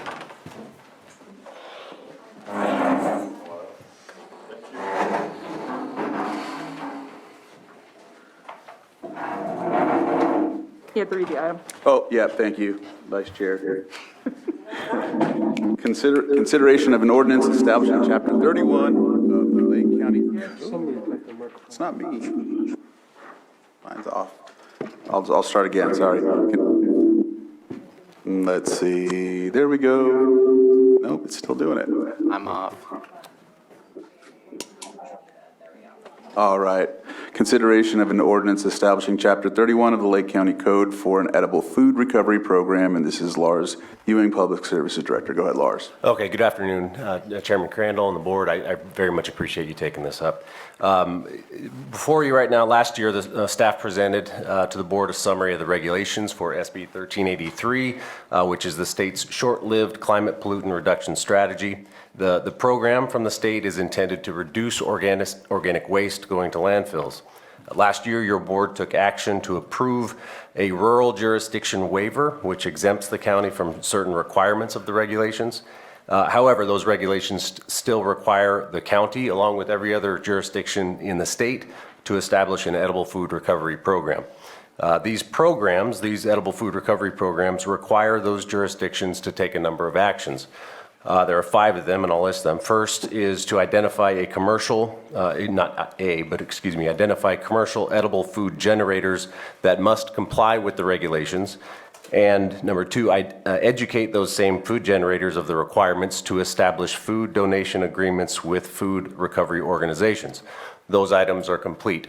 There are 2 other items that are in progress. One is to monitor compliance, and the 4th is to assess the county's overall food recovery capacity and plan for additional capacity if it is determined to be insufficient. So these are in progress. The 5th is what we're considering today, is to establish an enforcement mechanism. The 5th requirement is that the jurisdictions establish an enforcement mechanism for the food generators that are subject to the regulations. So to plan for the county's program, Public Services brought together representatives from various local jurisdictions, all those local jurisdictions. That includes Environmental Health Department, Social Services, and the 2 cities. We brought together food donors, specifically grocery stores, as well as food recovery organizations, Redwood Empire Food Bank and Lake County Gleaners, as well as other associated organizations, senior centers, and free kitchens. So that committee, ad hoc committee, provided some input to staff, and the draft ordinance that is required by state law that is in front of you, what does it do? That's the question at hand. It requires food generators, which means grocery stores and supermarkets, to enter into a contract with a food recovery organization. It requires inspections, record keeping, and reporting. The inspections would be accomplished by Environmental Health Department, the food generators, and the food service organizations would perform record keeping. Public Services Department would provide the reporting to the state, excuse me. It also includes penalties for noncompliance. The penalties for noncompliance is for the food generators, not for the food recovery organizations. That's important to note. So in the ordinance, now through January 2024 is a ramp-up period. There are no fines or penalties associated with that time frame. After 2024, January 1st, is when administrative fines would begin. Also important to note is that this is a program that's already in use. The grocery stores are already working with the food recovery organizations. They're already providing that. So what this is intended to do is to put some teeth to it and ramp it up with the intent to reduce the food waste going to landfills. So the recommended action that I'll summarize here is that if your board wishes to approve the ordinance, staff recommends that you offer the ordinance and have it read in title only, and motion to advance the second reading of the ordinance to the May 17th Board of Supervisors meeting. I will also note that there is one minor edit to the ordinance on page 2, the very bottom of page 2, in section 3.3. It says, quote, division XXX. That should say chapter. And that is all I have to add to the edits. So happy to answer any questions. Thank you, Lars. Any questions? Supervisor Sabatier? More of just a quick comment. I'm hoping that we can get a review on how this is working for us, maybe in a year, just because I want to make sure we have some homeless shelters, we have our senior centers. I want to make sure they're getting their fair share of these things, just because I know that they're all struggling to keep up with the demand for the services that they offer. And so I don't want to add anything to it, but I definitely want to pay attention to how our critical infrastructure to help and serve the people that are vulnerable are gaining from this. So if that's possible within a year to review that, that'd be great. Yeah, absolutely. We are required to, the county is required to provide a report to the state here in a couple of months. And then after that, it's annually. So at that annual report would be an opportune time to do that.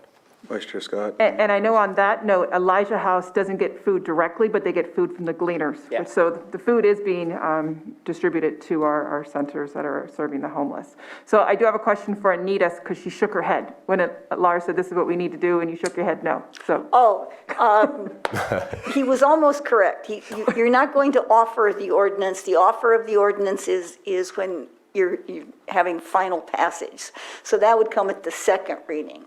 So you just skip that part and move on to a motion to have it read in title only, waive reading, have it read in title only, and then the next motion would be to advance the second reading. And in this case, it wouldn't be the May 10th, it would be the May 17th. Correct. Board of Supervisors meeting. So Welcome to our struggles, Lars. Well, far be it from me to say what should be done anyway. So that's, I was trying to be helpful.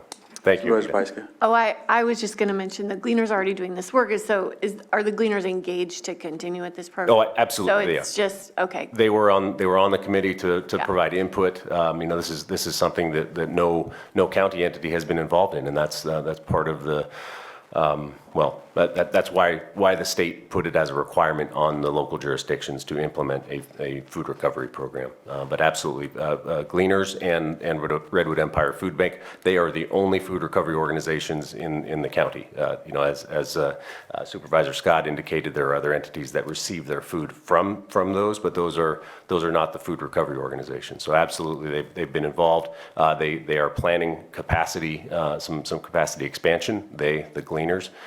So it's there's some good headway being made, and we have to report to the state on what the capacity needs are and what the plans are to expand. Awesome. All right. Any other questions? And if not, we'll open. Supervisor Simon? Appreciate this coming forward, Lars. I know we talked about this months ago, so glad to see this coming through and getting to the final process here anyway. But as you said, I know there are a lot of organizations in every district that do it differently. I know one of our larger facilities down there, Hardisters, works with the senior center, and does a lot of good work in that area too. So glad to see this coming forward. So we're obviously in support of it. With that, I'll open to public input. Not seeing anyone in the chambers, and I don't see any hands up online. So I'll bring it back to the board for action, and it looks like we're, Mr. Chair, I move to have this ordinance read in title only. Can I do this all in one motion? No, okay. With amendments. With amendments. second. So I have a motion to end a second. All in favor? Aye. Aye. Opposed? Motion carries. So, Mr. Chair, I make a motion to move, We have to read it first. Oh, sorry. Yeah, she's got to read it. Sorry, Vice Chair. So it's an ordinance adding Chapter 31 of the Lake County Code regarding the County of Lake Edible Food Recovery Program. Thank you. Mr. Chair, I move to advance for the second reading to the May 17th, 2022 Board of Supervisors meeting. Second. So I have a motion and a second. All in favor? Aye. Opposed? Thank you very much, Lars. We will now entertain a lunch break, and we Lars, Friday? so we'll come back at 3:10. We'll give staff a chance to have an hour lunch, and we'll come back at 3:10 and continue on with our couple other non-timed items, calendars, and closed session afterwards. So we'll see you in an hour. We're at 3:10. Is it 3? Yeah, 3:10, sorry. All right. I'm waiting for his camera to come back on, and then we'll.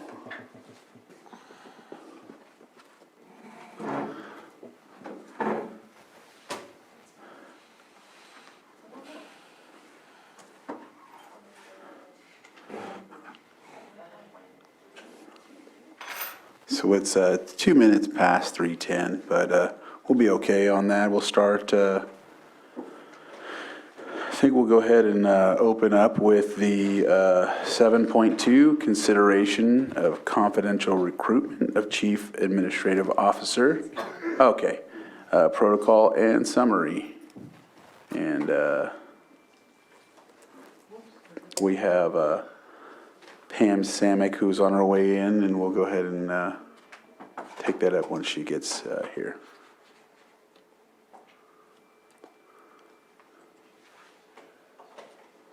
There she is.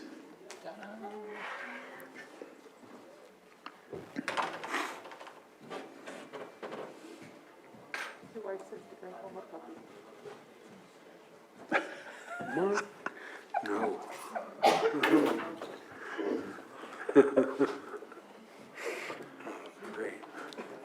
Hello, Pam. Sorry, we're laughing about puppies, sorry. You missed it. I did. Sorry, which one are we?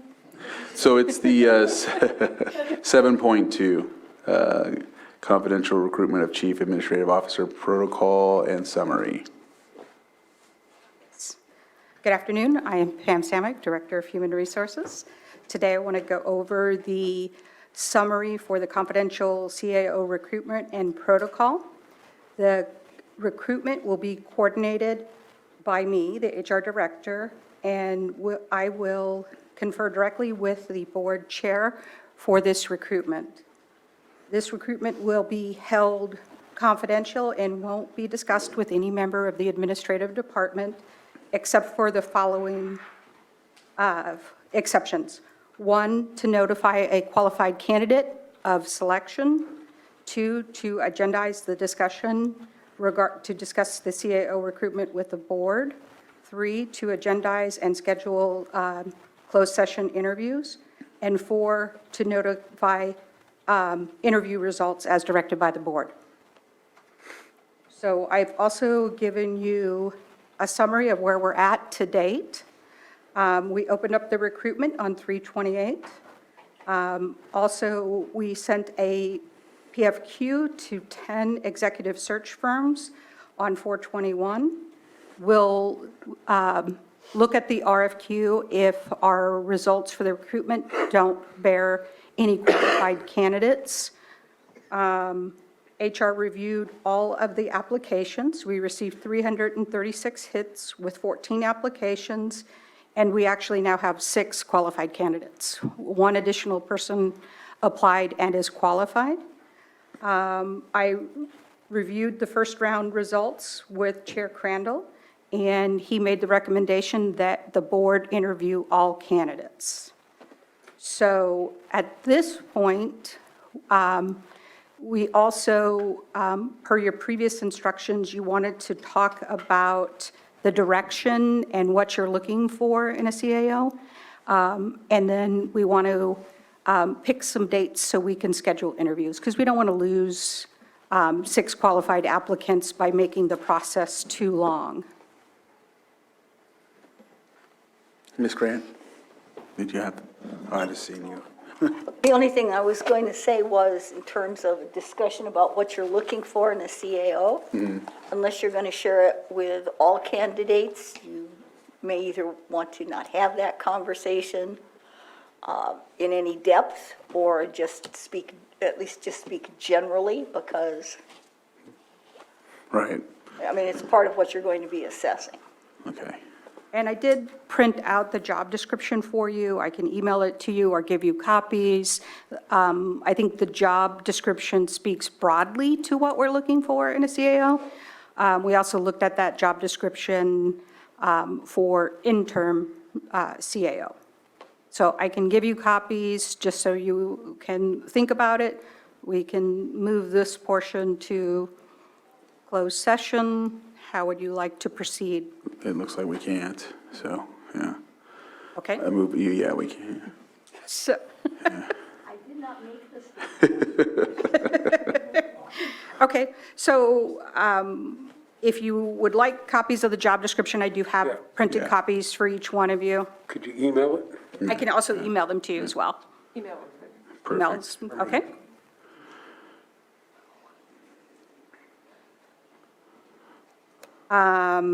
So do you want to look at schedules so we can notify candidates?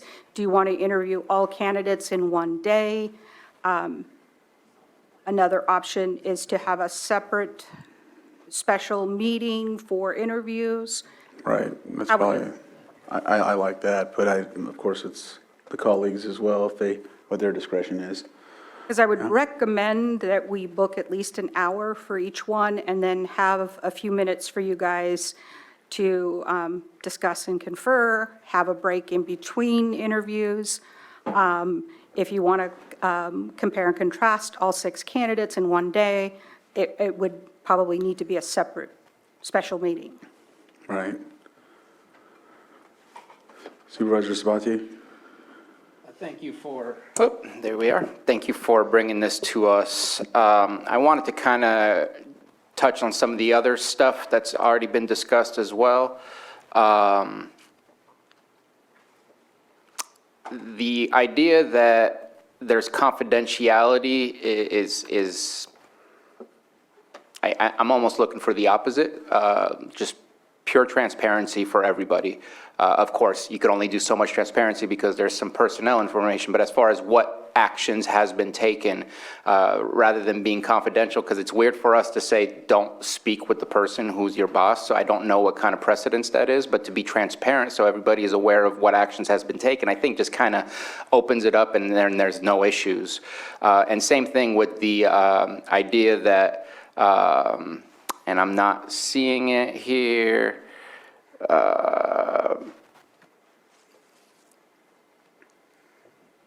basically that you would get direction or advice from the chair. I can't see the specific thing, but I know I read it in there.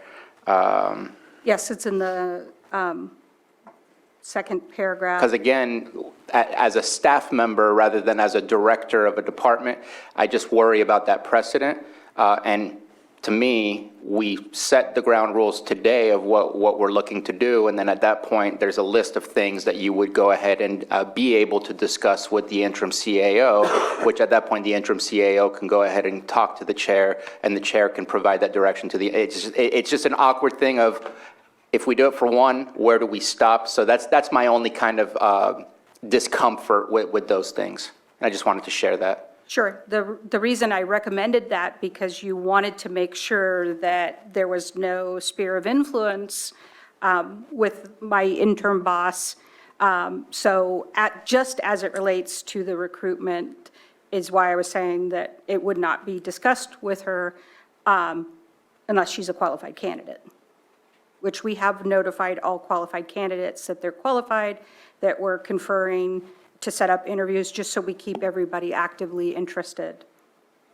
So I I can move in any Ms. direction you'd Grant? like me to go. Well, Ms. Grant and then Vice Chair Scott. I was just going to say that in the past, when there have been these kind of conflicts, it's not unusual to develop a special rule to address them. It's whatever your board feels comfortable with. It doesn't set a precedent. Precedent takes a great deal more than that. Okay, and I just wanted to express that. And then as far as, I think if we're going to do 6, I'm all good for a special meeting just to make sure we have the time allotted for making sure. But I do want to offer an idea, and I know that there was the idea already of a panel that would review. I'm still very interested in having feedback from a panel of partners in our communities that would be able to at least give us their feedback so that we can go ahead and know what we're looking at and also hear from that panel and being able to utilize that information. It does not necessary as far as I'm concerned, but it's something I am interested in. That's something that the rest of the board is interested in doing as well. Vice Chair Scott. I guess I'm just a little confused about your questions, because I believe the last time we had this discussion, you were the one that was really concerned about confidentiality. No, I was not. That was me. Was it you? Yeah. Okay. Well, I just asked about it. Oh, and we sorry. I We just cleared never- it up because I think Supervisor Pyska said, let's clear that up. And so we got Okay. to a point of it. And so, yeah. Sorry. But so we were at Selecting dates, right? Selecting We're dates. going to have a special meeting. Selecting dates, but now there's consideration of whether or not you want to do have a a panel. panel. But I think that does put another step in if you guys are making the decision on the candidate that you think best fits your needs. It would be unusual to have you guys do it and then convene a panel. But it also creates length in the interview process. Right.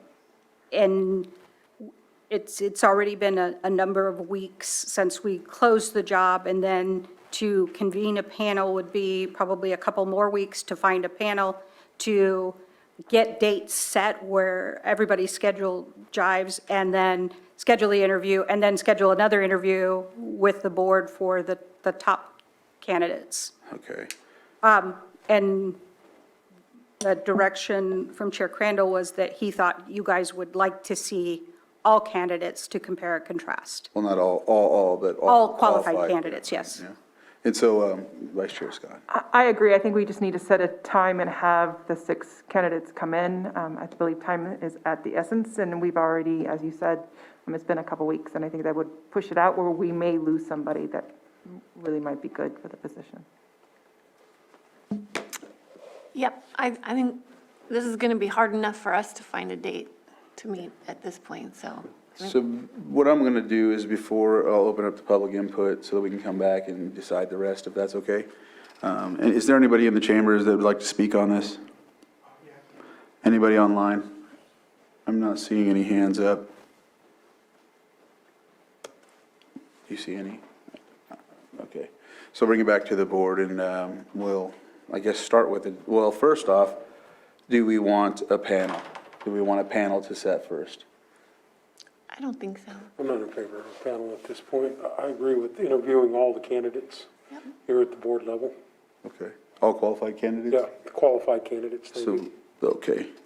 So we know that, so there's that. So now we'll schedule what looks good for a schedule. And we all are comfortable with a special meeting or? I think the special meeting is going to definitely be required. Okay. So we'll work with a special meeting. So now, May 27th works for me.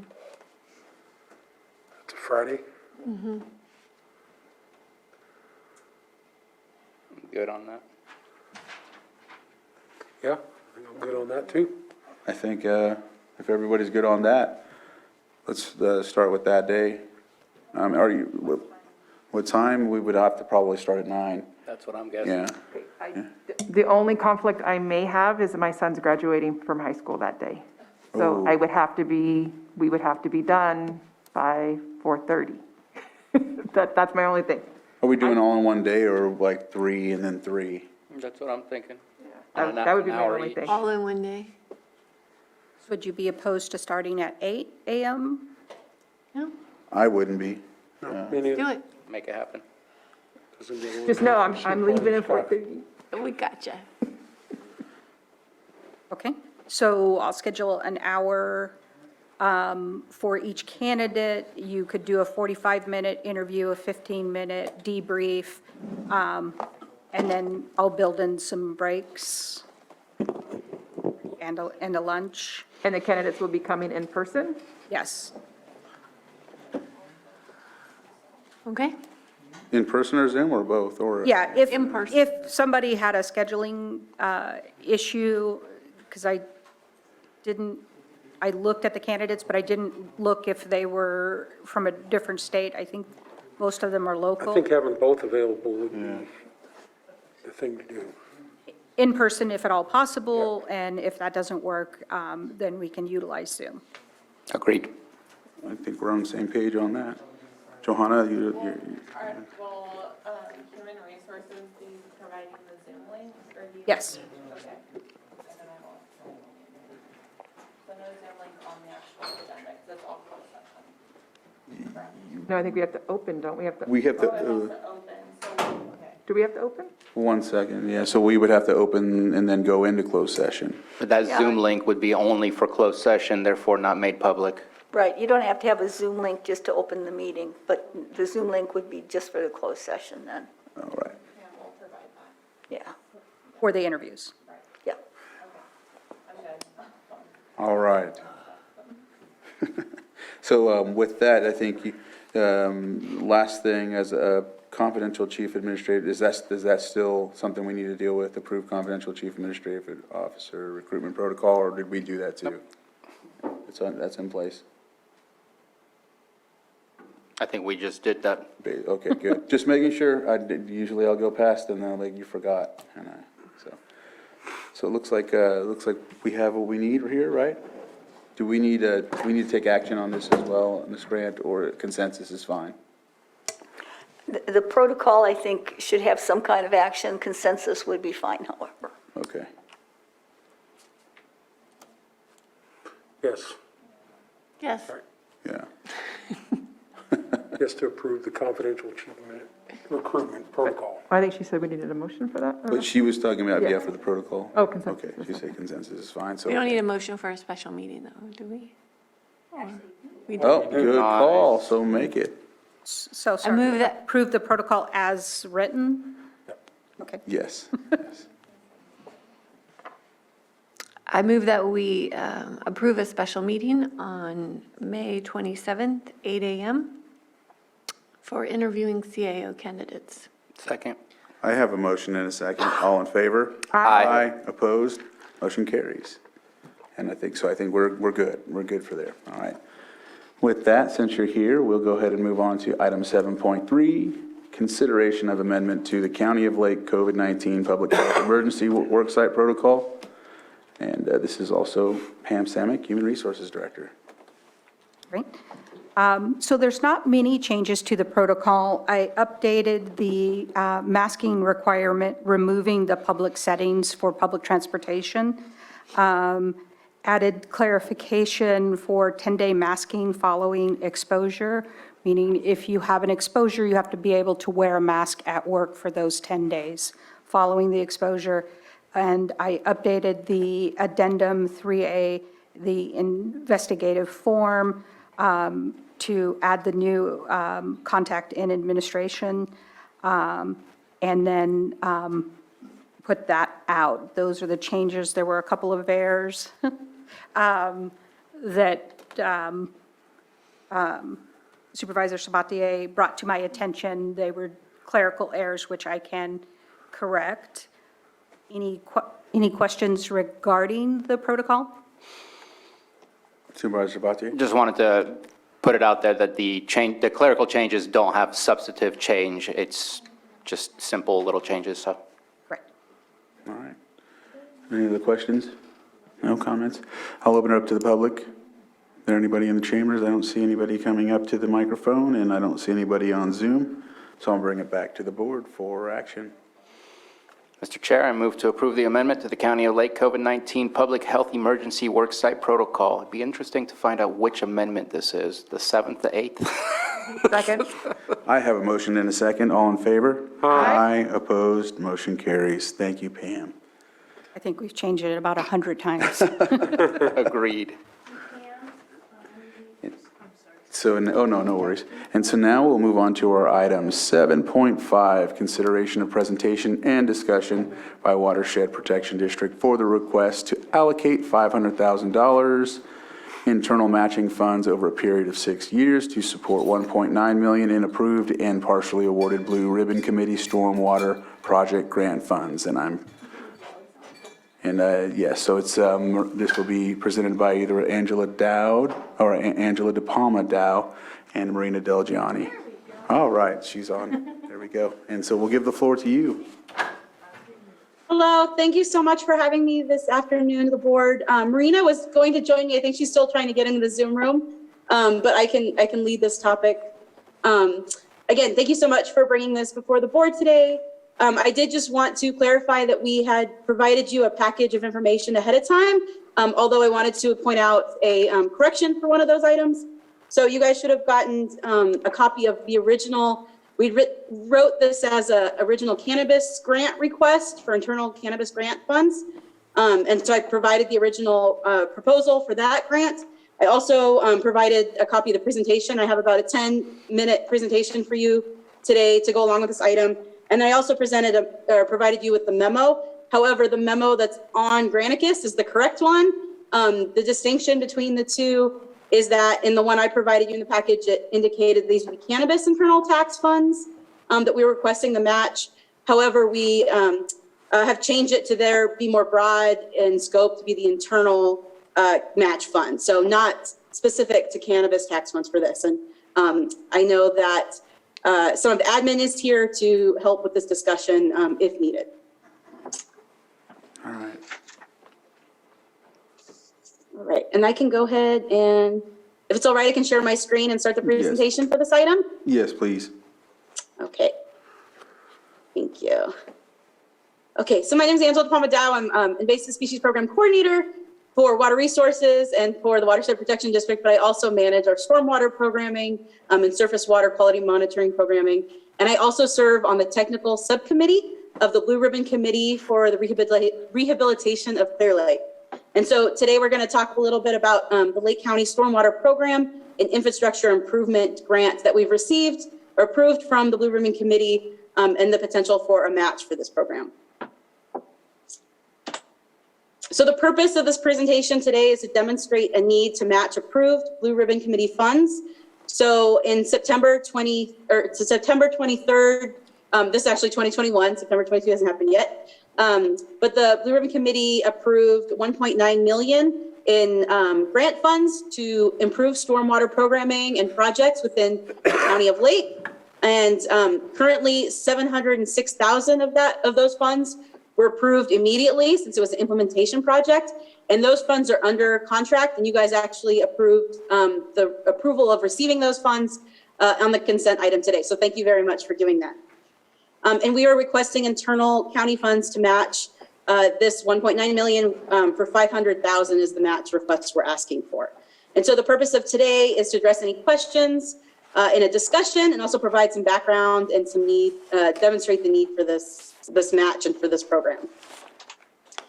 And so we are requesting $500,000 matched internal county funds for the period of this coming fiscal year, 2022, 2023 to 2027 to 2028. And we would really like to gain the support of the board and commitment to this match starting in the next fiscal year of 2022, 2023 at a rolling basis. So $100,000 per year starting next year, next fiscal year, until 5 years after that. And we do see these funds as being rollover. So if any given year we don't spend the $100,000, if we have like a $20,000 left, that'll roll over into the next year. So we're really committed to using these funds, but we're not gaining any access of unused funds. And we are kindly asking for $50,000 in advance in order to start purchasing equipment and using these grants. We need money to start that. And I'm sure you're aware that state programs and grant funds, even through the Blue Ribbon Committee, are reimbursement basis. And so sometimes for us to start projects, we have to have money to start that process.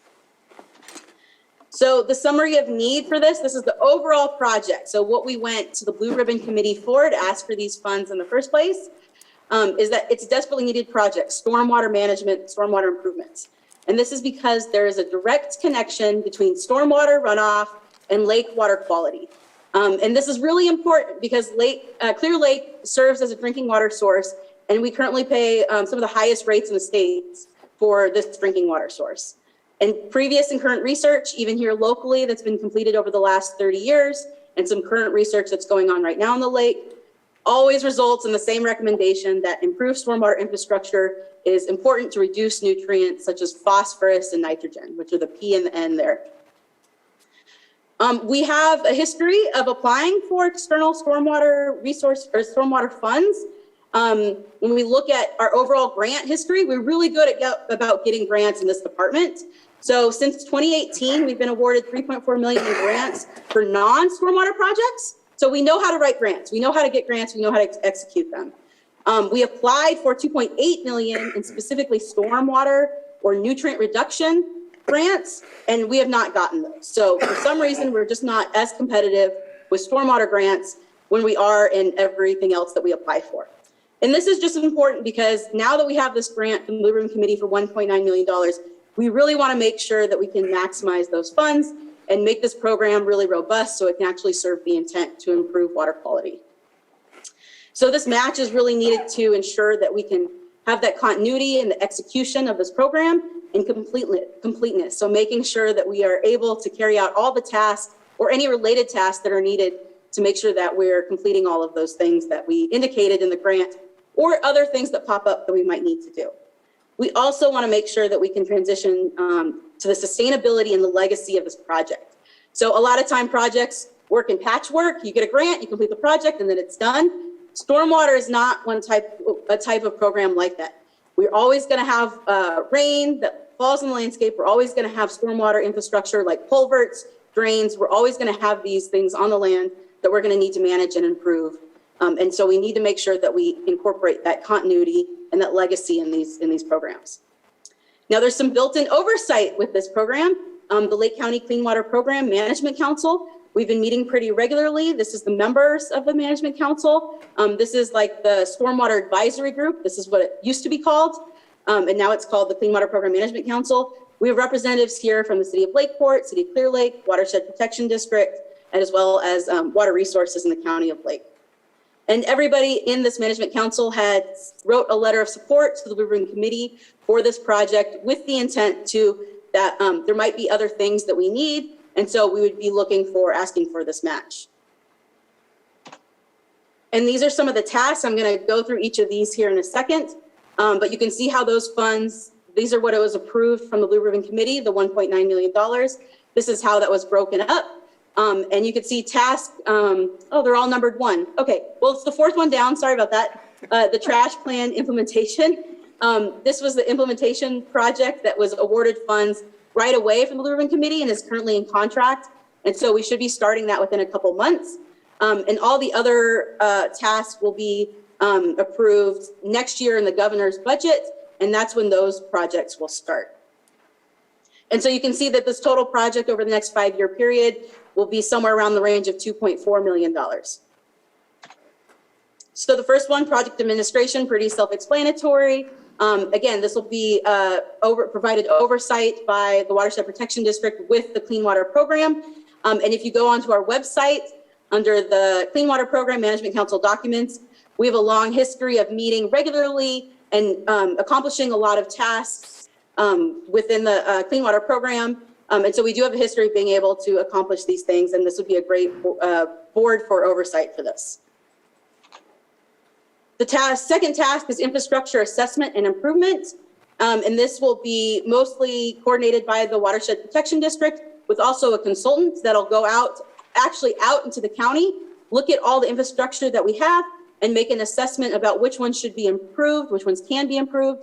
That'll provide the maximum amount of water quality improvement. So where can we put some green infrastructure or some retention basins so that we can maximize the way that we hold nutrients on the land and not let them flow to the lake. And so this will include on-the-ground assessments, structural controls, stormwater infrastructure, and prioritize areas that can be improved, and then do some designs. So when implementation funds come up, we're ready to go. We can submit those boots on the ground projects. And this here on the right is a photo. I'm not picking on Lakeport, but this is the type of stormwater infrastructure that we see every day that's out there that really is conveying that stormwater directly to the lake. And so here's an example of one. This is on the Lucerne side of the lake. This is Caltrans 20. You're looking over at the lake. And this is very common to have these big drains that basically just funnel everything, all the runoff, stormwater, straight out of pipe right into the lake. There's really nothing there to slow it, stop it, or settle that water and allow those sediments or nutrients to filter out. So what we want to do is kind of replace this infrastructure we have that's outdated here on the left with infrastructure on the right. But which ones do we choose? What are the sizings? What are the materials that are best? That's what this task will do, is figure that out for us. And here's some examples of another location on the left, a cement channel that's basically made to convey that water as fast as possible out of that pipe and into the lake and away from the homes, away from the road. And what we want to do is see if we can replace it with infrastructure like here on the right. There's two examples that are lakeside, near water bodies that have some smart stormwater design in place. Task 3 is to improve stormwater management policy, program review and improvement. So everything comes down to our ordinances, our policies we have in place. And again, we'll get a consultant to help us go through everything that we have existing right now and indicate ways that we can improve it and actually write that language for us and work with us to improve all of those administrative policy things that we need so we can make this program better for management. And this will work across the departments that have some stake in stormwater. That includes public works, planning, water resources, environmental health, as well as jurisdictions at Clear Lake and the city of Clear Lake and Lakeport. This task also updates our stormwater management plan. The last time this plan was updated was 2003, and it hasn't been touched in 2008, so it's a little expired. And then a lot of the stuff we've been working on recently, the improvements will incorporate all those things we've done, like the program effectiveness assessment improvement plan, which we got completed last year. Task 4, this one's in progress. This is really exciting. So this is for trash plan implementation. And this will work across a variety of departments like water resources, public services, code enforcement, to provide resources and means to do solid waste removal enforcement. We want to start Adopt a Drain, expand the Adopt a Street program, and maybe have a Creeks and Streets cleanup event program that's more regular in more places. And we have more of these events like we have pictured here on the right, where we can get some of those trash out of these waterways and into the landfill where they belong. This task will also improve our illicit discharge spill response. So whenever there's a spill in a creek or a waterway, we have more processes set up to be able to respond appropriately and remove impact of any of those contaminants or pollution. Last task is our outreach education. This is really important, right? Because we want to make sure that we're communicating and educating the public about stormwater and why they should care about stormwater so we can stop pollution and runoff from the source before it's even created. And so a lot of this will be creating educational content, materials, and curricula that'll be out in the schools and available. And then also outreach content distribution in all sorts of formats so people can learn about stormwater and the importance of it and its role with Clear Lake and other aquatic resources. And this is, I think, one of the most important parts because it's creating that legacy of stormwater and water quality awareness and that appreciation and how important it is for Clear Lake and Greater Lake County. So that was a lot. Thank you so much. Here's a summary of the ask today. We're asking for commitment to an internal county match to support this grant project. Again, $500,000 between 2022 to 2028 on a rollover basis, so we maximize those funds. We're not just letting funds sit there unused. And then we are kindly asking for a $50,000 advance to our department so we can start this project with some of those Blue Ribbon Committee funds that were already granted and approved and in contract. And again, this matches to ensure project continuity. There's some overhead fringe costs that aren't included in the grant. And that $1.9 million, that could be pretty significant. There might be some unforeseen internal costs, like some additional labor or staff time that we need to dedicate to get these tasks completed, or additional contractor costs. We have to do extra monitoring at any point to evaluate project success, monitoring lab analysis. Some of that's included in the Blue Ribbon Committee grants, but those costs change all the time. This would also include if we have another fire, if we need to do some emergency sampling, some of those costs could be included in there because that will contribute to stormwater. Also, we want to make sure that we have the ability to apply for future grants. particularly if we're looking for some implementation funds that are built off of some of the planning that is going to be produced from this project. And we want to make sure we're complying with any mandates or state orders and permit requirements that pop up. Over a 5-year period, we can expect to see 2 or 3 of those orders. And so some of these match funds will help us be able to meet those to make sure we stay in compliance. And then additional coordinating costs. So the Clean Water Program, it's a collaborative, again, between City of Lakeport, City of Clear Lake, and Lake County and the Watershed Protection District. And it takes a lot to keep that program going. We want to make sure that all of our partners are taken care of if there's anything that we need to do together to maintain this program. Last thing, if anybody is interested in anything we've talked about today, you want to participate directly, we do have a Clean Water Program this Thursday at 2 p.m. It's via Zoom, so anybody could log in, and if you want to attend and you don't have Zoom, you can contact us at Water Resources and we can arrange participation in person. And I'm really grateful that we're able to have these programs and talk about these fun things like stormwater. And thank you, our rep, Supervisor Crandall, participates, as well as Supervisor Sabatier is the alternate on this program. And then Supervisor Crandall is our representative on the Blue Ribbon Committee. So thank you. Thank you. That was a lot. I'll take any questions now and can help facilitate a discussion for this item. Vice Chair Scott? I don't have any questions, just that I definitely support this project. I know some of the phone calls I receive are from the Soda Bay area where we do have stormwater catches, but we're not cleaning those out. So they're not doing their job as catching all the rubbish and stuff that will ultimately end up in our lake. So I support this, and I think we need to be moving forward and helping Water Resources do their job. Supervisor Sabatier? Thank you for the presentation. I know that this has been something we've been talking about in the Clean Water program for quite a while, to getting this concept moving forward and how to get the funding to be able to really do this. And so I'm very interested in pushing this forward. Glad that the Blue Ribbon Committee is joining forces with the Clean Water Act to be able to move this forward as well. But I'm very interested in the financial portion of it and hearing from admin office as far as where does that fit into the cannabis taxes and other general funds that are being utilized. That's something of interest that I'd like to hear before giving the final approval. Real quick, you said $50,000 up front. Does that mean that there's $450,000 left for the entirety of the match, or is that in addition to the 500? Just kind of wanted to check in. We were thinking it was going to be part of the 500,000. It's just to jumpstart the project so we can start purchasing things that we need right away. So it would be, you are correct, but the 450,000 would be left. So technically for the first year, if we're asking for 100,000 each year, this first fiscal year, it'd be 50,000 would be an advance test, and the other 50,000 we would just spend like normal. We've had one cannabis tax with you guys before program, and it would operate the same way. So it's like the 22-23 year would start a little early, we just front 50, and then another 50 comes in once the actual fiscal year starts.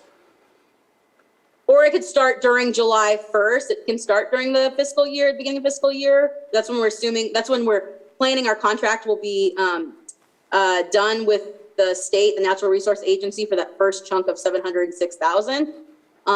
And so we would spend down that 50,000 advance first, and then any we spend over that 50,000 advance, we would apply for the reimbursement internally, like normal, with the internal cannabis grants, like that. Okay. That's right, Stephen? Okay, Stephen's nodding, yes. Stephen, Thank I you. want to unmute. Thank you. I thought you could hear my head rattle. So, about the finances, there are some one-time funds within the regular general fund that we could throw towards this. But yes, the idea was this is a great program that can be funded through cannabis. Even with the 50% reduction, because we have allocated a lot of our cannabis funds, a lot of it hasn't been spent. So what that brings us down to is the reason why I'm looking off to my right is I'm actually looking at my Form 5 for the upcoming 22-23 budget for cannabis. And we're looking at, even if we receive 50% of what we normally do, so between 3 and 4 million, we should have about 2 million set aside for cannabis policy items. And this would fall into that category. It would only be 100,000 in 22, 23, and then 100,000 the year after, in the year after. So it's really only 100,000 hit on that 2 million. I think this is a great project that can be utilized from the cannabis funds. Thank you, Stephen. Are there any other questions? So we'll open it up to the public in case there's anyone from the public online that would like to make a comment on this. I'm not seeing anyone. So I will close public comment and bring it back to the board. Supervisor Simon? Yeah, I did have just one follow-up question. Angela, when we had it up there, obviously our partners with ourselves, the county, but also the city of Lakeport and the city of Clear Lake are going to be beneficiaries. Was there any conversation about asking those folks to chip, to put some funds into the program? That's a great question, Supervisor Simon. And when we proposed this project to the Blue Ribbon Committee, part of their, not their grant requirements, but they encourage collaboration and support. So we proposed this project from the Clean Water Program angle because we do already have that built-in collaborative effort and contribution. There's been other projects that we have done with the Clean Water Program. So there's been some TMDL, we have a state requirement to reduce sediment phosphorus. We had to do some trainings, and those were all done with collaboration and contribution from both cities. So it's kind of project by project. So if we do a project within this overall grant project, we'll bring it to the Clean Water Program, see how much it costs, how much we have grant funds, and then we kind of all look at it and then contribute a little bit or see where we can contribute. It's really project by project because the size of Lakeport, the size of Clear Lake, some projects are better done by the area, if it's something on the land. Some projects are better done by the population. So we have these factors that we account for some of those differences. And so it's easier to do it project by project than it is overall. But the idea of the Blue Ribbon Committee funds was that it was going towards collaborative projects. So they could be used for anything by these entities. But if you guys have some requirements for the $500,000 match for that, again, that's for the county. That was for us to make sure that we could complete our side of these projects. So the Blue Ribbon Committee funds would really be used to do anything for the Clean Water Program. But the $500,000 match would be to make sure that we have the staff, the county side, to complete these tasks that need to be done. The county, as you know, owns or has more land. We manage more land. We are in charge of way more land and stormwater infrastructure than either of the cities. So it's going to cost a lot more for us to make sure that we're able to carry out these tasks. I hope that answered your question. And then Stephen, yeah, you want to add? That'd be great. Well, I don't want to butt into the board. Do any board members have a question first? Go ahead, Stephen. I asked my questions. Go ahead if you have an answer. Well, I don't have an answer that's for Angela, but I did have a question actually for Angela where the 500,000 makes the whole project happen, period. But would it be under 500,000 depending on if we have projects in Lakeport and Clear Lake? So our match technically would be about 490, let's say, instead, and you can possibly use that for something else within to expand the project past the 1.9? Because I wasn't sure, you were saying it's by project. Is it by project within this overall grant? Or is this grant? Go ahead. Yes, usually when we do the contributions from the cities and the counties, it's by project because we'll get a proposal and estimate from a contractor to do a certain project. And then we figure out how much that costs. And then we figure out what factor that we want to split that cost with, whether it's area-based or population-based. Or sometimes we do a combination of both of those things. And then we do a split that way. Usually the cost comes down to Lakeport and City of Clear Lake is very, very small compared to county because we have so much space, population, and area. But that is the way that we split up those before. So if I think I'm understanding your question correctly, that there would be less needed of that 500,000 if there's more contribution from the two cities. And that's why we're doing it year by year, and it would be by project. So, and also the amount that's allocated for each task completion in the Blue Ribbon Committee proposal what if those numbers get outdated by the time we get to that year where that project's done, and we need a little bit more to complete that project, then that's where those extra funds would help to support, so we can actually complete that aspect. There's a lot of projects, mini projects, big projects within each task that'll need to be done within this grant. I hope that answered your That's question. what I figured, and I just wanted it explained a little better. That was my understanding as well. Okay. All right, I want to make sure I know when we do projects, when we say we have partners, obviously the county is going to have the heavy lifting. There's no doubt about that. But, as always, having skin in the game obviously brings more people to the table, allows more projects. So it seems like at this point, we're going to be fitting the whole bill and then moving those projects across. So anyway, I wanted to bring it up during our conversations here, that we'll be fitting the whole bill at this point. Any other questions? And did I close public input already? Because I seen someone raise their hand online. I don't know.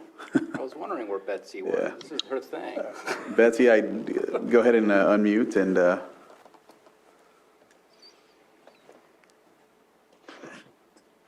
Thank you for the reprieve, Mr. Chair.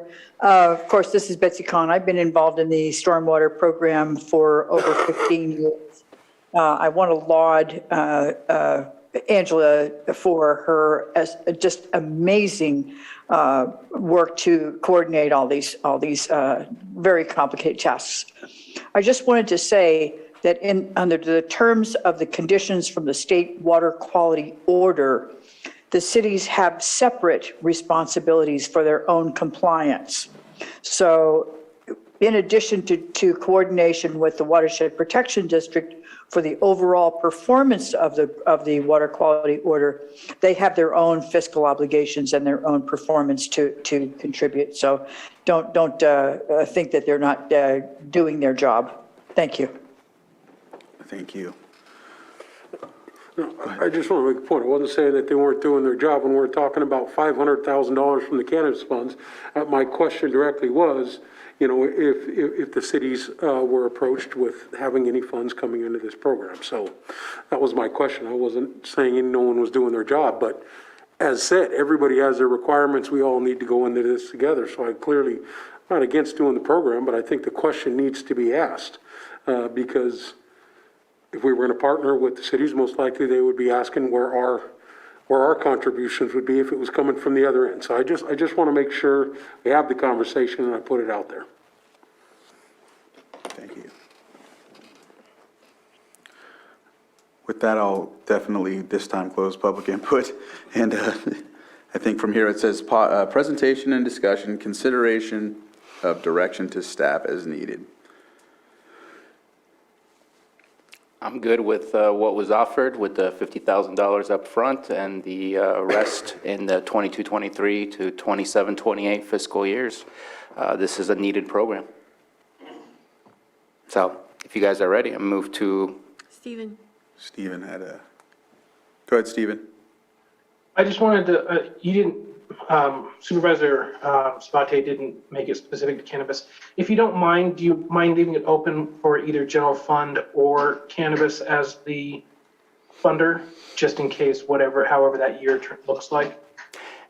So it's not tied down which pot it's coming from? Well, I think that I'm fine with moving forward with the 50 grand, but I think as we move forward and have the bigger conversation about our budget, I think it's going to be important to know where that sits and where that money's going to come from. So I don't know if we need to approve the $500,000 today and say 50,000 and then approve the other with the budget. I'm not quite certain what is required to be able to move forward from the water resources perspective. But I think that overall, seeing the big picture of the budget and where this fits in and what funds are going to be utilized to fulfill the needs of this project is going to be an important conversation during the budget time. Agreed. I think they need the promise that we will provide the match. Yeah, and that makes sense to me. So I don't see an actual motion that needs to be made, but there's funding. So I'm going to say I approve of the request to allocate $500,000 of internal matching funds over a period of 6 years with a upfront $50,000 right now, and the remaining of the $500,000 between 22-23 and 27-28 for the stormwater project fund. I hope that's appropriately stated. And that's in the form of a motion. That is in a form of a motion, yes. Yeah, I second it. So I have a motion to end a second. All in favor? Aye. Opposed? Motion carries. Thank you for your Thank you presentation. so much to the board. We really appreciate it. And we will have an update on this program coming up on the 25th of March. So you guys will get a more in-depth detail of what we do with the stormwater program and the clean water program. So look forward to that. And March thank or you so May? much again. Did you say March? Really appreciate it. May or March? May, sorry. Pregnancy Thank brain, you, sorry. Susan. Thank you. It's all right. All right, with that, we'll close our, that item and go on to our 7.1 calendars, and we will start with Supervisor Pyska.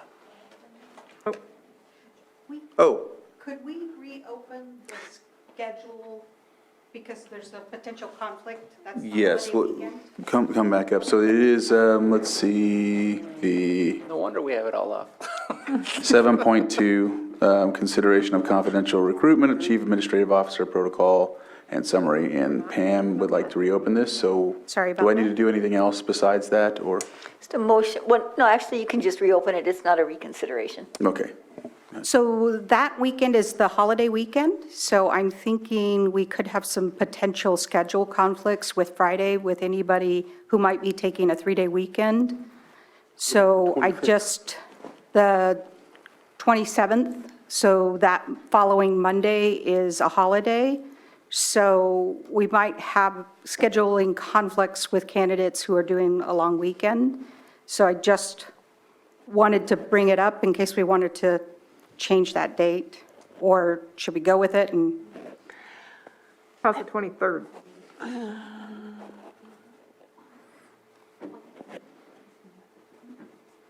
I'm good on the The 23rd. 23rd works for me. So we're going to have to redo another motion, Yeah. Yeah, because it was a special meeting. rescind, and motion again. 23rd is good for everybody, 8 a.m.?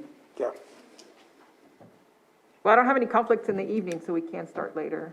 I don't have any graduating. Let's start at 9. 9 helps, Monday. because I drop off kids at school. It's a Monday. So 9 it is. So look at the 23rd, so I think we need to rescind, and then, I move to rescind our scheduling of CAO interviews. Second. so I have a motion and a second. However, I didn't get a chance to open it up to public input, just in case. I don't see anybody in the chambers. If anybody is online, please raise your hand. Nope. Nobody online, so I'll bring it back, and we have a motion and a second. May 23rd, 9 a.m. Yeah, and I'll just make the request that we get the agenda maybe posted Thursday before, so none of us will have a chance to talk to any staff or Yeah, anybody. that does make things difficult for Tuesday. You're right. But I It's think- I fine, think but we if have we to get make it. it happen, yeah. Yeah, if we just get it posted by the 19th on Thursday, Yeah, it's a super easy agenda to post. So far. so far, yeah. Yeah. You just jinxed it. So I think we need to finish the vote for the rescind, because I Yes. don't know that we did that, and then Yeah, so I have a motion and a second. All in favor? Aye. Opposed? Okay, and then, I move to schedule interviews for the CAO on May 23rd, Monday at 9 a.m. Second? so I have a motion and a second. All in favor? Aye. Opposed? Motion carries. Thank you, Pam. I hope Thank that you. helps. I'll put it on there right now. Back to our calendars. Supervisor Pyska. Okay. Well, I have two things to report. I spoke about earlier the Wildfire Forest Resiliency Task Force, which was last week, and it was amazing. The big conversation that I mentioned before was the block grant possibility. So hopefully that's going to be incorporated into the 1 million acres a year strategy. Tara was there. There was a whole panel on prescribed burning and tribal burning, and so it was really an amazing day. The next one is in July, in Sacramento. So I'm hoping Supervisor Simon can join me for that one. There's 2 more after that this year, I think, so. Anyway, that was the one that focuses on our north coast region. Then we're going to be up in the Sierras in September, and then back in Sacramento, I think, in November. And so just focusing on different regions throughout the state. And so it was really great to hear about all the collaborations happening in the north region, which a lot of it I didn't actually know about. So that was really helpful. And then Saturday was the first bike race to be back in Boggs, which was awesome and emotional. And it was a 8.6 mile loop that you started at 8 a.m. and you just kept riding and riding, and you can start your last loop at 4 o'clock. You have to be done by 5. And so you could do it as an individual or as a team. We had one of our high school seniors do 11 laps, so he did like over 90 miles. And so those were on the trails that were built with cannabis money that I contributed in February. So 400 racers coming to the community, $25,000. So basically, if they each spent $60 or a tank of gas, it's already been repaid back to the county. So we've got another race in 2 weeks where all the high schoolers are having their state finals. So we're going to have 1,200 more people come that weekend. And that weekend, they're not going to be camping in Boggs like they were last weekend, which means they're going to be in our hotels and Airbnbs and campgrounds all around South County. So it's a big deal. It was a huge push to get this done. There was a couple dreamers that right away, right after the Valley Fire, just never let go of the vision of bringing those trails back and bringing the races back, because this is the Bike Monkey race that really made Boggs famous years and years ago. So it was awesome. And so for my calendars, tomorrow I have a meeting with constituents, catching up on things. And then Thursday, we're going to San Ramon. You going? Yes.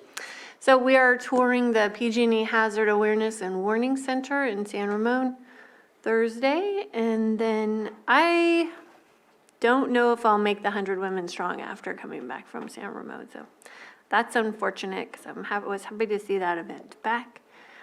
And then Friday, Lars and I are going on a mission. We're hiking to scout some things. So we've been trying to plan that for quite a long time. So that's finally coming together. Anyone can join me if you want. Where are you going? No takers, huh? No. We're gonna hike to the top of Cobb. I did call you. We kind of exchanged calls about the sunrise. Yeah, that's at 5 a.m. on Saturday morning, and they do the sunrise ceremony. It takes place on Robinson Rancheria. The night before, at the cultural dance grounds, they conduct a dance and a gathering. And then in the morning at 5 a.m., they meet at the Bloody Island Rock, where they commence with the ceremony before sunrise. So, and it's open to anybody. I'm really interested in doing that this year. I've wanted to do it in the past. I'm not 100% committed. I have a couple other things, but I'm working on making that commitment happen. And then later in the afternoon, I have an art show in Kelseyville. My gosh, I have Sunday free, amazingly enough.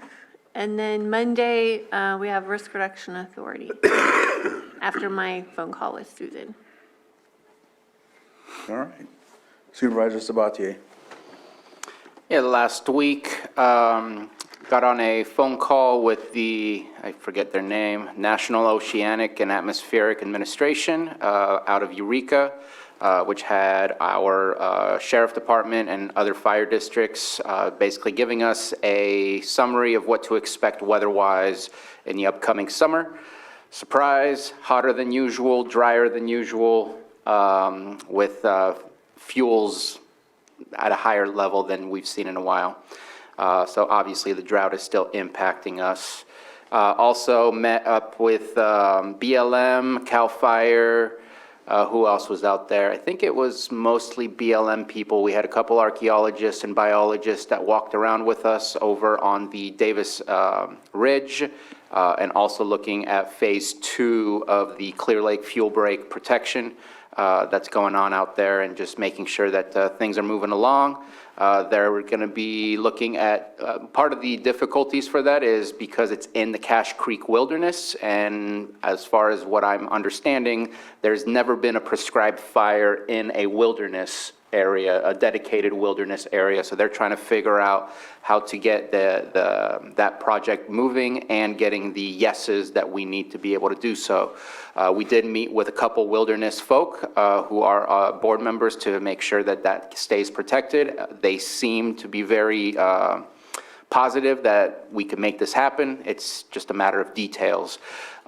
Instead of looking at it from a air attack, which was the original idea because of the challenge of the topography, now the anticipation is to have two separate two separate fire lines, and then trying to burn it from the edges for it to burn down into the valley on its own, so that we don't have people grappling down into the valley or having to use helicopters. There was the idea brought up of using drones, which I think would be a much cheaper way to do it, and it's been utilized, and maybe we'll go ahead and use that. As far as getting the whole NEPA process completed with the agreements with the wilderness groups, hopefully, we're still on track for getting that phase 2 done, which is another ridgeline fuel break, phase 2 done by next year, with the hope that we can get to the fire burn in between those two fire lines very soon after. Tomorrow I have LTA, APC, Lake EDC. Oh no, that's probably been canceled. I'll have to check in with that. I was supposed to do a walkthrough for Lake EDC facade improvement KUSD board meeting I'll be joining, Clean Water Act program on Thursday. On Friday, I'm going to be here in Lakeport for the Fallen Officers ceremony. And I think that's all I got until Tuesday. Flag raising ceremony in Clear Lake and meeting with our CAO, and that's it. Thank you. Supervisor Simon. Finishing up the board meeting today, tomorrow with Supervisor Sabate, have APC board and LTA in the morning. Thursday, going on the trip to San Ramon to the PG&E Hazard Awareness and Warning Center with Supervisor Pyska. Then that night, I do have math, Middletown Area Town Hall at 7 p.m. on Thursday night. And then Friday, weekly planning meeting is on my calendar here, so do that, and then back here on Monday for a meeting with the interim CAO, Susan Parker, and then Risk Reduction Authority that afternoon. We did have our RDA successor meeting yesterday. We successfully approved the amendment and the resolution as we're moving forward. So that is completed. I think I signed that this morning when the meeting started. So we're moving forward with that process. Appreciate everybody's work and, the RDA board members who helped move it forward. So we got that completed. Thank you, Anita, for being there, and Susan for the heavy lifting as we got through that process. Other than that, that's what I have, so. All right, Vice Chair Scott. Yes, tonight I have a meeting at 6 o'clock, and then tomorrow agenda review at 8:30, and then Healthy Start at 11. Children's Council at 1. On Thursday, I have Maternal Child and Health Advisory Board meeting at noon. Constituent meeting at 11. And then Mental Health Advisory Board at 3. Hoping to attend 100 Women at 5:30, 100 Women Plus, because there's more of us that are involved in that. I will also attend the Fallen Officers Memorial Friday at 5:30 here in Lakeport. On Saturday, there's actually 3 events going on. Mental Health Matters, which will be in the Library Park here at Lakeport. Blue Zones, which I believe is in Clear Lake. On the 14th. Yeah, at Austin Park. But I will be attending Foster Parent Appreciation event in Kelseyville that Saturday. So lots going on that day. And then Wellville arrives on Monday, so there's about 70 people coming from all over the United States to come experience Lake County, learn about all the great work we've done with Hope Rising, and share ideas and hear what they've done in their communities to better the health of all those who are living there. So I'll be jumping around to meetings all next week with that, and I'm getting ready for Tuesday's meeting. All right. So today, finishing up our meeting, and then tomorrow, 8:30, agenda review with CAO, our interim CAO, Susan Parker, and Vice Chair Scott.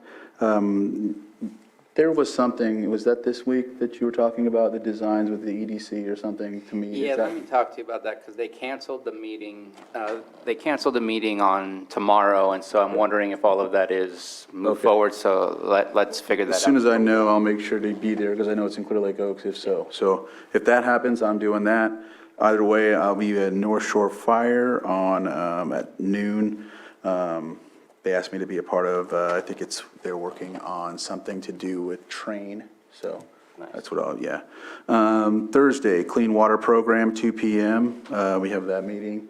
Is that stormwater, same thing we just met about today.